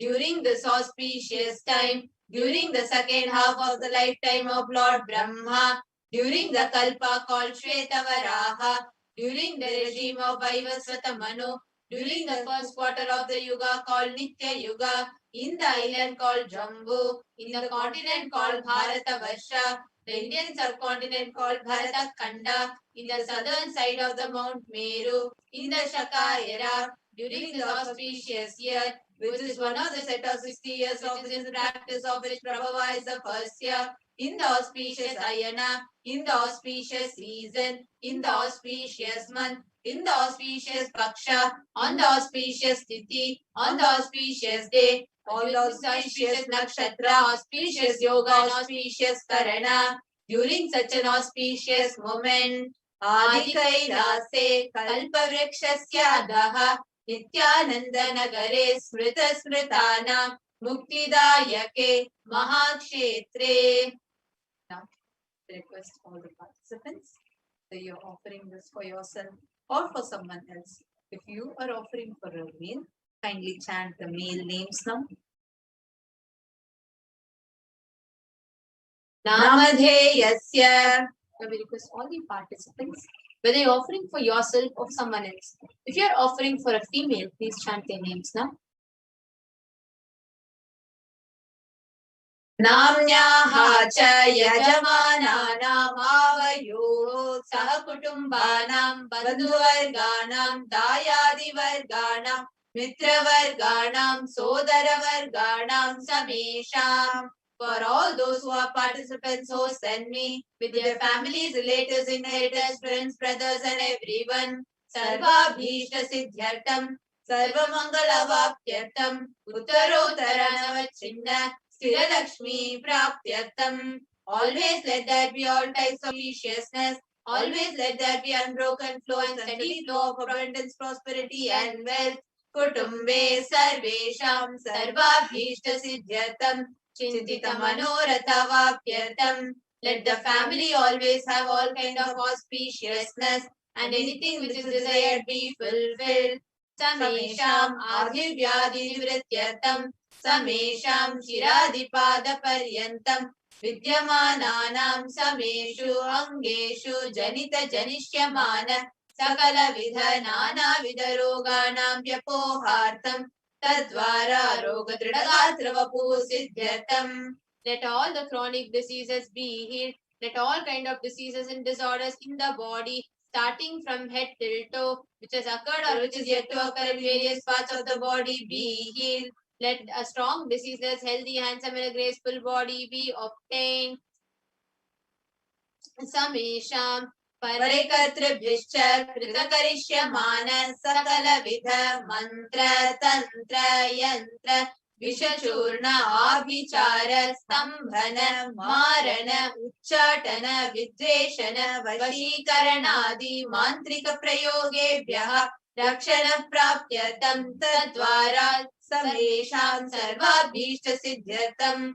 Let protection be obtained from all evil effects of the acts performed by people either in the past or yet to be performed in the future through the use of mantras, tantras, yantras, poisonous spells, employing spells for malevolent purposes like making a person immobile, killing a person through vomiting, diarrhea, upsetting, ruining the health, poisoning, hypnotizing, etc. Apamrityu dosha nivrityartham, kala mrityu, akala mrityu, durmrityu nivrityartham. Let all the doshas or ill effects related to death like destined death, unnatural death, fatal death be removed. Samesha manta drishti, bahi drishti, krura drishti, vyapara drishti, anukula drishti, pratikula drishti, ityadi sakala vida drishta dosha nivrityartham.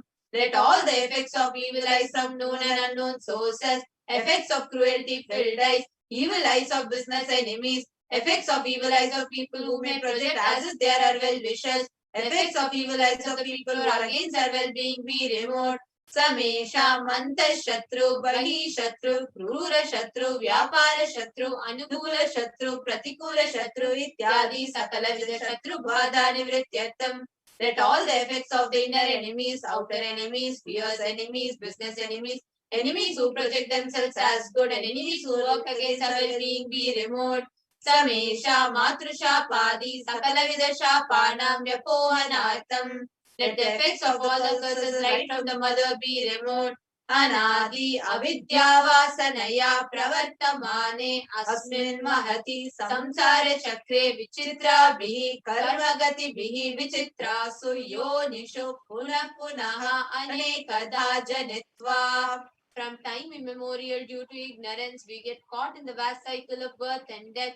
Due to the effects of our actions, we take birth again and again in various bodies, which is quite strange. Kenapi punya karma visheshena bhagavataha Shri Nithyananda Paramashivasya aparimitaya kripaya idanintana manushya janma praptabatam. Yet, due to some good action, with the extreme and immeasurable compassion and grace of Bhagavan Shri Nithyananda Paramashivam, we have been blessed with a human body.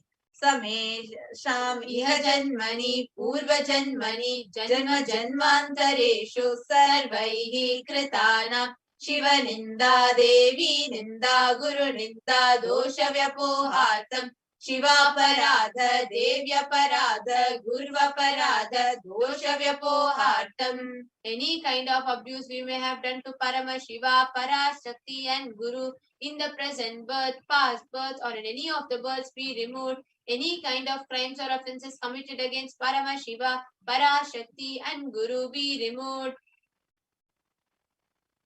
Brahmahatya Surapana Swarnasteya Gurutalpa Gamana Tatsansargakya Panchamahapatakadi Samasta Papa Vyatiriktartam. Let the 5 great sins like killing a Brahman, drinking prohibited alcohol, stealing gold, having illicit relationship with Guru's wife, one's own mother, elder sister and other such motherly figures be removed. and association with people who have committed one or the other above mentioned sins be removed. अपि च सर्वे बाल्ये वयसि कौमारे यौवने वार्धक्ये च. Let all the karmic effects of action done as a child, adolescent, youth, and as an old age person, Jagrat, Swapna, Sushupti, Avastha. So let all the karmic effects of action done in the wakeful, dream, or deep sleep state, Karmendriya, Jnanendriya, Vyaparaihi, Sambhavitanam. Let all the sins done through Karmendriya, that is the 5 organs which perform action, like speech, hands, feet, excreting, and reproductive organs, like Jnanendriya, that is the 5 organs which receive information like ears, eyes, nose, tongue, and skin. Rahasyakritanam, Prakashakritanam, Atipatakanam, Upapatakanam, Sankalikarananam, Malilikarananam, Apadrikarananam, Jati Bhramshakanam, Pratahinitanam, Evam Navanam, Navavidhanam, Bahunam, Bahuvidhanam, Sarvesham Papanam Satyaha. Let the sins which are done openly or secretly, the greatest of the great sins, minor of the minor sins, multiple sins, sins like raping a woman, unjustifiable sin, sin of destroying the caste system, narrow-minded sins, such 9 sins and 9 types of sins, more sins and more types of sins be removed immediately and instantly. Apanodana dwara samasta mangala praptyam Shiva Bhakti, Devi Bhakti, Guru Bhakti Siddhyatam, Paramashivatva, Paramashiva Sthiti, Paramashiva Shakti Siddhyatam. Through the removal of sins, let us be showered with all auspiciousness. Let Paramashiva Bhakti, Devi Bhakti, Guru Bhakti be obtained. Let the state of Paramashiva, space of Paramashiva, and powers of Paramashiva be obtained. Kudumbe Sarvada Sanmangala Prapyatam Anyonya Prema Vivridyartam Purnatva Siddhyartam Sarvapanivridyartam. Let the whole family always be showered with all auspiciousness. Let mutual love bloom among all the people. Let completion happen. Let all the mishap be removed. Shiprarogya-vaptyartam Ayur-bhivridyartam Purnatva Siddhyartam. Let the healthy body be obtained instantly and immediately. Let longevity be bestowed. Vyapare udyoge cha sarvajanavashikaranartam tadvara unnato sthana praptyartam. Let your charisma impress everyone in business, job, and through that let you attain the best of the position. Bahudana saukya praptyartam griha kanaka pashuputra pautra dhanadanya saukya praptyartam. Let extremely wealthy and happy life happen. Let various wealth be showered in the form of house, gold, cattle, children, grandchildren, money, grain, and all the comforts related to worldly life. Adityadinam navanam grahanam anukulya nivaranartam. Adityadinam navanam grahanam anukulyata siddhyatam. Let all the malefic effects of the 9 planets be removed. Let the auspiciousness be bestowed by the grace of all the 9 planets. Bhumyantarikshe Vidyamana Bhuta Preta Pishacha Rakshasa Brahma Rakshasa Vetala Kushmanda Dakini Shakini Ityadi Sarvarishta Nivaranartam. Let all the evil effects that cause calamities on planet Earth, the evil effects of various demonic beings like Bhuta, Preta, dead people, Pishacha, demon, Rakshasa, Brahma Rakshasa, Vetala, ghost, Kushmanda, class of demons, Dakini, little devil, Shakini, kind of female demons be removed. Manovyakulata Nivaranartham, let the mental confusion and worry be removed. Prarabdhe karmani, karishyamane karmani, adidaivika, adibhautika, adhyatmika vigna nivaranartham. Let all the obstacles be removed regards to actions done or going to be done relating to God, world, and spirituality. Samasarana Nivaranartham, Dhana Lakshmi, Dhanya Lakshmi, Saubhagya Lakshmi, Saubhagya Lakshmi, Vidya Lakshmi, Shaurya Lakshmi, Veera Lakshmi, Vijaya Lakshmi, Ityadi Ashta Lakshmi, Paripurna Kripa Kataksha Siddhyartham. Let all the Ashta Lakshmis like Dhana Lakshmi, wealth, Dhanya Lakshmi, food and grain, Santana Lakshmi, offspring, Saubhagya Lakshmi, for knowledge, Shaurya Lakshmi, bravery, Veera Lakshmi, heroism, Vijaya Lakshmi, success be showered. Parikshasu Natastane Vijaya Praptyartam Sarva Vidya Parangata Siddhyatam. Medha Shakti, Grahana Shakti, Abhiruddhyatam. Let the top rank be obtained in the examination. Let all the excellence be acquired in all the fields of knowledge. Let the memory, power, understanding, ability be increased. Ityadi Sakalavidha Sanmangalani Guru Kripa Katakshena Prapyatam. By the grace of the Guru, let all the above auspiciousness be showered upon. Shri Kailaso Nadadvada Shanta Shamala Pita Rudha. The one who has ascended the Madrayadinam Shamala Pitam, the Pitam established by Devi Meenakshi, the incarnation of Shamala Devi, which is the supreme place of Kailasa, where Paramashiva resides and rules the whole cosmos and Kailasa. Shri Meenakshi Sundareshwara Bhinna Swarupa Parashiva Putra Ratna Kumara, the one who is no different from Meenakshi Sundareshwara, the most beloved son of Paramashiva, the young boy. Gurumanya Tulyavatara, Shri Parvati Stanyapana Labda Divya Jnana Vishruta Sakala Nigama Gamasara Bhuta Avida Veda Pravartre, the young boy who is a gem among the Gurus and equal avatar, the one who received the enlightenment by drinking the breast milk of Devi Parvati, author of the famous dramas, the essence of all the Vedas and Agamas, Srimad Paramashiva Karunadhara Shreyana Giyamana Chandra Chamara, Shri Chinna Kahaladi Samasta Viradha Valyalankrita Jnana Vijnana Chakravarti, the one adorned by the quadrangular palanquin made of pearl, received by the grace of Paramashiva, adorned by the musical instruments, umbrella, chamaram, the sacred symbols of worship, etc., adorned by the hymns of praises, the one who has won the whole world by his enlightenment and the signs of enlightenment and been accepted by all kings as the supreme ruler. Sarvajana Sangha Sadhyo Nirvana Diksha Vyapa Varga Varsha Vishrana Jimuta Paramata Kalabha Kesari, the Shaivara Abhideha Mukti, an immutable state of enlightenment immediately by Nirvana Diksha to all people. The one who creates bliss, protecting leader, the roaring lion and trumpeting young elephant for other religions.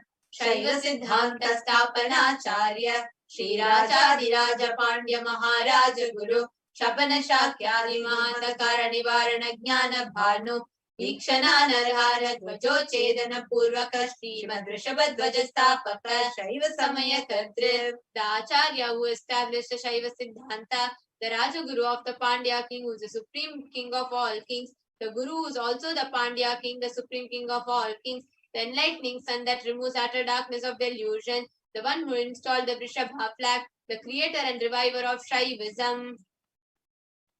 Sarvajna Pitha Ruda Shri Jagat Guru Shri Jnana Sambandha Deshika Swami Vagisha Sundara Manikya Vajaka Swaminam Avatara Bhuta Shri Jnana Sambandha Swami Punaradrita Shamala Pita Sarvajna Pita Trinavatutara Dishatama Guru Mahasannidhana, the one who is the ruler of the Sarvajna Pita, the seat of omniscience, O the avatar of such above mentioned attributes, the Guru of the whole world, Shri Jnana Sambandha Deshika Swami Appar Sundaran Manikya Vajaka Swami, O the ruler of the kingdom of enlightenment, the Shamala Pita Mahasamastana, which was revived by Jnana Sambandha Swami, O the one who has ascended the seat of omniscience, the 293rd Guru Mahasannidhana, Arunagiri Yogi Shara Paramparagata, Arunachala Sarvajna Pita Guru Mahasannidhana, the one who has ascended the seat of Arunachala Sarvajna Pita in the lineage of Arunagiri Yogishvara. Kailasa Paramparagata Kanchi Kailasa Sarvajna Pita Trivadhyutarashtama Guru Mahasannidhana, the one who has ascended the seat of Kanchi Kailasa Sarvajna Pita as a 233rd pontiff Guru Mahasannidhana in the lineage of Kailasa. Nityosavanityajita Kailasa Paramparagata Adi Kailasa Nithyananda Pita Mahasamastana Mahasimhasana Pita Karitri, the creator of the Nithyananda Pita Mahasamastana Mahasimhasana Pita, which is eternally celebrating the auspicious festival and having attractive energy of enriching. Sakshachi Paramashiva Samudbhuta Kailasa Paramparagata Vaivasvatamanikshakwara Chandra Bhagirata Shri Ramachandra Shurasena Ityadi Anavachinna Sarvabhauma Chakravarti Paramparagata Chatushashti Yogini Mandita Chatushashti Sampradaya Pravartaka Manudharma Shasana Surya Vamsha Prapta Sarvajna Pita Surangi Samrajya Bhuta Bhishikta Chudamani. Sakshat Shri Paramashiva Samudbhuta Kapila Mahaguru Punaradhrita Mahanirvani Karasasra Shri Mahamandaleshwara, the 1008 Shri Mahamandaleshwara of Mahanirvani Pita, established by Bhagavan Paramashiva himself and revived by sage Kapila. Sakshat Shri Paramashiva Simhasana Abhishekta Samasta Gadanayaka Shri Mahaganapati Samarambha Anavachinna Pitadishwara Guru Parampara Prapta Atala Pita Stotra Sastratama Stotra Sastra Shri Atala Pitadish.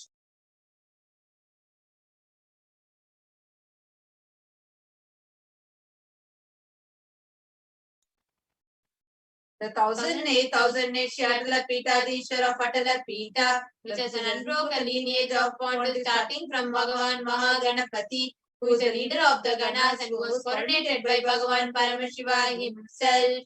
Dharma Mukti Sargapura Swarna Pita Trayo Vimsha Guru Mahasannidhana. The 23rd Guru Mahasannidhana of Dharma Mukti Sargapura Swarna Pita Kailasa Paramparagata Adipita Sarvagnya Pita Jagat Guru. The Jagat Guru of Adipita Sarvagnya Pita in the lineage of Kailasa. Shri Kailasa Punaruddharaka Shri Kailasa Paramacharya Srimad Paramahamsa Parivrajatacharya Varya Satchidananda Pranava Swarupa Shrotriya Brahmanishta Srimad Jagat Guru Srila Shri Bhagavat Shri Nithyananda Paramashiva Shri Jnana Sambandha Deshika Paramacharya Swaminam Prityartham, who is the state of Paramahamsa, the Acharya of all the Parirajakas, the embodiment of pure truth, consciousness and bliss, the embodiment of sacred syllable alone, the knower of the Vedas, the one established by superconsciousness.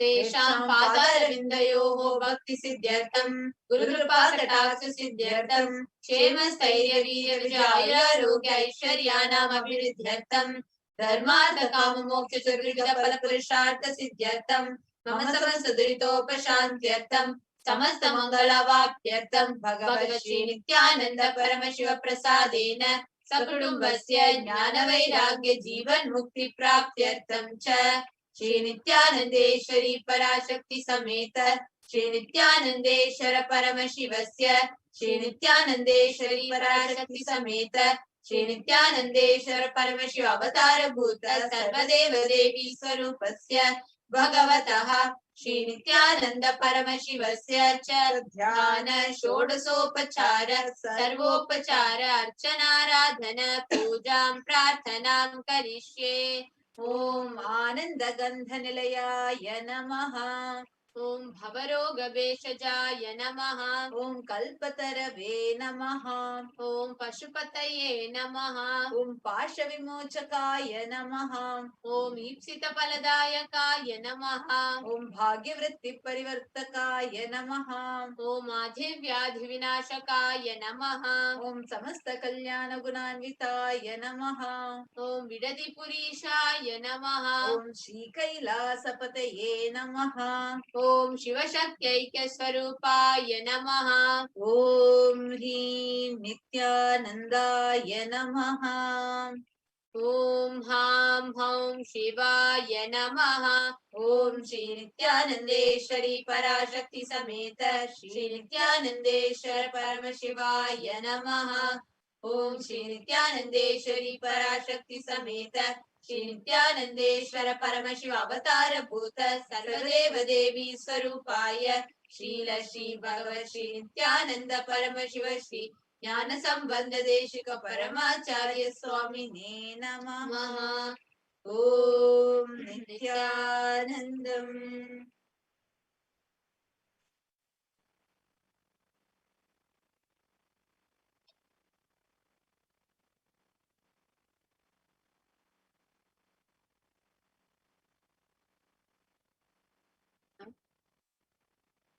Same space. Let us all continue to prepare to receive the darshan of Irayana Sundareshwara Paramashiva Paramburu. We'll be having the Paramashiva Sayuja Samadhi darshan starting at 9 p.m. Indian Standard Time. Take us each and every one of to continue to prepare yourself to receive the darshan of Irayana Sundareshwara Paramashiva Paramburu.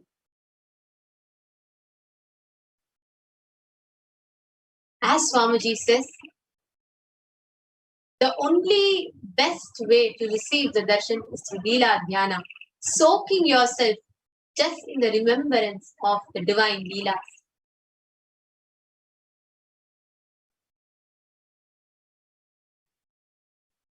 Continue to sit with a heavy spine, straight line.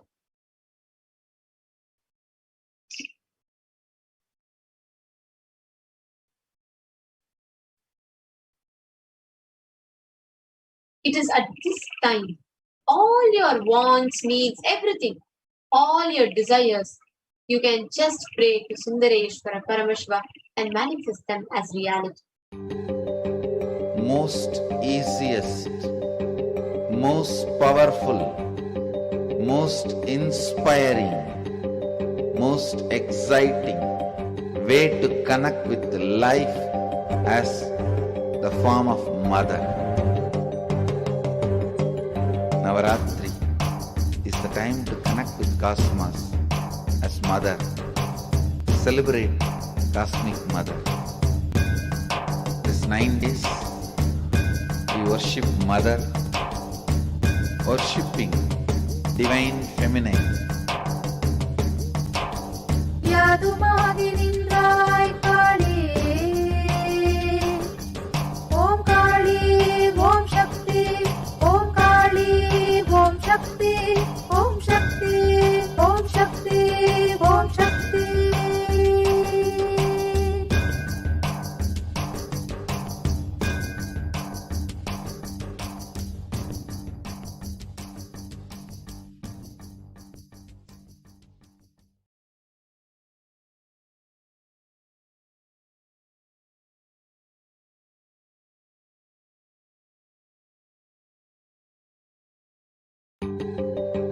Most easiest, most powerful, most inspiring, most exciting way to connect with life as the form of mother.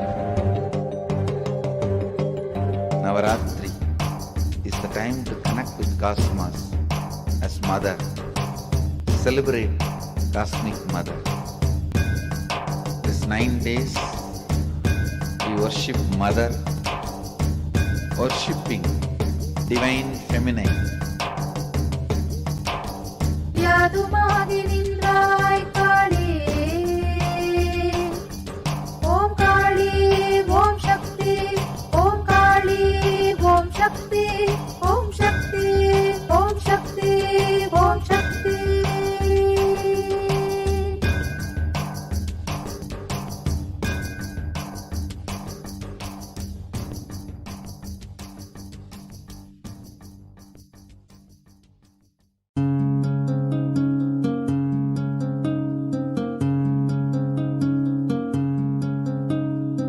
There are some gods, 9 unknown gods. The moment you call, they will be there. Venkateshwara, Balaji. I tell you, people give so much for Venkateshwara because he does the job. He is the 9 unknown god. There's a village folk story where Venkateshwara borrows from Kubera for his marriage and he is still paying the debt. Venkateshwara takes the responsibility of reserve to reserve. This whole story, beautiful story of Venkateshwara is an amazing concept. He is making Yaksha into Lakshmi. He is making the reserve to reserve. It's an amazing truth.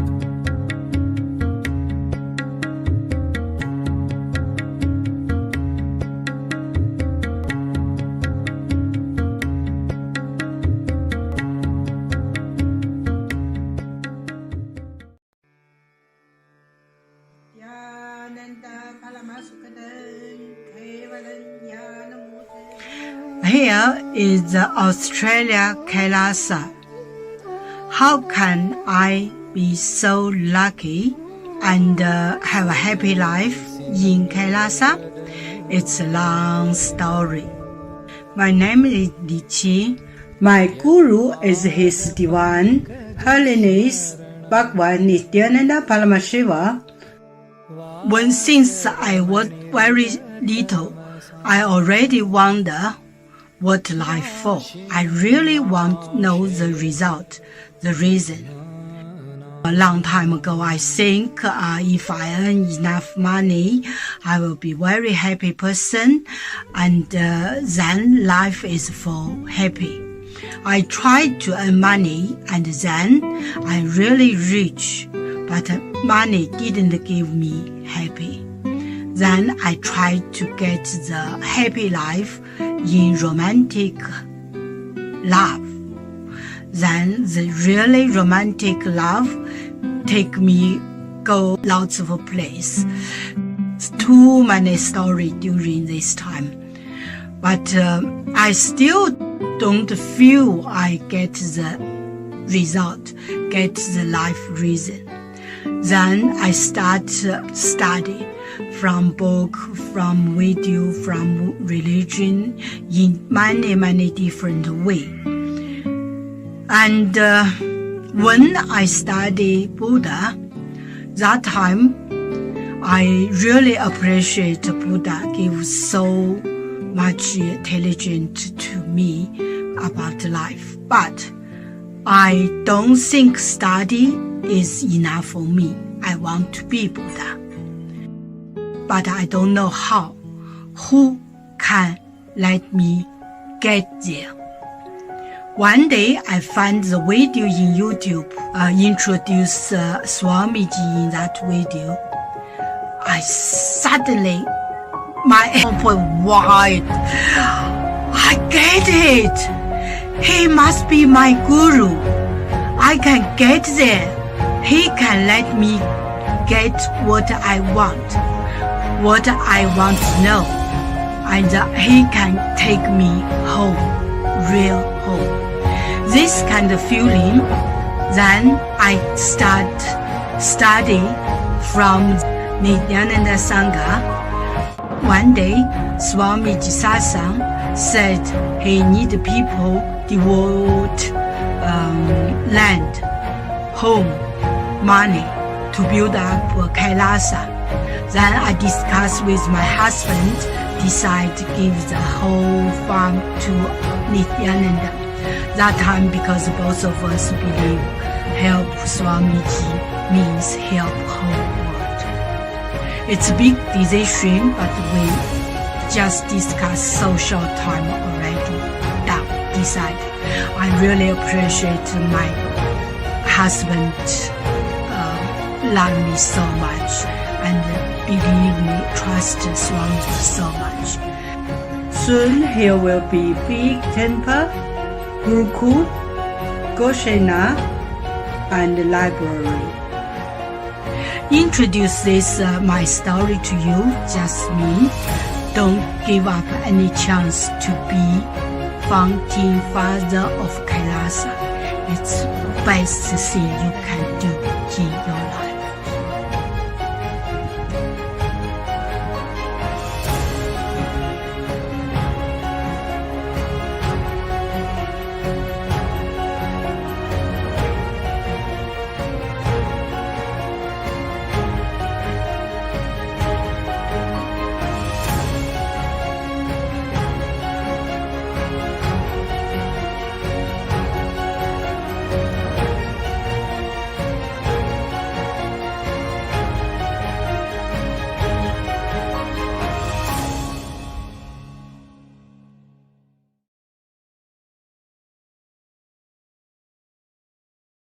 Nithyanandam, welcome back, dear viewers. And as all of us are awaiting our dear Bhagavan Sundareshwara Paramashiva's darshan, all of us are just enamored by that beautiful, and literally, we can literally feel that bliss, that love, that energy of Sundareshwara Paramashivam. Literally, we can just feel it as if it's something like solid. You can actually feel it inside you. And it's so, so beautiful. And the way that experiences have been manifesting for people, it's just been amazing. Now, as all of us are sitting here, please take a few minutes and share with us what have been your experiences. What all are the different things that you have been experiencing when you have darshan of Kirena Sundareshwara Paramashivam? Actually, I was really touched because now just today morning we had the darshan of Kirena Sundareshwara Paramashivam, and again Swamiji is coming live to give us the darshan. Continuously, tirelessly, Swamiji has been coming for back-to-back darshans and being available to us and just blessing us, giving us food, attending to each and every one's request. And this has been really a huge thing Swamiji has been doing to support all of us throughout this pandemic. Actually, that is another important thing. See, all of us, this is one of the biggest click that I had. Out of the 7 billion people on planet Earth right now, there are many people who may know about Sundareshwara Paramashiva. There are many people who meditate on his leelas. There are many people who even go to temple. But unfortunately, anybody, for them to see Paramashiva, Sundareshwara Paramashiva, it is only in the form of Archavatara. Of course, Archavatara also can transmit these profound experiences, but unfortunately, human beings are not mature enough to receive it directly. But out of all the people on planet Earth, it is us, the few million of us that are watching it now, the most blessed, for whom Sundareshwara Paramashiva is not a mere history, he is a happening. Understand, the science of Bhava Samadhi Darshan is extremely rare. Thousands of years ago, rishis and great sages, incarnations, everyone practiced this, everyone manifested this science for the sake of humanity. Today, it is only here in Kailasa, it is only the Supreme Pontiff of Hinduism that is upholding this tradition, to keep this sacred tradition alive, to reach out to the humanity, to extend to the humanity the best of what is possible to protect ourselves during the times such as the pandemic. When this is happening, actually, right now, what we all are getting is the science of Sanatana Dharma. This is in the verge of extinction.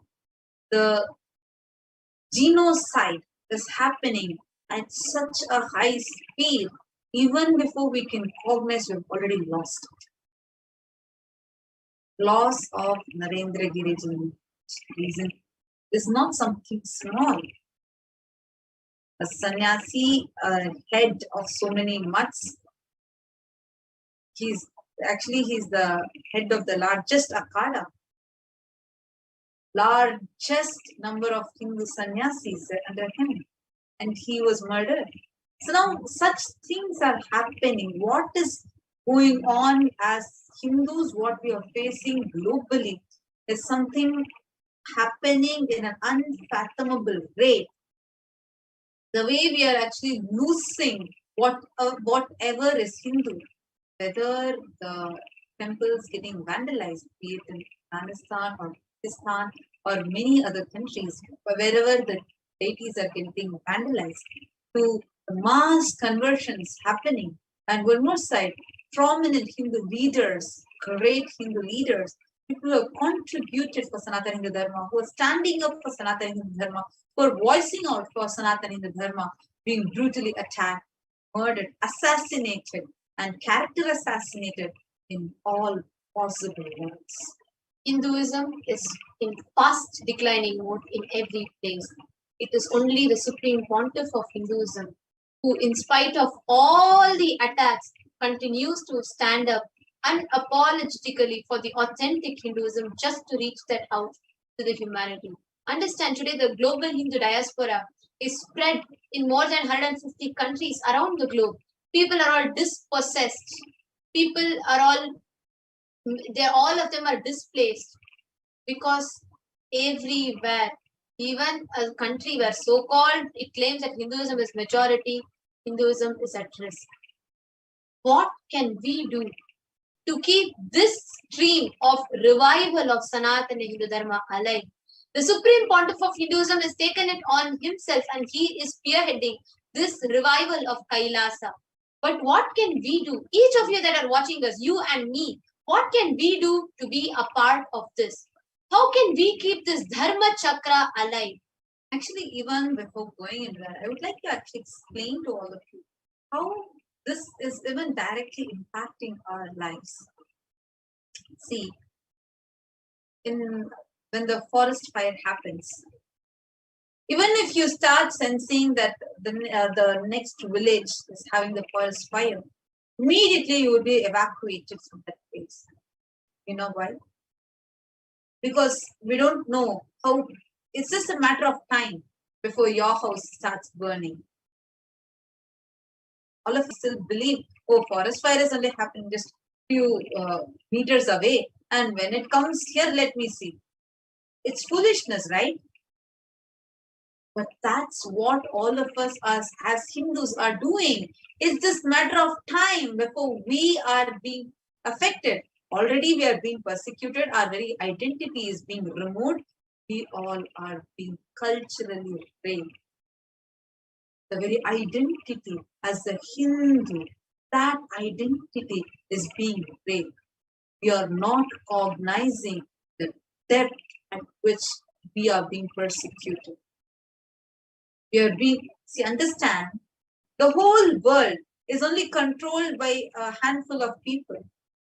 Swamiji so jovially say that how all the people who run the world can just sit on a round table and have meat. It's just handful of people that are ruling the whole world, who control everything, who make the decisions, who move the whole world for things. Whether it is the way you like to dress, or the movies that you like, or the food that you like, just look at everything. What is it all influenced by?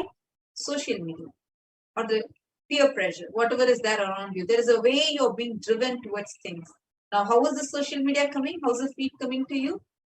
It is all catered in a particular way, even though you might have not even searched for a particular topic, but that's the same video that will keep popping up again and again and again in your feed. Things are being manipulated. We are forcefully driven out of our fear and our greed. Just go and open, if you're a person who is very frequent on social media, just open your feed and see. Many of those things you would have not even searched for, but the analytics studies or the algorithms study your taste, which is your fear component, which is a greed component, and they manipulate you. And the whole thing, the society is run by manipulating our fear and our greed. Understand, at this time, when a conscious awakening is happening, because Sanatana Hindu Dharma is all about where you are living as a conscious being, as a super conscious being. The existence of you is not considered as a mere human, but as a super conscious being. So when you want to live as a super conscious being, beyond your fears, beyond your greed, and living that pure conscious lifestyle, then that makes you as a leader for yourself. Like how Swami says, you become a boss for yourself, and that is not going to benefit the vested interests of many people. That is one of the crucial reasons why Hinduism is being attacked so brutally, so that the world will some people with vested interests. Just look at your own life. Take a moment and look at yourself, look at your kids, look at your spouse, just look at everything around you. And understand, you might be thinking, oh, when you read the news about suicide, you might think, this might happen to others, not to my own child, not to my family. This will not affect my family now. We are all settled, we are all happy. But understand, the way things are happening, it's in such an accelerated speed. So it is just a matter of time before that fire can touch your house. But what can you do for this? Now, what can we as Hindus, for this beautiful revival. Fortunately, we are the blessed people because the avatar, the supreme pontiff, has come down, taking it all on himself and reviving Hinduism. And the only thing that we can do, the least that we can do to take a step to protect ourselves, our progeny, our future, is by being a part of this in the least way that we can. Understand, you don't want yourself to be manipulated. If you don't want your children to be manipulated, if you don't want your family to be manipulated, understand, we are eating plastic as food. We are enjoying our adrenaline being released as enjoyment and excitement. Adrenaline being released, just few moments of fear, what happens to your system, you know. But that adrenaline release is diluted into you in such a level where you are made to believe that is excitement. And all these things are happening. We are forcefully made as slaves of the society. But when an avatar happens and just makes us realize, gives us that consciousness to realize what we are being forced into, what we are being deluded into, and gives us that awakening, we are attacking him. Understand, we need to decide whether we want to continue to be the slaves and continue to suffer, destroying our health, going and eating plastic as food, and then paying all our money to the doctor and getting caught in that matrix. Or if we want to be out of this, we need Kailasa. It is only that revival of Kailasa we can save ourselves. Fortunately, blessed that we are having the avatar himself. The cosmos itself has come down in the Nijavatara, the physical embodied form of the Supreme Pontiff of Hinduism, Jagat Guru Mahasannidhanam, His Divine Holiness Bhagavan Shri Nithyananda Paramashivam. And today, when such an auspicious thing is happening in all of our lives, it is our responsibility. And when we are getting the blessing, it is also the responsibility that we are having to share this with the world and to keep this Dharma Chakra alive in whatever way we can, every way. Each of us, when we have this auspicious happening, when we are witnessing this happening, what we can do to keep this Dharma Chakra alive is to take a step in whatever way that we can. Whether it is you offering your $1, or whether it is you giving your time, your life, you deciding to take up the path of sannyas, in whatever way, here, today, when this moment is happening. You can come, you can just watch the darshan, receive all the boons and go. Or you can just sit here, you can maybe watch, listen, resonate with it and go. But end of the day, your action, you being a part of it matters. It is the greatest opportunity and blessing that we have been bestowed with. And being a part of this matters. Actually, Ma Carola talked earlier, said, well said. You could also share your understanding. And all the people that are watching us right now, how do you feel about this? What is the mood that you want to be? Do you want to experience your life being liberated, children's life being liberated, your whole family living a liberated life? Or do we want to get caught in this matrix? And this is in our hands. Because as I was sharing, it is just the matter of time before we get.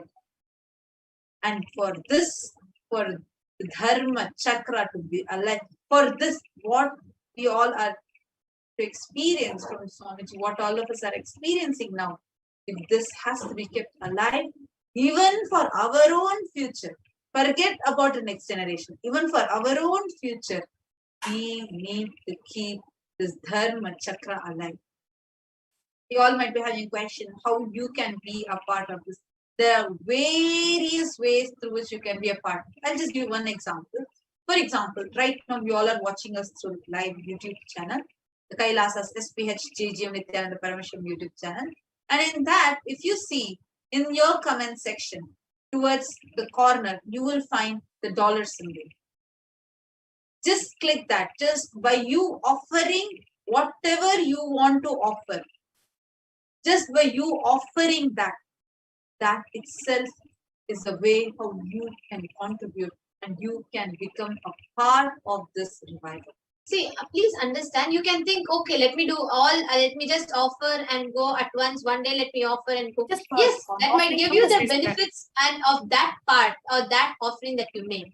But please understand, every day when you are watching, as a Hindu, when you are watching, when you are witnessing an avatar, whichever part of the world you are from, whichever walk of life you are from, religion, community, wherever you are from, when you watch it, just offering maybe $1, $10, $20, $50, whatever you want to offer, just offering the little bit, but offering it every day. Because when you take that step, when you are making that offering, the responsibilism in you awakens. When you come and just offer and go for one day, yes, you offer out of your gratitude, you receive that blessing, boost, that's wonderful. But understand, when you make this as a part of your lifestyle every day, when you make that 1 cent, $1 offering, it is not about the amount or the quantity that you offer, but it is about the responsibilism which awakens in you, because each time you offer that 1 rupee or $1, you'll remember you are part of keeping this Dharma Chakra alive. So I'm just going to be taking you all through how you can be a part of this. Click this dollar symbol and you have 3 options: membership, super chat and super sticker. The membership option you can click if you're not yet a member. Then you have a range of ways you can become a part: E-Kailashians bronze, E-Kailashians silver, E-Kailashians gold, E-Kailashians platinum and E-Kailashian premium. So you will get the different options to become a part. So all you need to do is, let's say you want to become Kailashian gold, so just click join and it will take you to this window and you can add your debit card or credit card, and you can basically add the payment details and you can become part. The next is the super chat. Super chat will give you a highlighted message like this. So basically, let's say you want to offer 200 USD. So you'll also see for how much time your message is going to be pinned. So like this shows the number of minutes that your message is going to be pinned in the YouTube chat. So you can offer along with. So you just click this dollar symbol and then click buy and send. And then moment the payment details will be asked, then you can fill in the payment details and you can pay. So this is just one time. So once if you fill your payment details, you add your credit or debit card, you can go on making your purchases and offering. So let's say you want to offer next something more creative and more interesting. You have the super sticker for you. So you can offer, so let's say want to offer this, so you can click this and click that sticker and you can click send, and again you can add the payment details here. Send. So now with this, time has come to receive Irena Sundareshwara Darshan. Let us also sit with your head, neck and spinal straight line. Close your eyes. Breathe in and breathe out deeply and slowly. And start chanting the Mahavak. Om Nithyananda Paramashivoham. Om Nithyananda Paramashivoham. Om Nithyananda Paramashivoham. Om Nithyananda Paramashivoham. Om